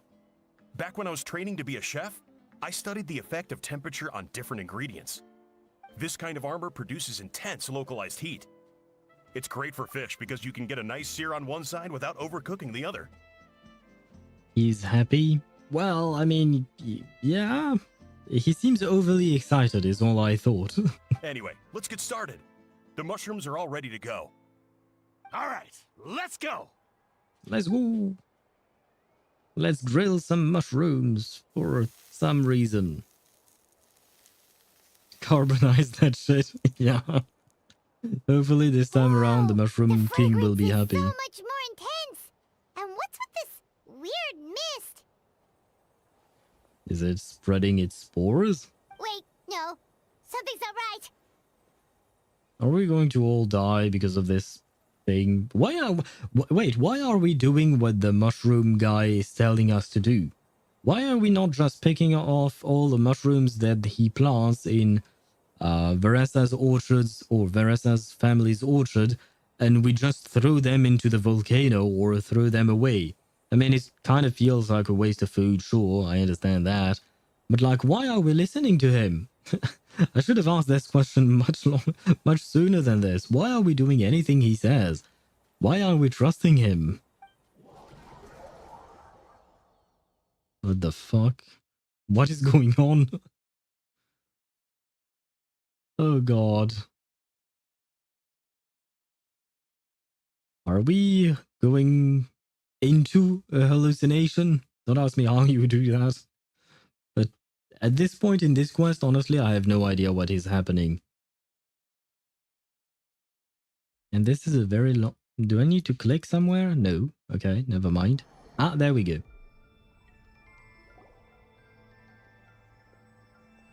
Where are we? Where did everyone go? Wait. Is this the chasm? No, it looks more like Sumeru, but underground. Because I was wondering if you would see the mushroom from the chasm, you know, I mentioned him earlier. But the thing is, the mushroom from the chasm, I've never heard his voice because his quest was through a world quest, which is not voiced. So maybe we've been talking to the mushroom from the chasm all along? But at the same time, like I said, this looks more like Sumeru. And, I mean, the chasm is near Sumeru, so I suppose it could work. Or maybe, like Swavy mentioned, it's just a fever dream. So maybe I should... Yeah, you were right earlier, Swavy. Maybe I should stop asking questions. I have no idea. We just showed up here. I can't see the others anymore. Huh? Is something wrong? That's a cuddle! Chief! We don't know where we are! What? I know it's hard to see through this mist, but aren't you here at the tribe with the rest of us? So we are having some kind of fever dream, I guess. So you didn't feel anything strange? No. What are you feeling? Well, I don't know what we're feeling, but we're definitely not seeing the same thing as you. This must be the Sage Lord's trick, but it's only affecting the three of us. But why us and not the others? Because you are the only worthy devotees, of course. Uh-huh. Evil jerk of a mushroom, so this is what you look like! This is your majestic form, I suppose?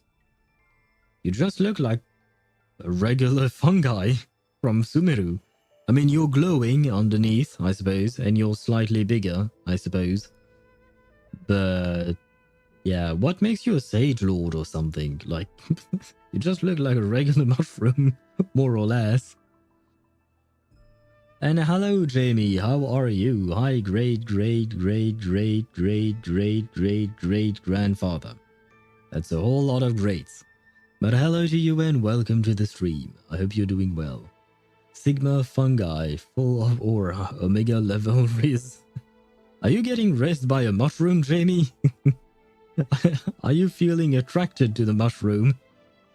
I must question your taste in potential romantic partners. He does look a bit more evil than the other mushrooms we met. I am no longer concerned with your insolence. On the contrary, I am satisfied with your performance. So, as promised, you shall have the answers you seek. He's raising you up? Well, I have bad news because it's not working on me. Right now, I feel like he's just annoying. He reminds me a bit too much of a How, just like Paimon mentioned earlier in the quest. So, yeah, not gonna work out too well, this. Of course, I have a goal of my own. Let me reiterate once more. The great sage lord of fungi, that would be me, is extending you the honor of becoming my subjects. Yeah, I'm still not interested. The only way anyone's serving you is on a platter! Well said, Paimon. Now, don't be hasty. It's inadvisable to speak in absolutes. You refuse only because you have yet to witness my miracles. No, even if I witness your miracles, I would still not care. Or rather, it's not that I wouldn't care, it's that I still don't like you. Cherish this opportunity. It may not come again. As you know, Teyvat is not a peaceful place. The gods wage war against one another. Monsters roam the land. Humans live in squalor. But then, humanity discovered me, and learned that I could grant them unlimited power to fell even the most fearsome of enemies. If we want to become strong, we just have to eat this! Wait, that's the same voice as the mushroom earlier.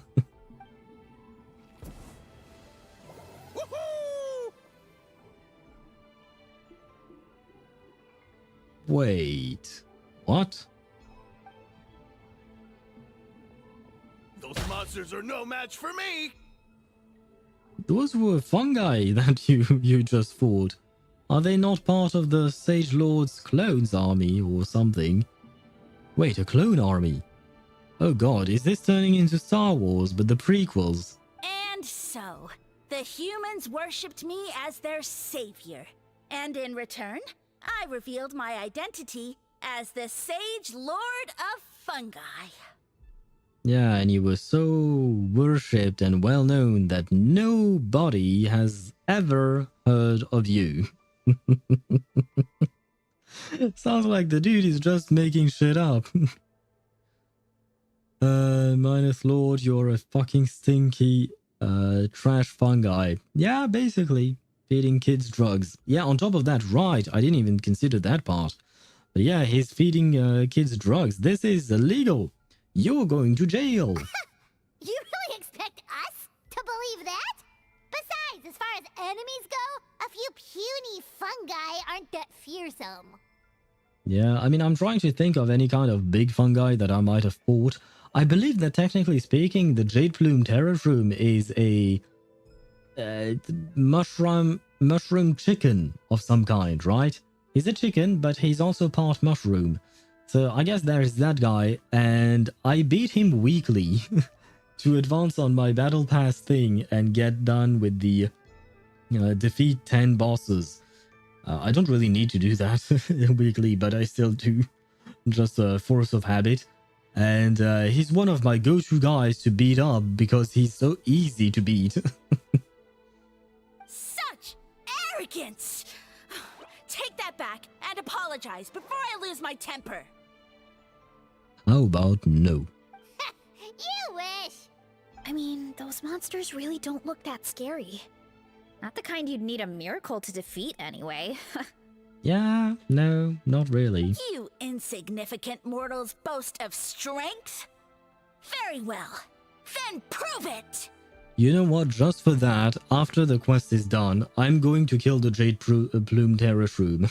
He's going to be a collateral damage in our war against the Sage Lord of Fungi.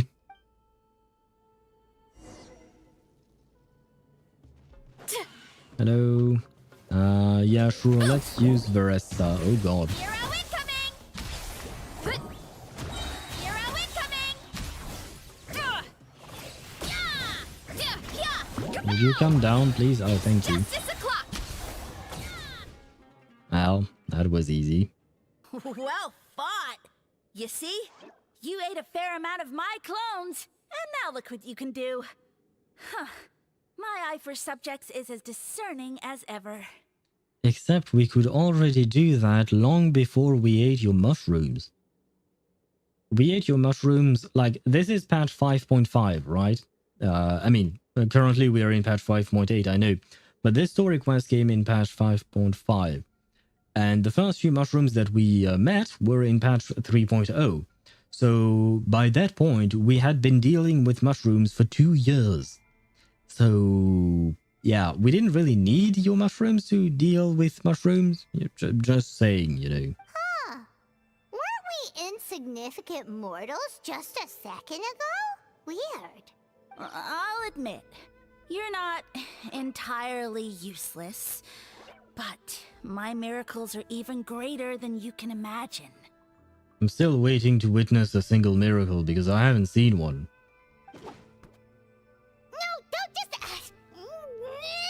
Another cryptic one-liner and another disappearing act? It's gotta be a mushroom thing at this point. Yeah, I am eradicating all mushrooms from Teyvat. Well, what should we do? Follow him? Well, it's not like we have anything better to do. Yeah, let's go. I think he's trying to tell us a story, although I'm not sure if I like the plot. Yeah, that's that's kind of my feeling about this whole quest. I feel like the game is trying to tell me a story, but I'm not sure if I like the plot. I mean, it is very fun, not gonna lie. It is very fun and very ridiculous, right, in terms of story. But typically speaking, I do prefer stories where things are a bit more serious, like main story related stuff and stuff like that. So I don't know how to feel about this whole mushroom ordeal. Still, it is fun. We are laughing quite a lot. At least I am, that's for sure. But it is a very weird story, man. I don't have enough drugs in my system to be able to appreciate this story as much as I should, I think. Also, if he ages kids up, what happens to their love life? Can we kill him? Lord Virgin Beta Cock Stupid Bitch Mushroom. I feel like, Jamie, you really dislike the mushroom. As for the love life of the kids that are being aged up, I don't want to ask that question. I don't think that's a good question to answer in there. Not in the sense that the question itself is bad, but I feel like the answer might be something that we would rather not know about. Hurry up, Varesa! Still wonder how her legs are running in circles like that. Still makes no sense to me.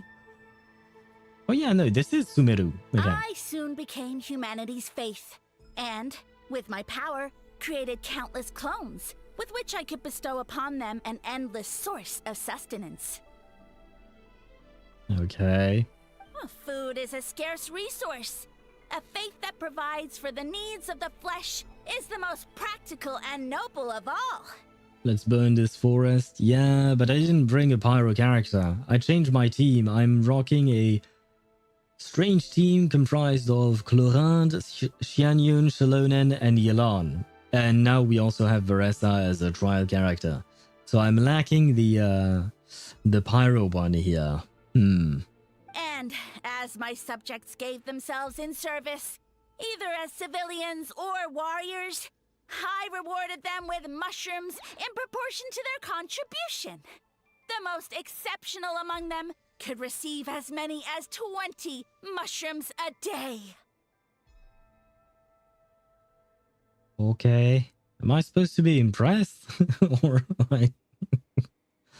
Because, like, it kind of depends on the size of the mushroom. Like, if we're talking about... I don't know what they are called in English, but we call them champignons de Paris. Champignons de Paris, it's basically Paris mushrooms, I guess. Let me check online if that's how you call that in English. Paris mushroom. Yeah, okay, you call them Paris mushroom, which is the direct translation for champignon de Paris. And yeah, those are tiny. Most of them are rather tiny. So 20 of them wouldn't last me a day. So like, you say that you're giving them as many as 20 a day, as if you're proud of that, but that's not even a meal. And that's nothing to Varesa, for instance, given the amounts of food that she tends to ingest. So I feel like you shouldn't be proud of that. Yeah. That's it? Yeah, okay. I'm not the only one thinking that. Trigger an explosive reaction? How can I do that with... My team is basically an electrocharged team. That was the theme. Because right now the theme of the patch is lunar charge. And I don't have lunar charge, but I do have electrocharge, right? As pretty much everyone else. Can we steal him and use him as a food source? If they are his size, I would steal him and use him as a goose laying golden eggs. Okay, if the 20 mushrooms are his size, I will retract my previous statement. But if they are the size of Paris mushrooms, then that's indeed nothing. What are you insinuating? Are mushrooms not enough? No, human beings need a varied diet. Otherwise, we will suffer from lacks of various things, depending on what you're eating and what you're not eating. So no, just eating mushrooms is not enough. Well, it's possible people couldn't afford to be picky back then. Yeah, but now even Saurians have more options than that. Sustenance and strength. Such are the pillars of faith. So what do you think? A pretty enticing offer, wouldn't you agree? So what, your offer is to give me mushrooms? The fuck do I care about that? No, like, seriously. Why do I want mushrooms? And first and foremost, I should ask, what do you want in return for the mushrooms you want to give me? Because that's the most important question. Once you become my subjects, all you have to do is build a civilization dedicated to the mushrooms. And then... And then nothing. I refuse. I refuse. Plain and simple. You can keep your mushrooms, my dude. Hold on. I want to know what happened next. What do you mean, what happened next? Well, you said that people worship you and all that, and yet, nowadays, absolutely no one, zero person on this continent know about you. So, what happened? Right. If the humans dedicated themselves in service to you, then shouldn't you have your own tribe at this point? Or even your own nation? But I've read a lot of woven scrolls about the heroes of Natlan. And I've never come across anything about some kind of mushroom savior. Of course not. I was in a different nation at the time. I don't suppose you know their history, too. Well, actually, we do. We've been to Sumeru. We know the Archon. She's the Archon of knowledge. She can peruse Irminsul for information. She's never mentioned you once, strangely enough. And she's very attuned to plants as well, so... And she's friends with the Aranara. And the Aranara did not mention you either. So if even those guys didn't mention you, you might have been not as important as you think you are. Yeah, and we didn't hear anything about a mushroom civilization. Let me guess, it was an illusion because it's clones. Ah, maybe he cloned... yeah, he just built a civilization with his clones because he felt lonely. Which is kind of sad now that I think about it. I never said it was Sumeru. I have no idea where that assumption is coming from. Because fungi are creatures from Sumeru. The buildings from your vision support that too. A trivial detail. You know what? You don't deserve to know what happened next. Then you don't deserve our faith either. Yeah, if you want us to respect you, stop being so secretive. Yeah, and, well, to be fair, he's secretive because he hasn't shit to say. Like, he has nothing of value to give us. True. If we don't know how the story ends, it doesn't hold much weight now, does it? All right, fine. Same rules as before. If you want the truth, you'll have to use your wits to earn it. How about I just turn back and go back to my life? I genuinely don't give a shit about this mushroom.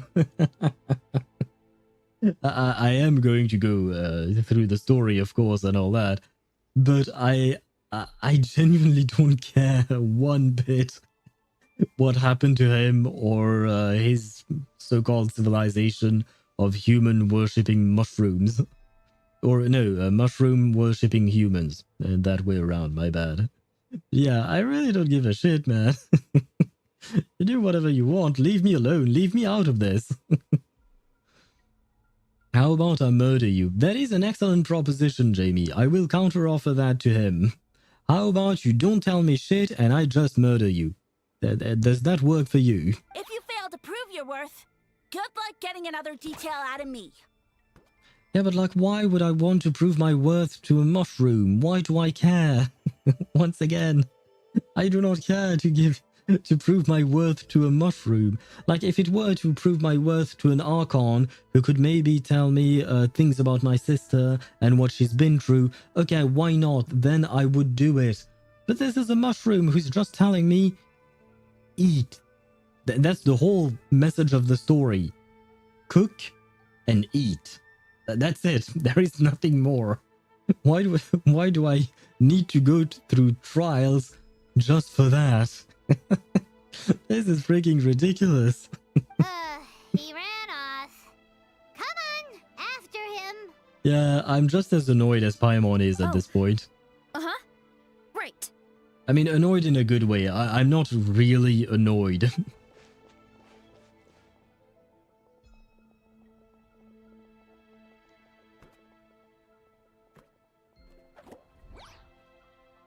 He jumped down from here.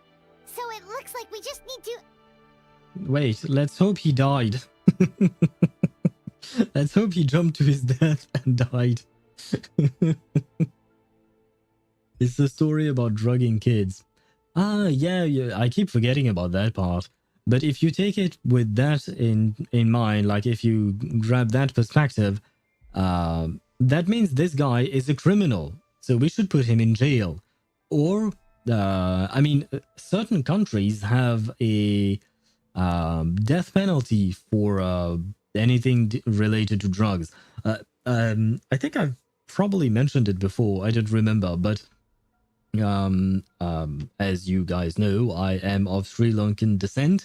So sometimes I would go to Sri Lanka to visit family. And there was that one time when I was a kid.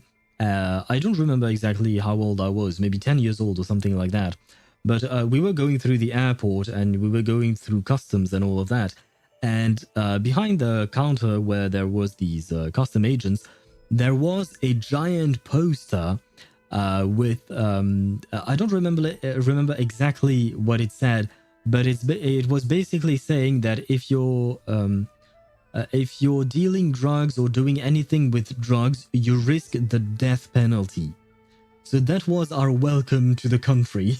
This wasn't the first time I had been to Sri Lanka, but it was my first time seeing that giant poster. And as a child, I was like, this is scary. I mean, as a 10-year-old, I wasn't carrying drugs, so it's not like I had anything to be scared of. But still, like, this is a weird way to welcome people to your country, right? So, all of that to say, like Jamie mentioned, we should murder the mushroom. He deserves the death penalty, apparently. Can we murder him or eat him alive?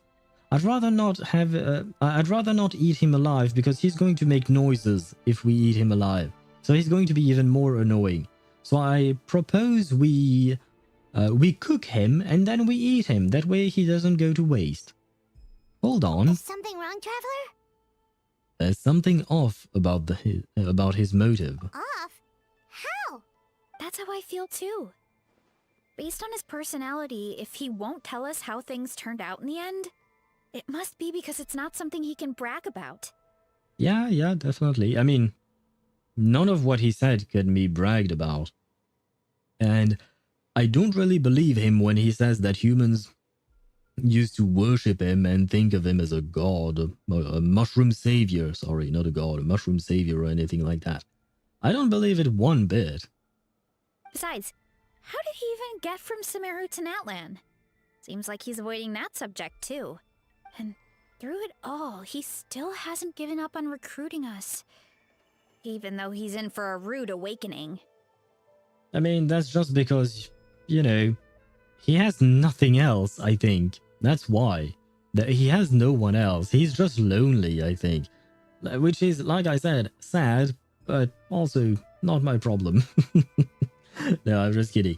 If we can help him, why not? But at the same time, he's not exactly the type that I want to help. Because he's annoying and obnoxious. And on a high horse or something like that. Feed him to Varesa. She'll eat him in one bite. Oh yeah. She can eat him very easily. This is barely a midnight snack for her. This is not a meal. Yeah. He seemed pretty annoyed with our questions. Why not just kick us to the curb? He must be in dire need of subjects, and it has to be the three of us. But why? Let's go after him and keep an eye out for clues along the way. Alright, sounds like a plan. Let's go!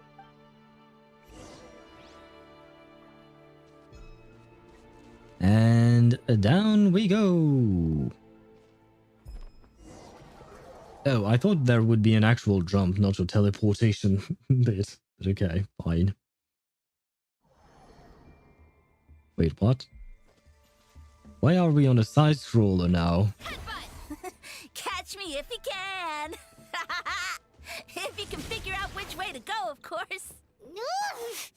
Absolutely. I think, yeah, insufferable. that's my bad. My bad. Yeah, it's because it's not really convenient for me to do this. How does... Am I supposed to hold her skill? No! Ah, come on. How does... What?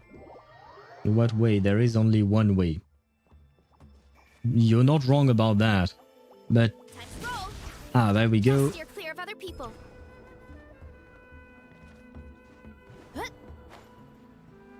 But yeah, this is not very convenient because I can't press E and D at the same time. I am used to using the same finger to... Oh god.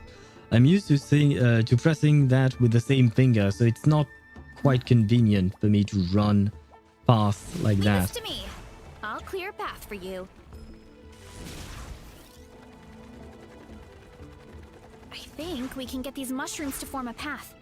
We just need to wait for the right timing. Get a load of this! Watch out, Varesa! Don't worry about me. I've got this. Yeah, she... Oh, come on, no! We made it? Oh, we still made it somehow. Oh, she can run on water. I forgot about that. Wait. I missed the mark. Oh, God. Time to roll. Get back on track. A dead give us a ride? Well, I'm trying, but it's not letting me.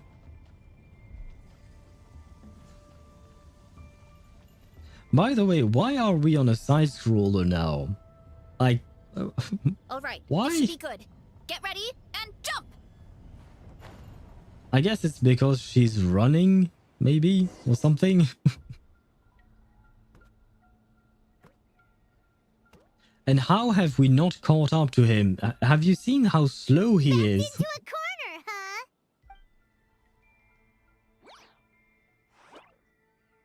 We've got you this time. Yeah, you can't tell me that Varesa can't catch up to him very easily. That hurt, you know. You humans have such violent tendencies. Well, you're the one who's trying to subject us, so you should know that we are violent creatures. How did we lose him? Not again. Although, I think I pulled something off of him. Oh? A ball of mist. Oh no, it's spreading. No, more hallucinations. So wait, can we have hallucinations within hallucinations that we are already having? Oh god, this is hallucination.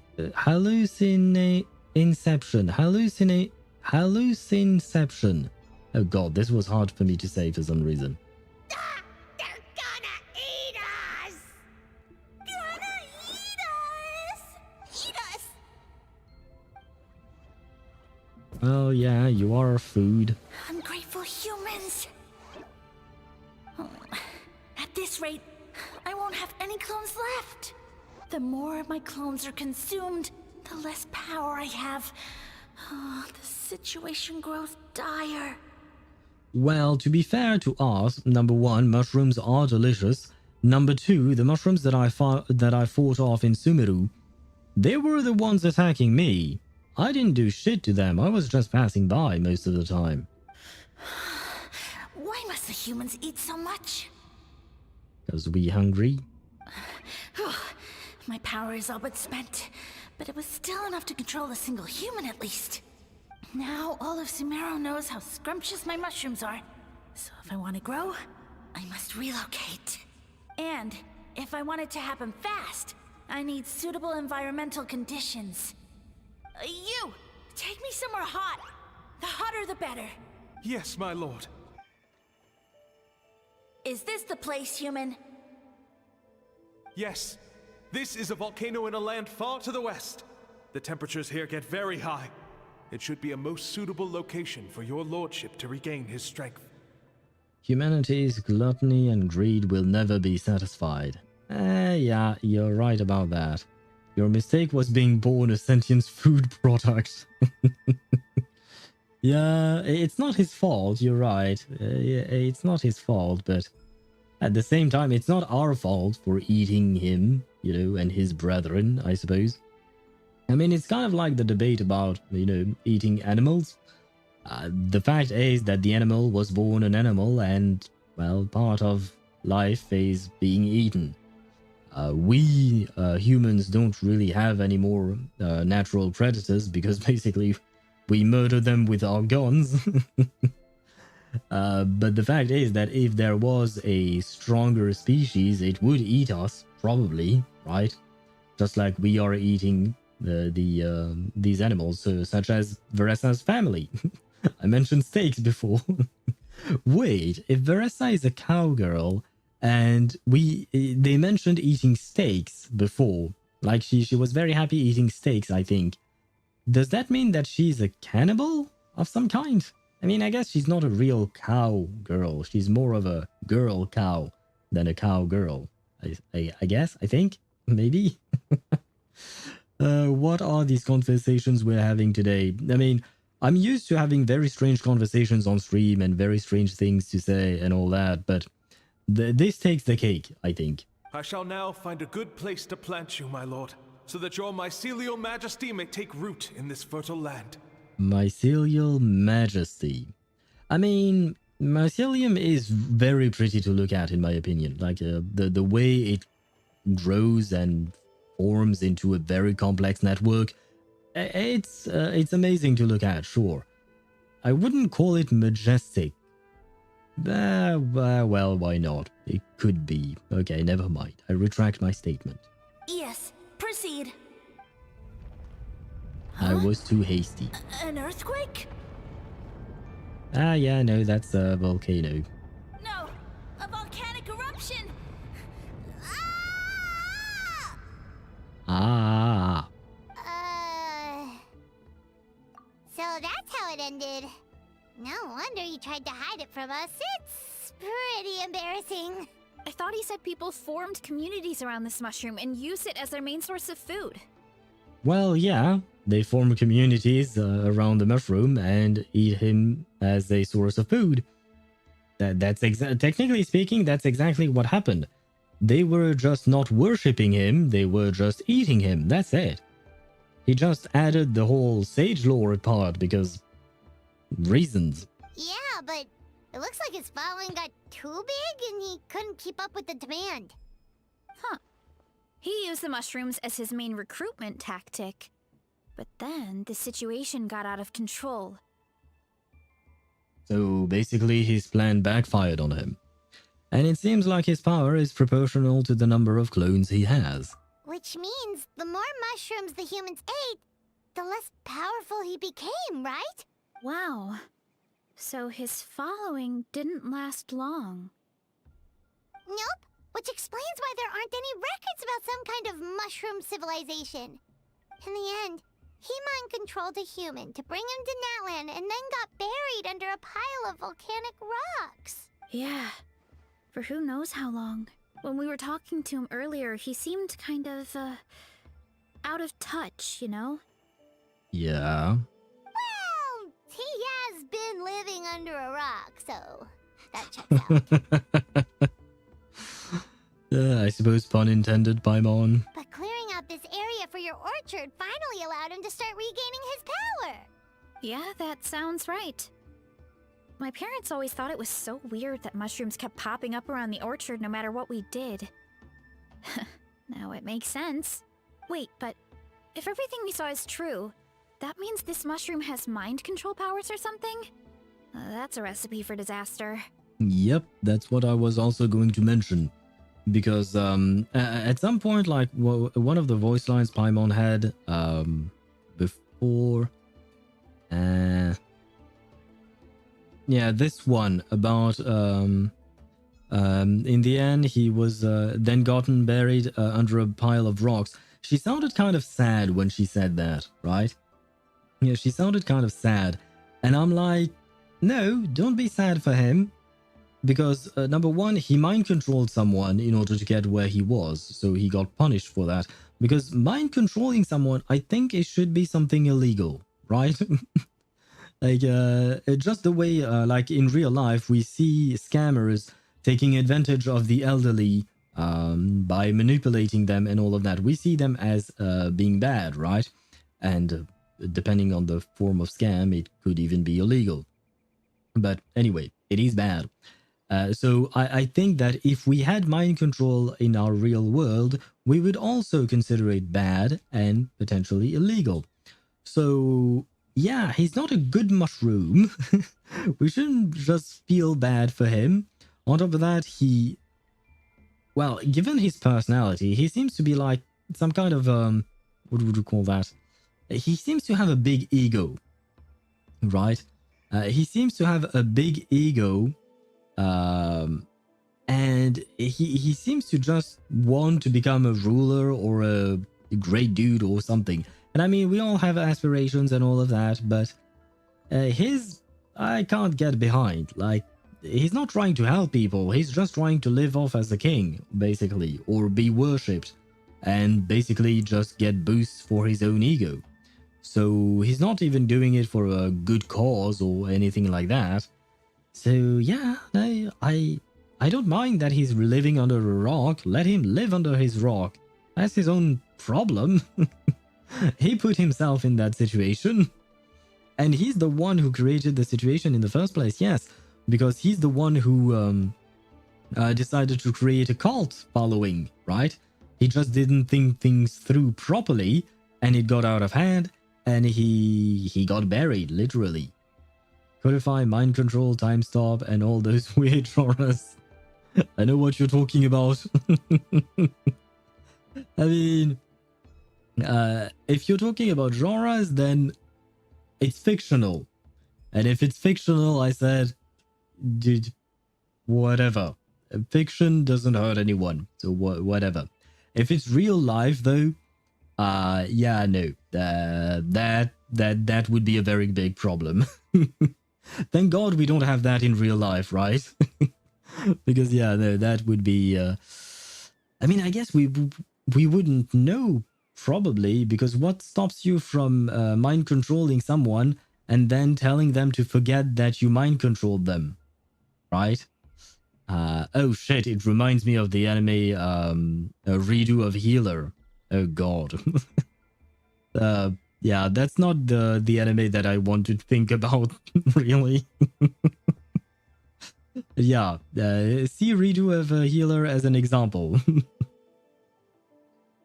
It would be a nightmare to try and rein in IRL. Yeah, I mean, I suppose at some point we would try and find a way to counter it, probably. I don't really know exactly how, but I suppose we would try and find a way to control it. Or to counter it, to prevent it from happening. Or to prevent your powers from manifesting or something. So hopefully we would find a way to do that, but if we don't have a way to do that, then yeah, it would indeed be a nightmare. And, well, it would turn out just as like redo of a Healer. I will not recommend you watch that anime if you have never watched it. I will reiterate. Do not watch that anime. It's better for your sanity. Hold on. Do you remember what he showed us? A group of humans worshipping a giant mushroom. It just doesn't make sense. They must have been mind-controlled. Oh, so he didn't just mind control one person. He mind controlled all of them. Wow, so this is even worse than I thought. But when he started running out of power, he couldn't keep it up. Oh, yeah. Maybe that's why he doesn't seem to be able to control us either. So he's always been an asshole. So why? I hope we're not going to help him. This is not a guy we should help, or a fun guy we should help, I suppose, in this case. I understand now why it has to be us. Oh? Why? I'll explain on the way. I need to catch him to confirm my theory. All right, then let's find this mushroom. I don't know what his theory is, though, not gonna lie. Right, pressing... Oh! I died. Again. I'm not good at this game, am I? Oh! Oh? The environment changed again! Oh, never mind. Nothing to phase Paimon at this point. Let's keep looking. He can't hide forever. Never mind. It was, on purpose. Everything happened on purpose. Oh, God. That didn't... Oh, never mind. That... What am I supposed to do here? Hero incoming! Headbutt! Hut. Charge! So you made it this far. Impressive. In that case... He hid himself in the statue. What should we do? Actually, that checks out. We're just gonna smash it, right? Cool. Yes, exactly, Paimon.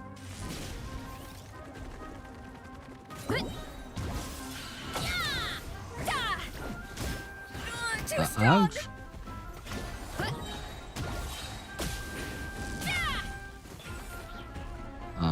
Wait, I need my skill.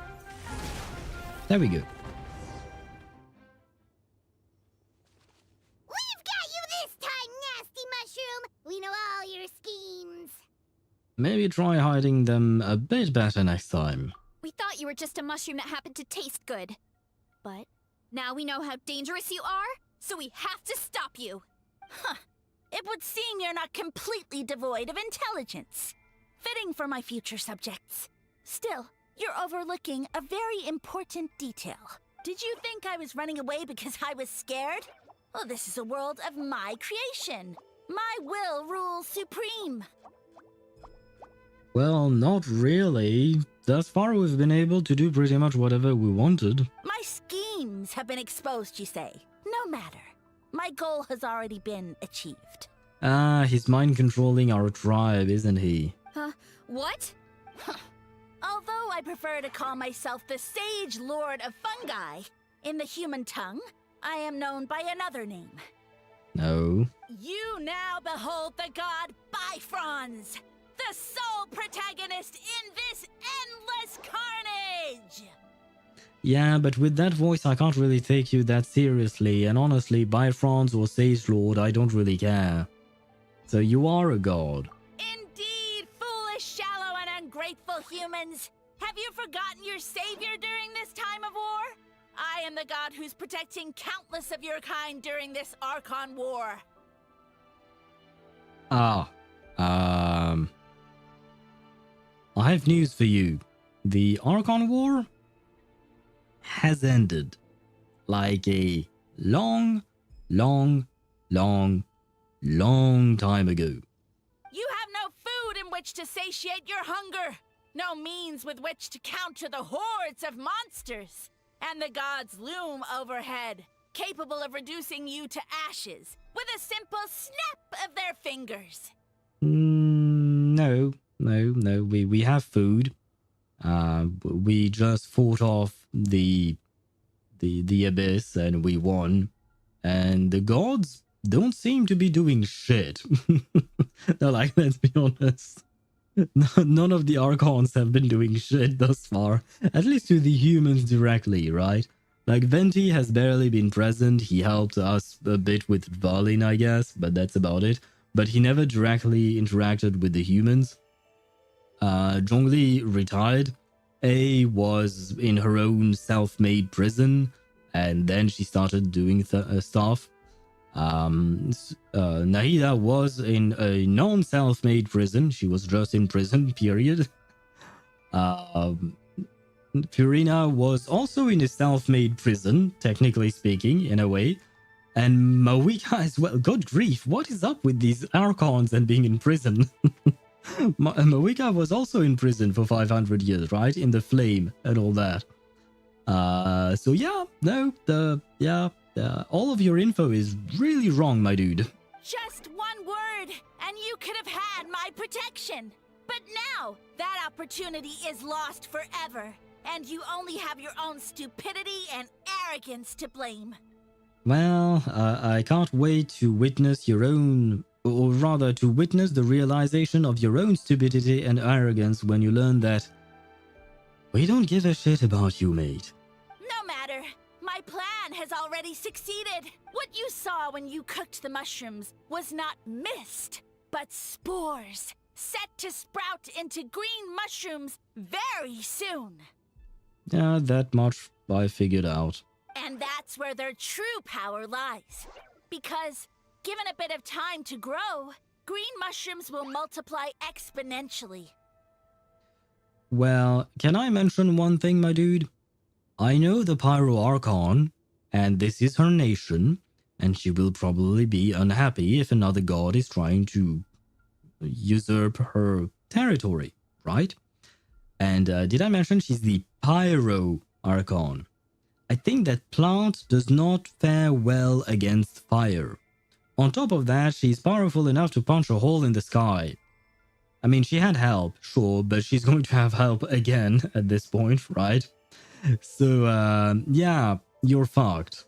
You see, considering my current level of power, I had no way to create large number of clones. Unless, of course, I had access to a source of extreme heat.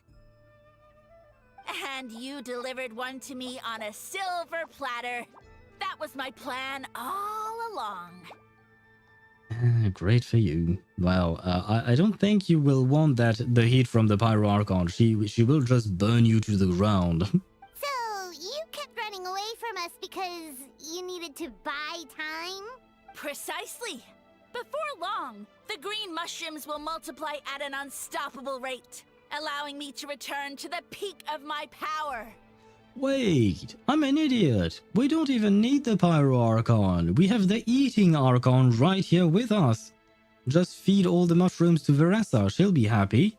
Then, I shall reclaim my dignity and status as a god, achieve victory in the Archon War, and take revenge on Sumeru. Yeah, that ain't happening, mate. You have no concept of time, do you? Newsflash, the Archon War is old news, buddy. Nonsense! Is that not the source of your suffering? We are not suffering. All I hear in this land is war this and war that.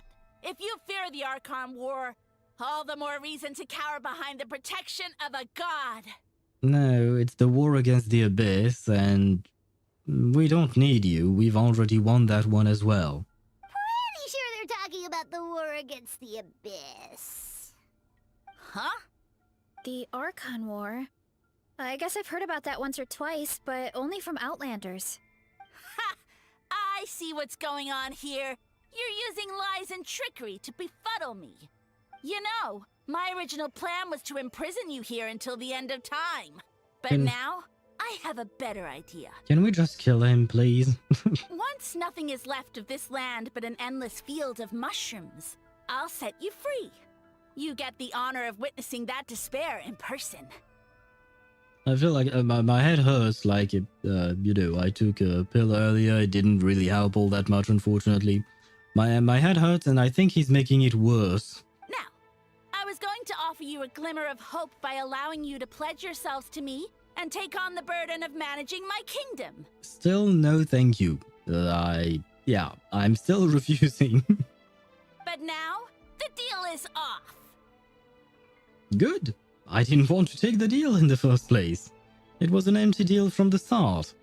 What did you say? We weren't chosen because you saw something in us. We were your only option. The Traveler explained everything. The only reason I could hear you is because I've eaten so many mushrooms over the years. Yeah, and Paimon ate a whole bunch during the competition. Paimon's small, so it didn't take as many mushrooms for her to be affected. And I happen to have a special constitution, which made it easy to hear your voice. Point being, most people would have to eat a monstrous amount of mushrooms to even hear you over the buzz of a mosquito. So you latched onto us as a group of people who could actually hear your voice. In other words... You're weak. You said your mushrooms need time to grow. Which means you don't have enough power to keep us here.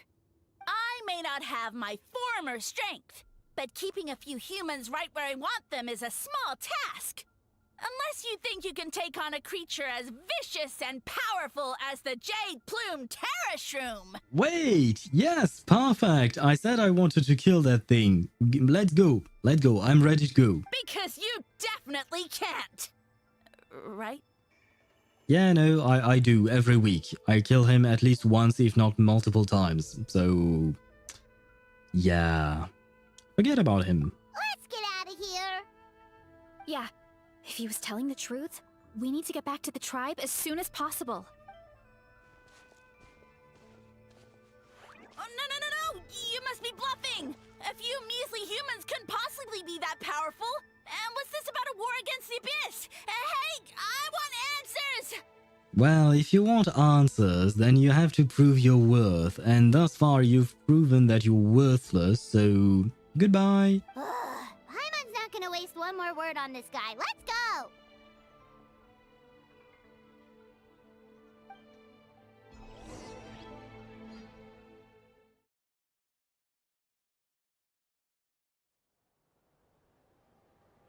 Ah, the flashbangs. We've had quite a few of them. But this one was particularly long.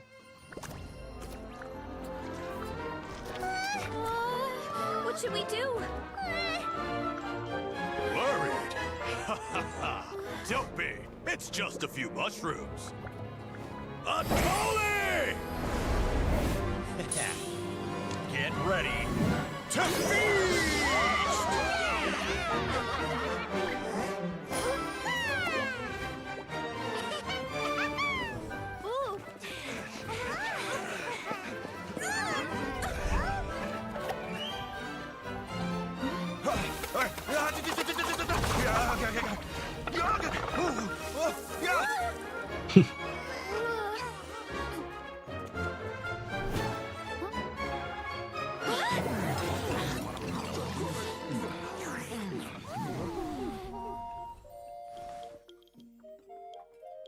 It's your time to shine, Varesa.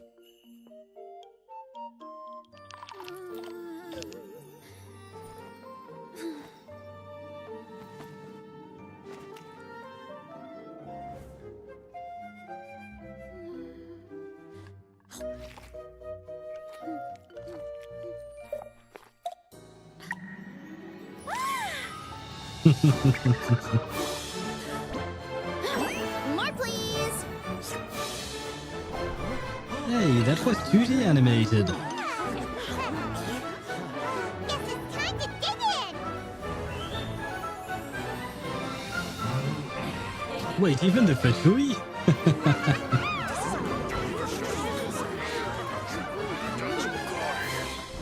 Stop this at once!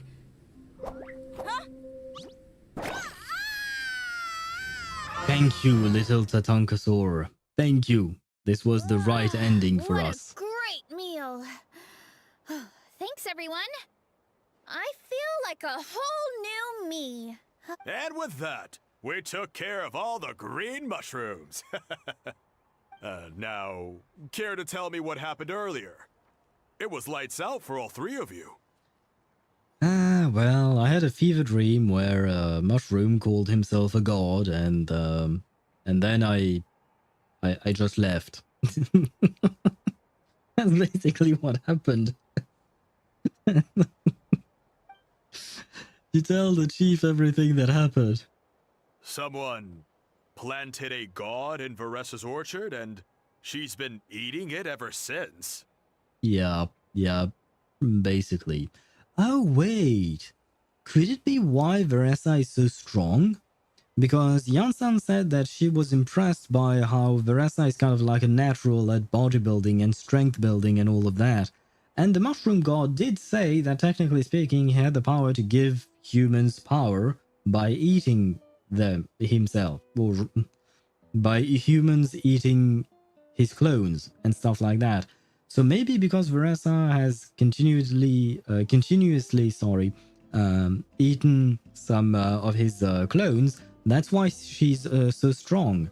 On top of her training, of course, the training helps as well. But you know, maybe that explains that. At the end, he had good savor. I hope he tasted good, yeah. We'll have to ask the little Tatankasaur for that. Yeah, we know not every god that's still around is super strong, but this one reached a whole new low. Oh, wait, I just had an idea. I wish Guoba was here, because Guoba is the god of the stove, if I recall correctly. And so he's a god, but more importantly, he's a god of cooking, basically, right? I wish that Guoba was here to cook this god. So that way we would have finally had a proper battle between gods in Genshin. Well, proper, perhaps not, but still a battle between gods, right? I can't imagine the bar getting any lower than that. Also, didn't he have his facts all wrong?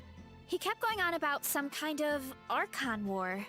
Yeah, no, I mean the Archon was the Archon War was a thing, but it just happened like 2,000 years ago, maybe something like that, several thousand years ago. Ah, well, Natlan was never part of the Archon War, so it rarely comes up around these parts. It makes sense that you don't know much about it, Varesa. Huh? Why was Natlan not part of the Archon War? I wonder.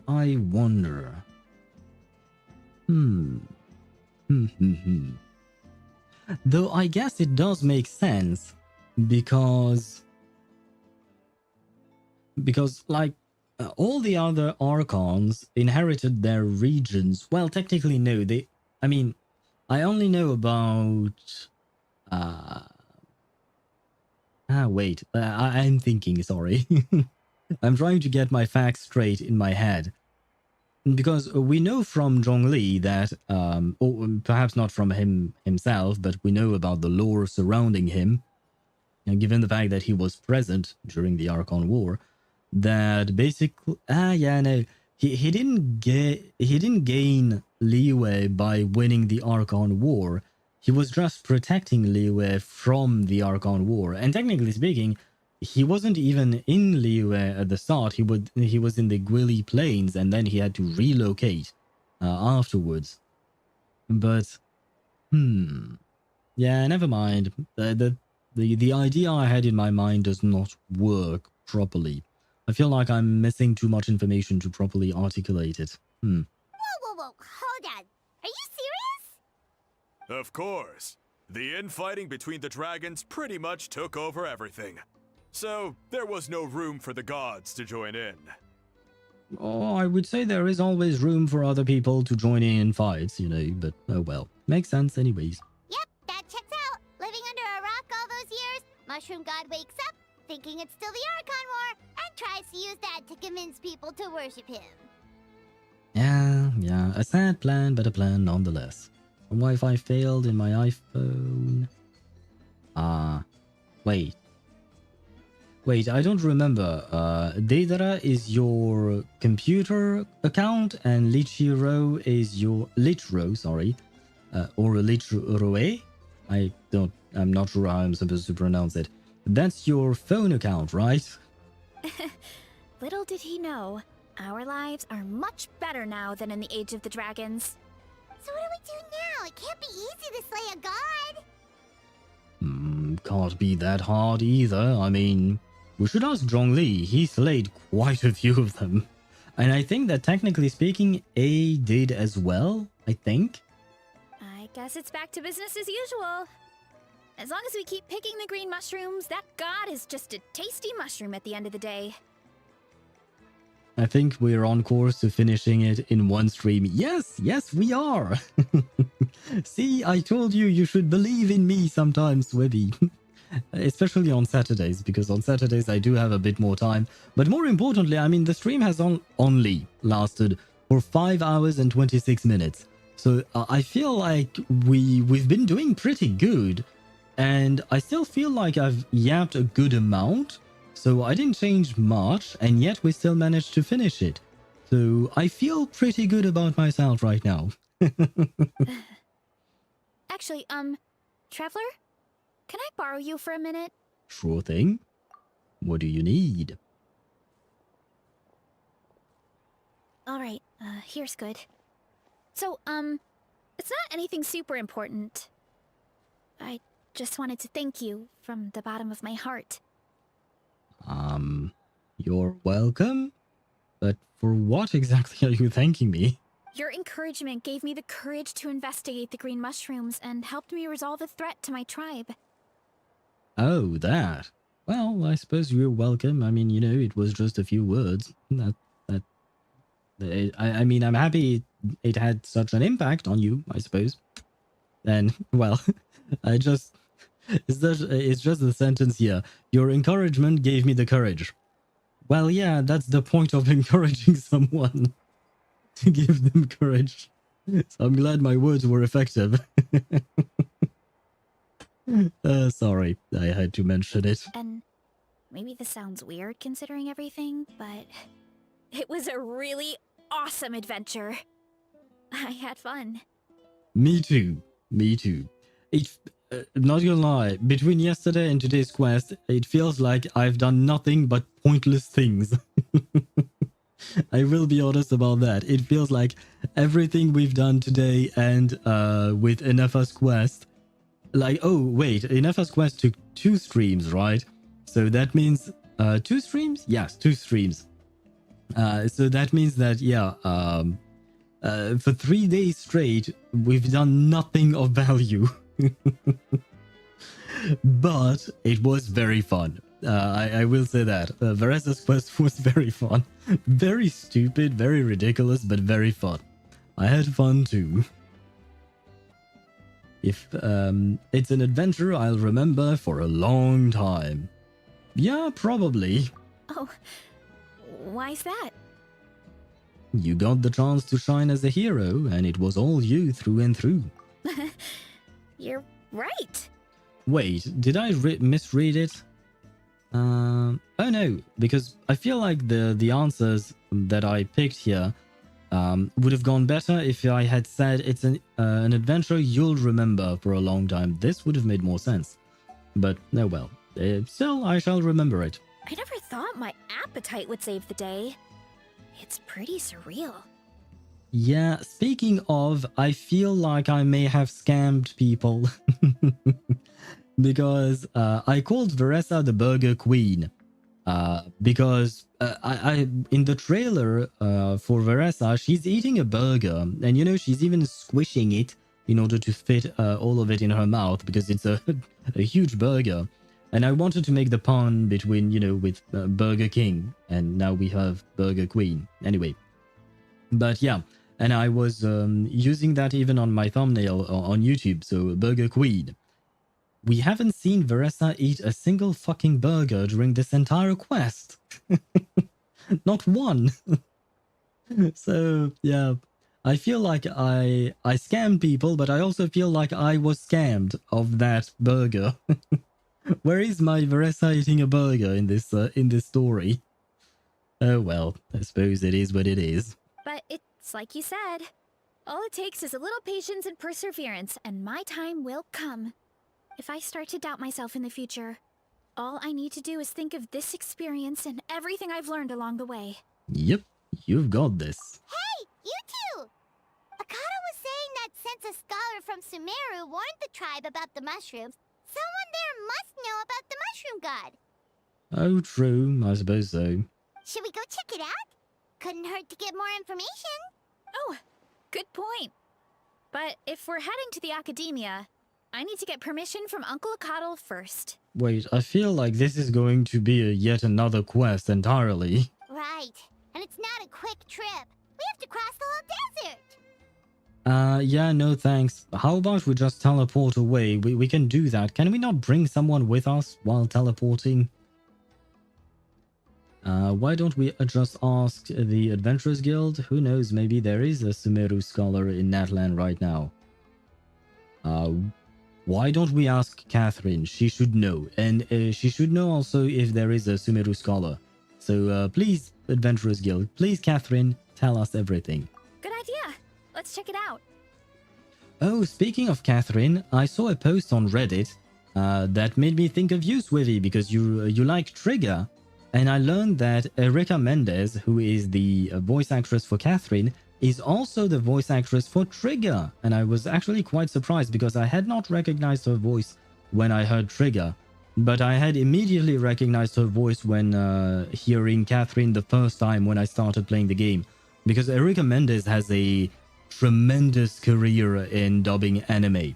Like, she's in everything. So I had immediately recognized her voice in Catherine, but I didn't hear her at all in Trigger, so I was quite surprised with that. Now you can go and talk with the huge big giant plant in the mushroom in the chasm. Wait, is there something specific about that? If there is actually a dialogue with the giant mushroom in the chasm, then I'll try it. I just have to remember where he is. I'm not gonna lie. I don't remember where he is exactly in the chasm.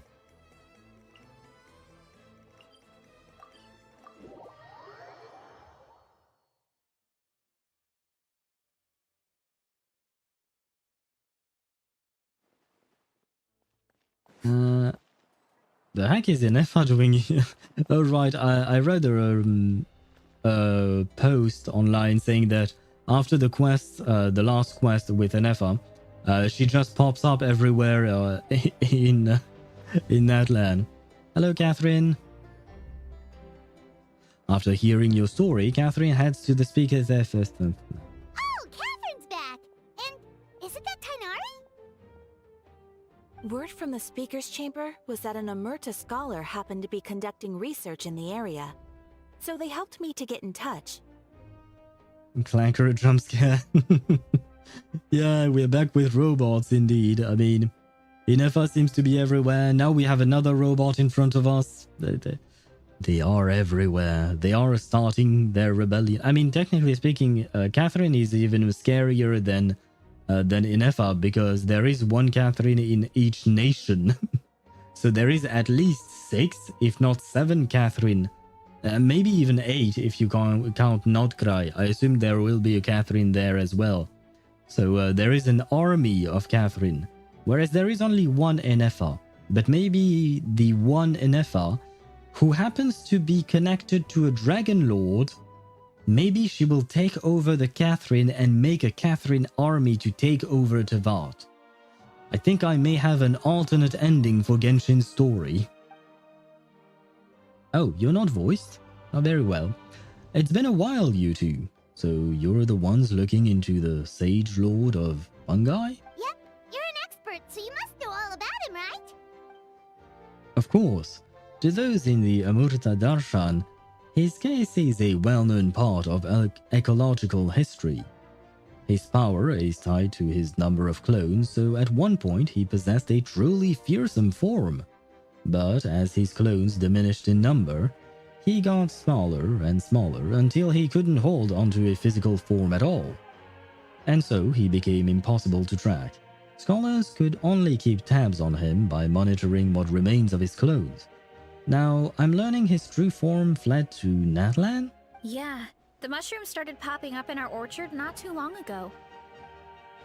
Well, from what I've heard, he has very few clones right now, so there is nothing to worry about. Feel free to use the mushrooms as you see fit. They really are delicious.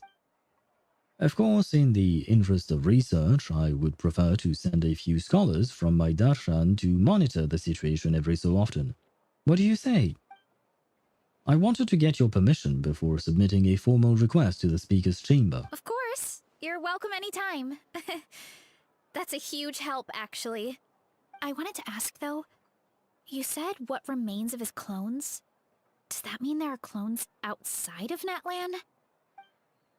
Oh yes, there is a huge one beneath the chasm. Oh, okay, so there is something about the chasm. Okay, so the oh no. Oh no, I actually liked the mushroom under the chasm.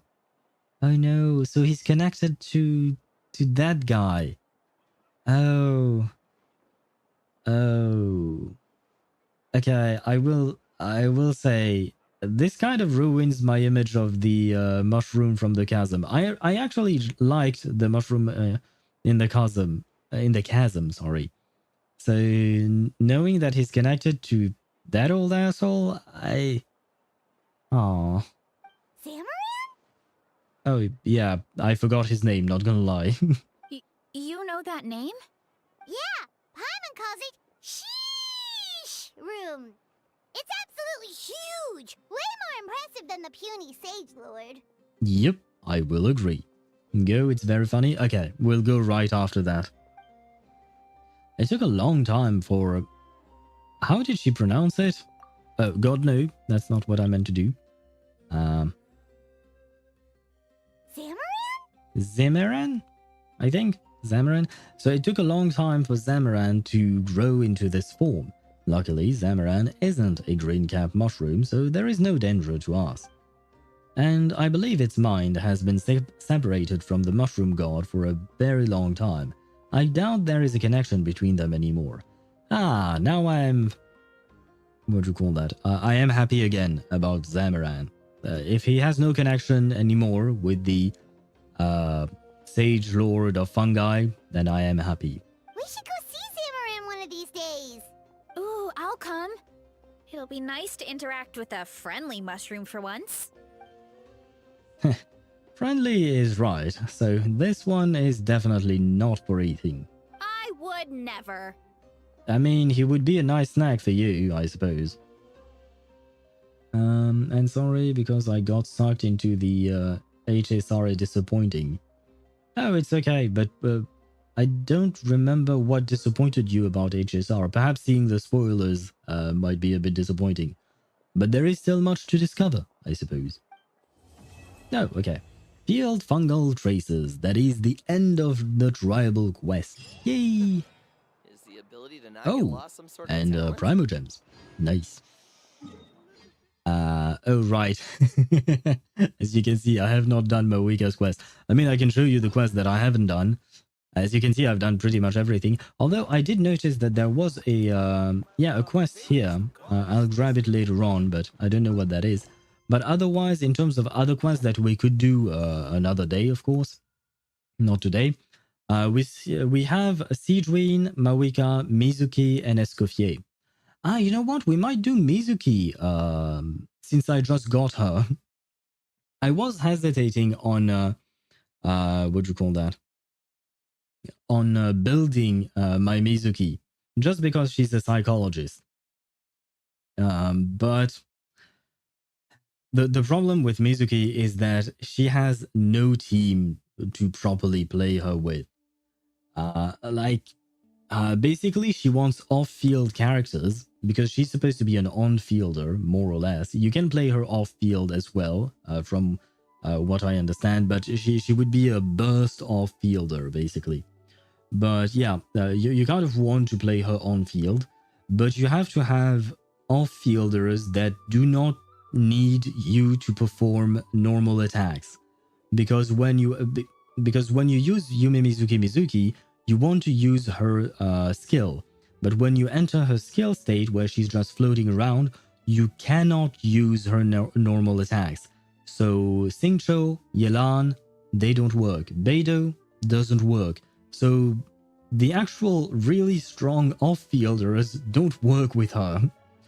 Furina works, but apparently Mizuki's healing is not enough to keep up with Furina's draining, so you won't be able to properly use Furina's buff to help Mizuki and help your team. So yeah, I kind of want to build her, but at the same time, it kind of feels like it's pointless. Like, what the heck am I supposed to do with her, right? Like, in what team could I possibly play her? I suppose I do wish to... one of the reasons why I'm interested, beyond the fact that she's a psychologist, is the fact that she's an animo character. And I've noticed yesterday, while looking at my list of characters, that I only have 4 animo characters built, which is the lowest amount of characters built per element. Like, I have the most amount of characters built is in the cryo. I have 11 cryo characters, 10 pyro characters, 8 hydro, 7 dendro, 5 geo, and 4 animo. Right. For the 5 geo, I can't do shit about that because the only ones that I have and are not built are meant for basically defense buffs, and I don't have a geo defense scaling DPS. My geo character, my geo DPS is Navia, and she's attack scaling. So Goro, useless. Yunjin, kind of useless. She does have a few buffs that could provide some help, I think, with normal attacks, if I recall correctly. But yeah, other than that, she's useless. Kachina, useless as well. So yeah, Ningguang is built, so that's fine with Ningguang. My Noelle is built as well. Shilunin is built, and Zhongli is built, of course. Is built, sorry. So yeah, so for Geo, I can't do shit. For Animo, on the other hand, I could build a couple. The ones that I was thinking of were Shikanoin Heizo, Yume Mizuki, Sucrose, because yeah, no, my Sucrose is not built, and Lanyan. The problem with Lanyan is that I don't have that many constellations on her. Same thing with Aoife, I don't have that many constellations on him. And other than that, I don't remember who else I was thinking about. But yeah, point is, I don't know what to do about her, because I don't want to just waste a bunch of resources building a character that I will never use. That's the thing. All the characters that I have built, I use them, or I have used them in some way, shape, or form. Like Dia, I used to play her quite a bit, and I still use her from time to time when I feel like it, basically. Kujo Sara, I just use her with my Raiden in the Imaginarium Theater. So I suppose there is that, but yeah. Every single character here, I use them at some point or another. But yeah, Mizuki, I really don't know what to do with her. So yeah, we'll see. So I was thinking about building Sucrose, and she might prove more useful because at least she shares EM with the team, and generally speaking, having EM on your team is good. So yeah, we'll see. We'll see about quests and stuff like that later on. I mean, and you mentioned every design. You don't like the design. I mean, Terravor and Evernight design concept and Cyrene new look, and I better stop. You don't like any of them. I actually quite like them. Cryo Endurer? Yes, I am a Cryo Endurer. I mean, technically, I am a Cryo main after all with Risley, right? The Chasm. And where is the Shroom? This is the Shroom. No, this is not the Shroom. This is... No, this is not. This is the Shroom. No, this is not. Is it? Shit, I don't remember. It's been such a long time since I've been in the Chasm. No, yeah, I think the Shroom is there, right? I think that's... Oh, that's not what I meant to do. There you go. Let's see and talk to the Shroom. Or the She-Shroom, as Paimon put it. Where to? That way. Yeah, skyward, scatter. I think that's the way to go. Yes, I was right. Yay, I found the Shroom. Yeah, skyward, scatter.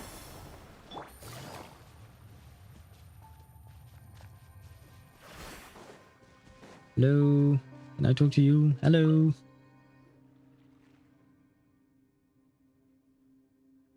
About the Sage Lord of Fungi? You speak a name shrouded in the mists of the past, wise one. It was our progenitor, abounding in might, yet more bereft of wisdom than even the four-legged. In your two-legged speech, Zamaran would call it my foolish father. Well, at least that rating's easy to understand. We have had no business with one another for many long years. Indeed, I have almost forgotten this name and cannot tell any further interesting tales concerning it. Your visit, however, sparks such interest. Well then, how does it fare? Worse than you, that's for sure. And that is well.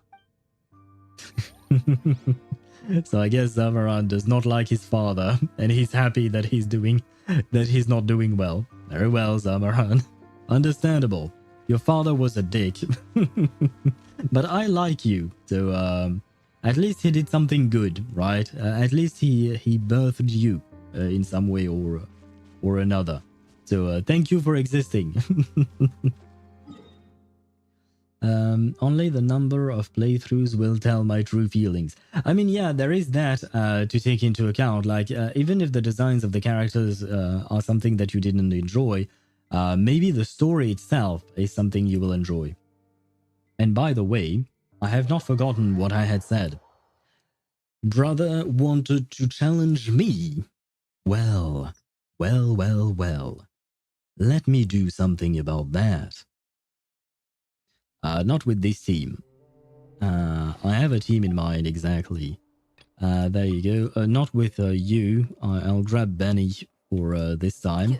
You want me on your Oh, wait, team? do I have my bursts? Shit, I should have checked that. Yes, I do. Perfect. But wait, I wasted my Sitlali's thing. Wait, I have to wait. So how long am I supposed to wait again? Fuck. 20 seconds? Oh god. Well, I guess I'll wait. Oh no, because it lasts 10 seconds. Very well. Ow. And then we'll massacre this Jade Plume Terror Shroom. But I had a bad feeling creeping in my spine as that Amphoria's quality got a fall. Why would it fall? I mean, for 5 patches in a row, I would say that the quality of the story and the writing was really good. Sure, it was long-ish at some point, like maybe a bit too long, but otherwise the overall story and the epicness of the story, in my opinion, was really good. I think that was 20 seconds, probably, hopefully, right? And by the time I do my rotation, we should be fine. Adventure time, indeed. Come on. Hello, you.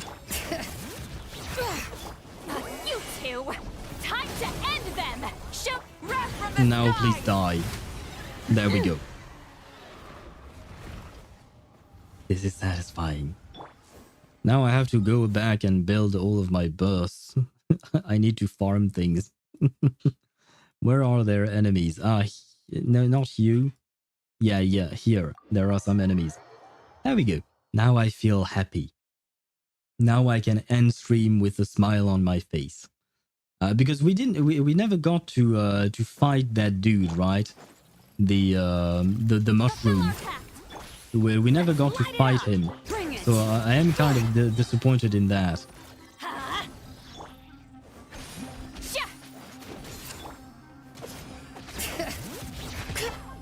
I need energy. Okay, we have energy on everyone. Good.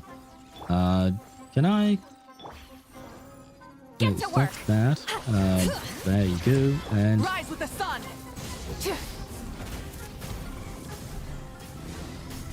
you shall never hit me.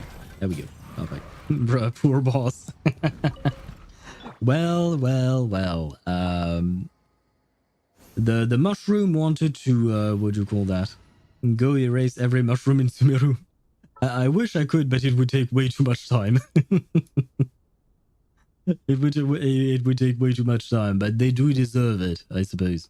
Where is Iansan? There we go. I'm all warmed up. This is supposed to be the Natlan crew, so we'll grab Iansan here. Let's get back to... Oh, you know what? But Yelan. I want to keep Yelan. But I wanted to get back to my Risley as well. I've missed my Risley. I haven't played him for a couple of days now. Poor Risley.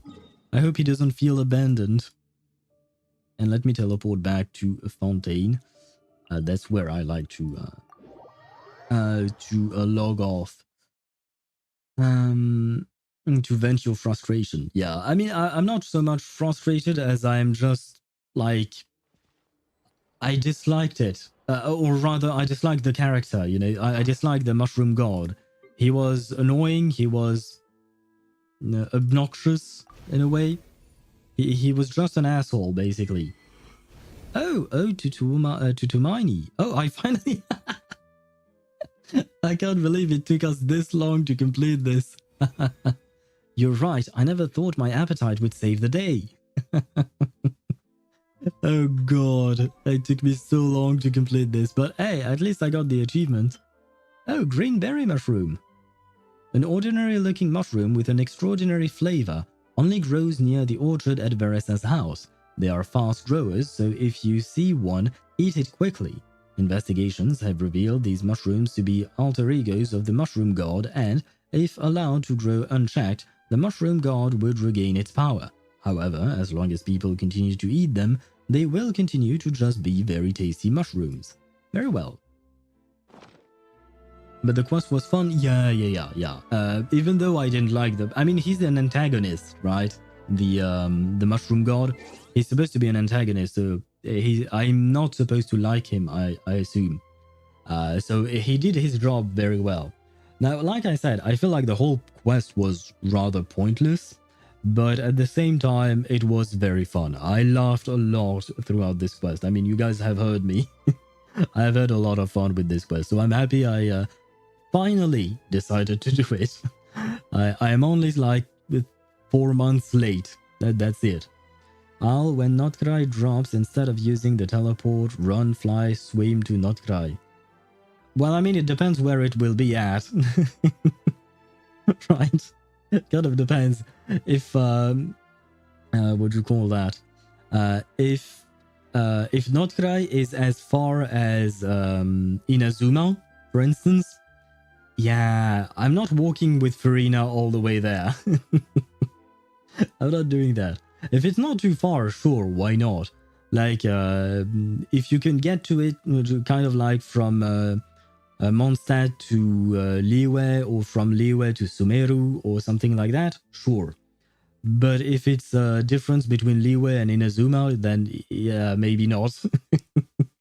Because we'll spend like half of the stream just walking.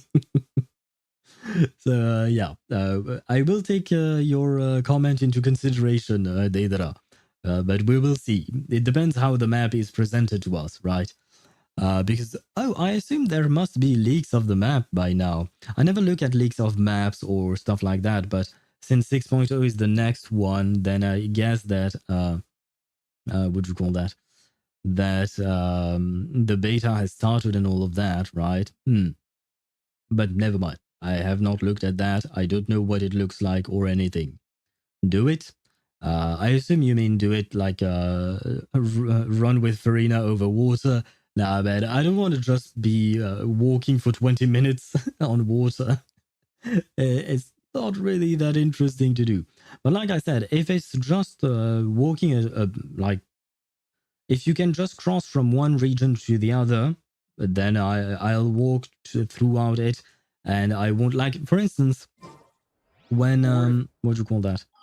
Natlan, there you go. Where is it? Yeah, this place. Like, if this is the distance that I have to cross, like from like, where is the nearest teleport point? Here to there, I'm not doing that. This is way too long of a walk. Like, there is nothing to do, nothing to there is nothing. There is just water. It's not like there are enemies to fight along the way or anything. No. But if it's something that, like, for instance, if we can walk on land to get to it, then sure, why not? Because we could fight some monsters. We could, you know, explore the area a bit. Sure. But if it's just plain water, I don't really see the point. Oh, I'm already at 68%. I felt like I haven't done anything there. But I did try to do a few things. And I already fought the local legend. He's here.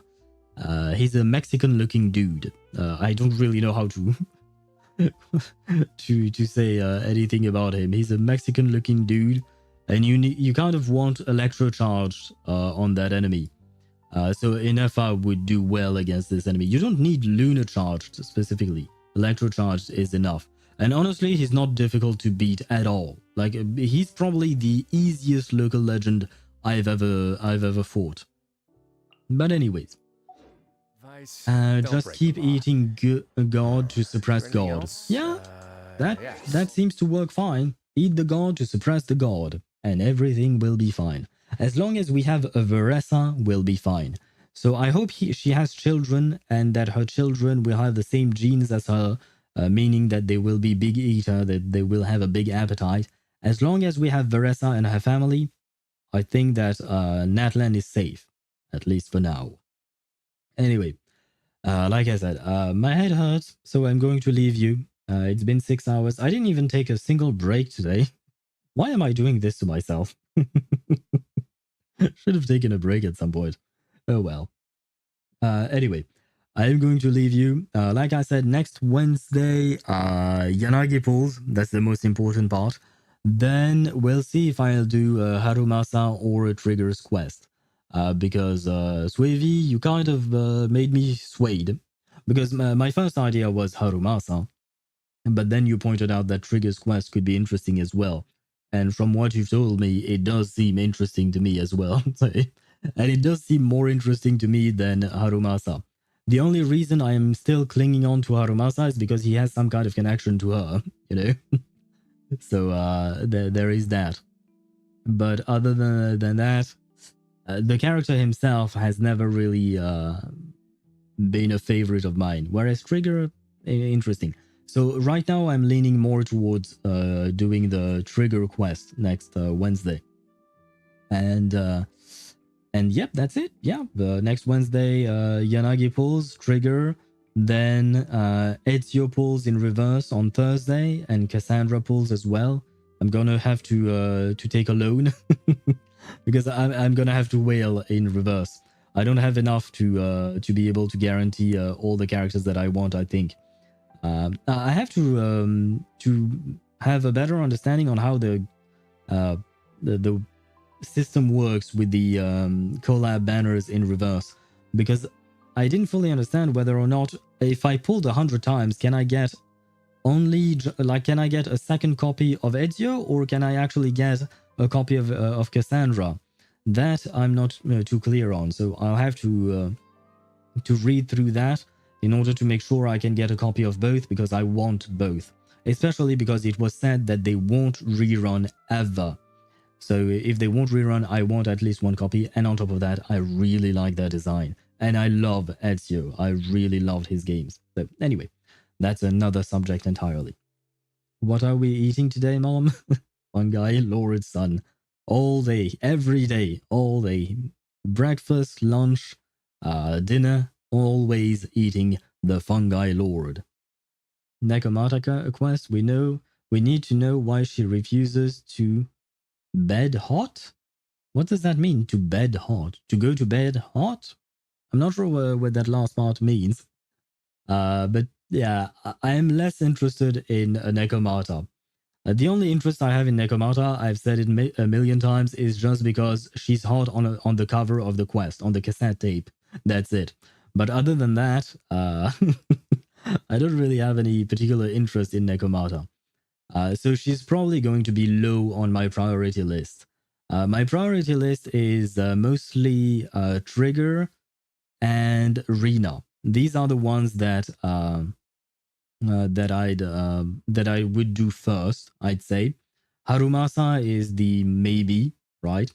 But yeah, I'm mostly focused on Trigger and Rena at the moment.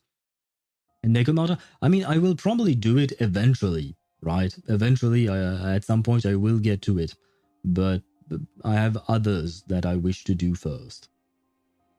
B? Stay? B? Stay. I assume you meant maybe that she refuses to stay in bed? I'm still not sure I understand what you mean. But we shall not have that answer yet. At least not next Wednesday. Nekomata is not in the running for next Wednesday's stream, but one day she shall be there. I mean, you had to wait like 2 months, I think, for me to play through Varesa's quest, but I did it eventually, right? I am a man of my word. I am slow, but I am a man of my word. Ah, shit. Some ads are going to run if they didn't start already. Ah, yes. Okay. Well, the ads are going to start, so I'm going to leave you... and that way you don't suffer through them for no reason. There you go. Well, the goodbye will be a bit odd, since some of you may have ads while I'm saying goodbye, but it is what it is. Now, actually, that is a good question, Deidara. What am I going to eat? I won't eat Fungi Lord. I don't have any mushrooms at home, but I need to figure out what to cook.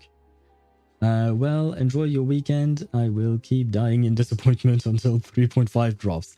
Don't worry, there are only a week and a half before it drops, and hopefully it will be good. In my opinion, it will probably be good, but only time will tell. Anyway, thank you very much. Enjoy your weekend as well. I hope you guys have a great rest of your day, and I shall see you next Wednesday. Once again, thank you so much for watching, and goodbye.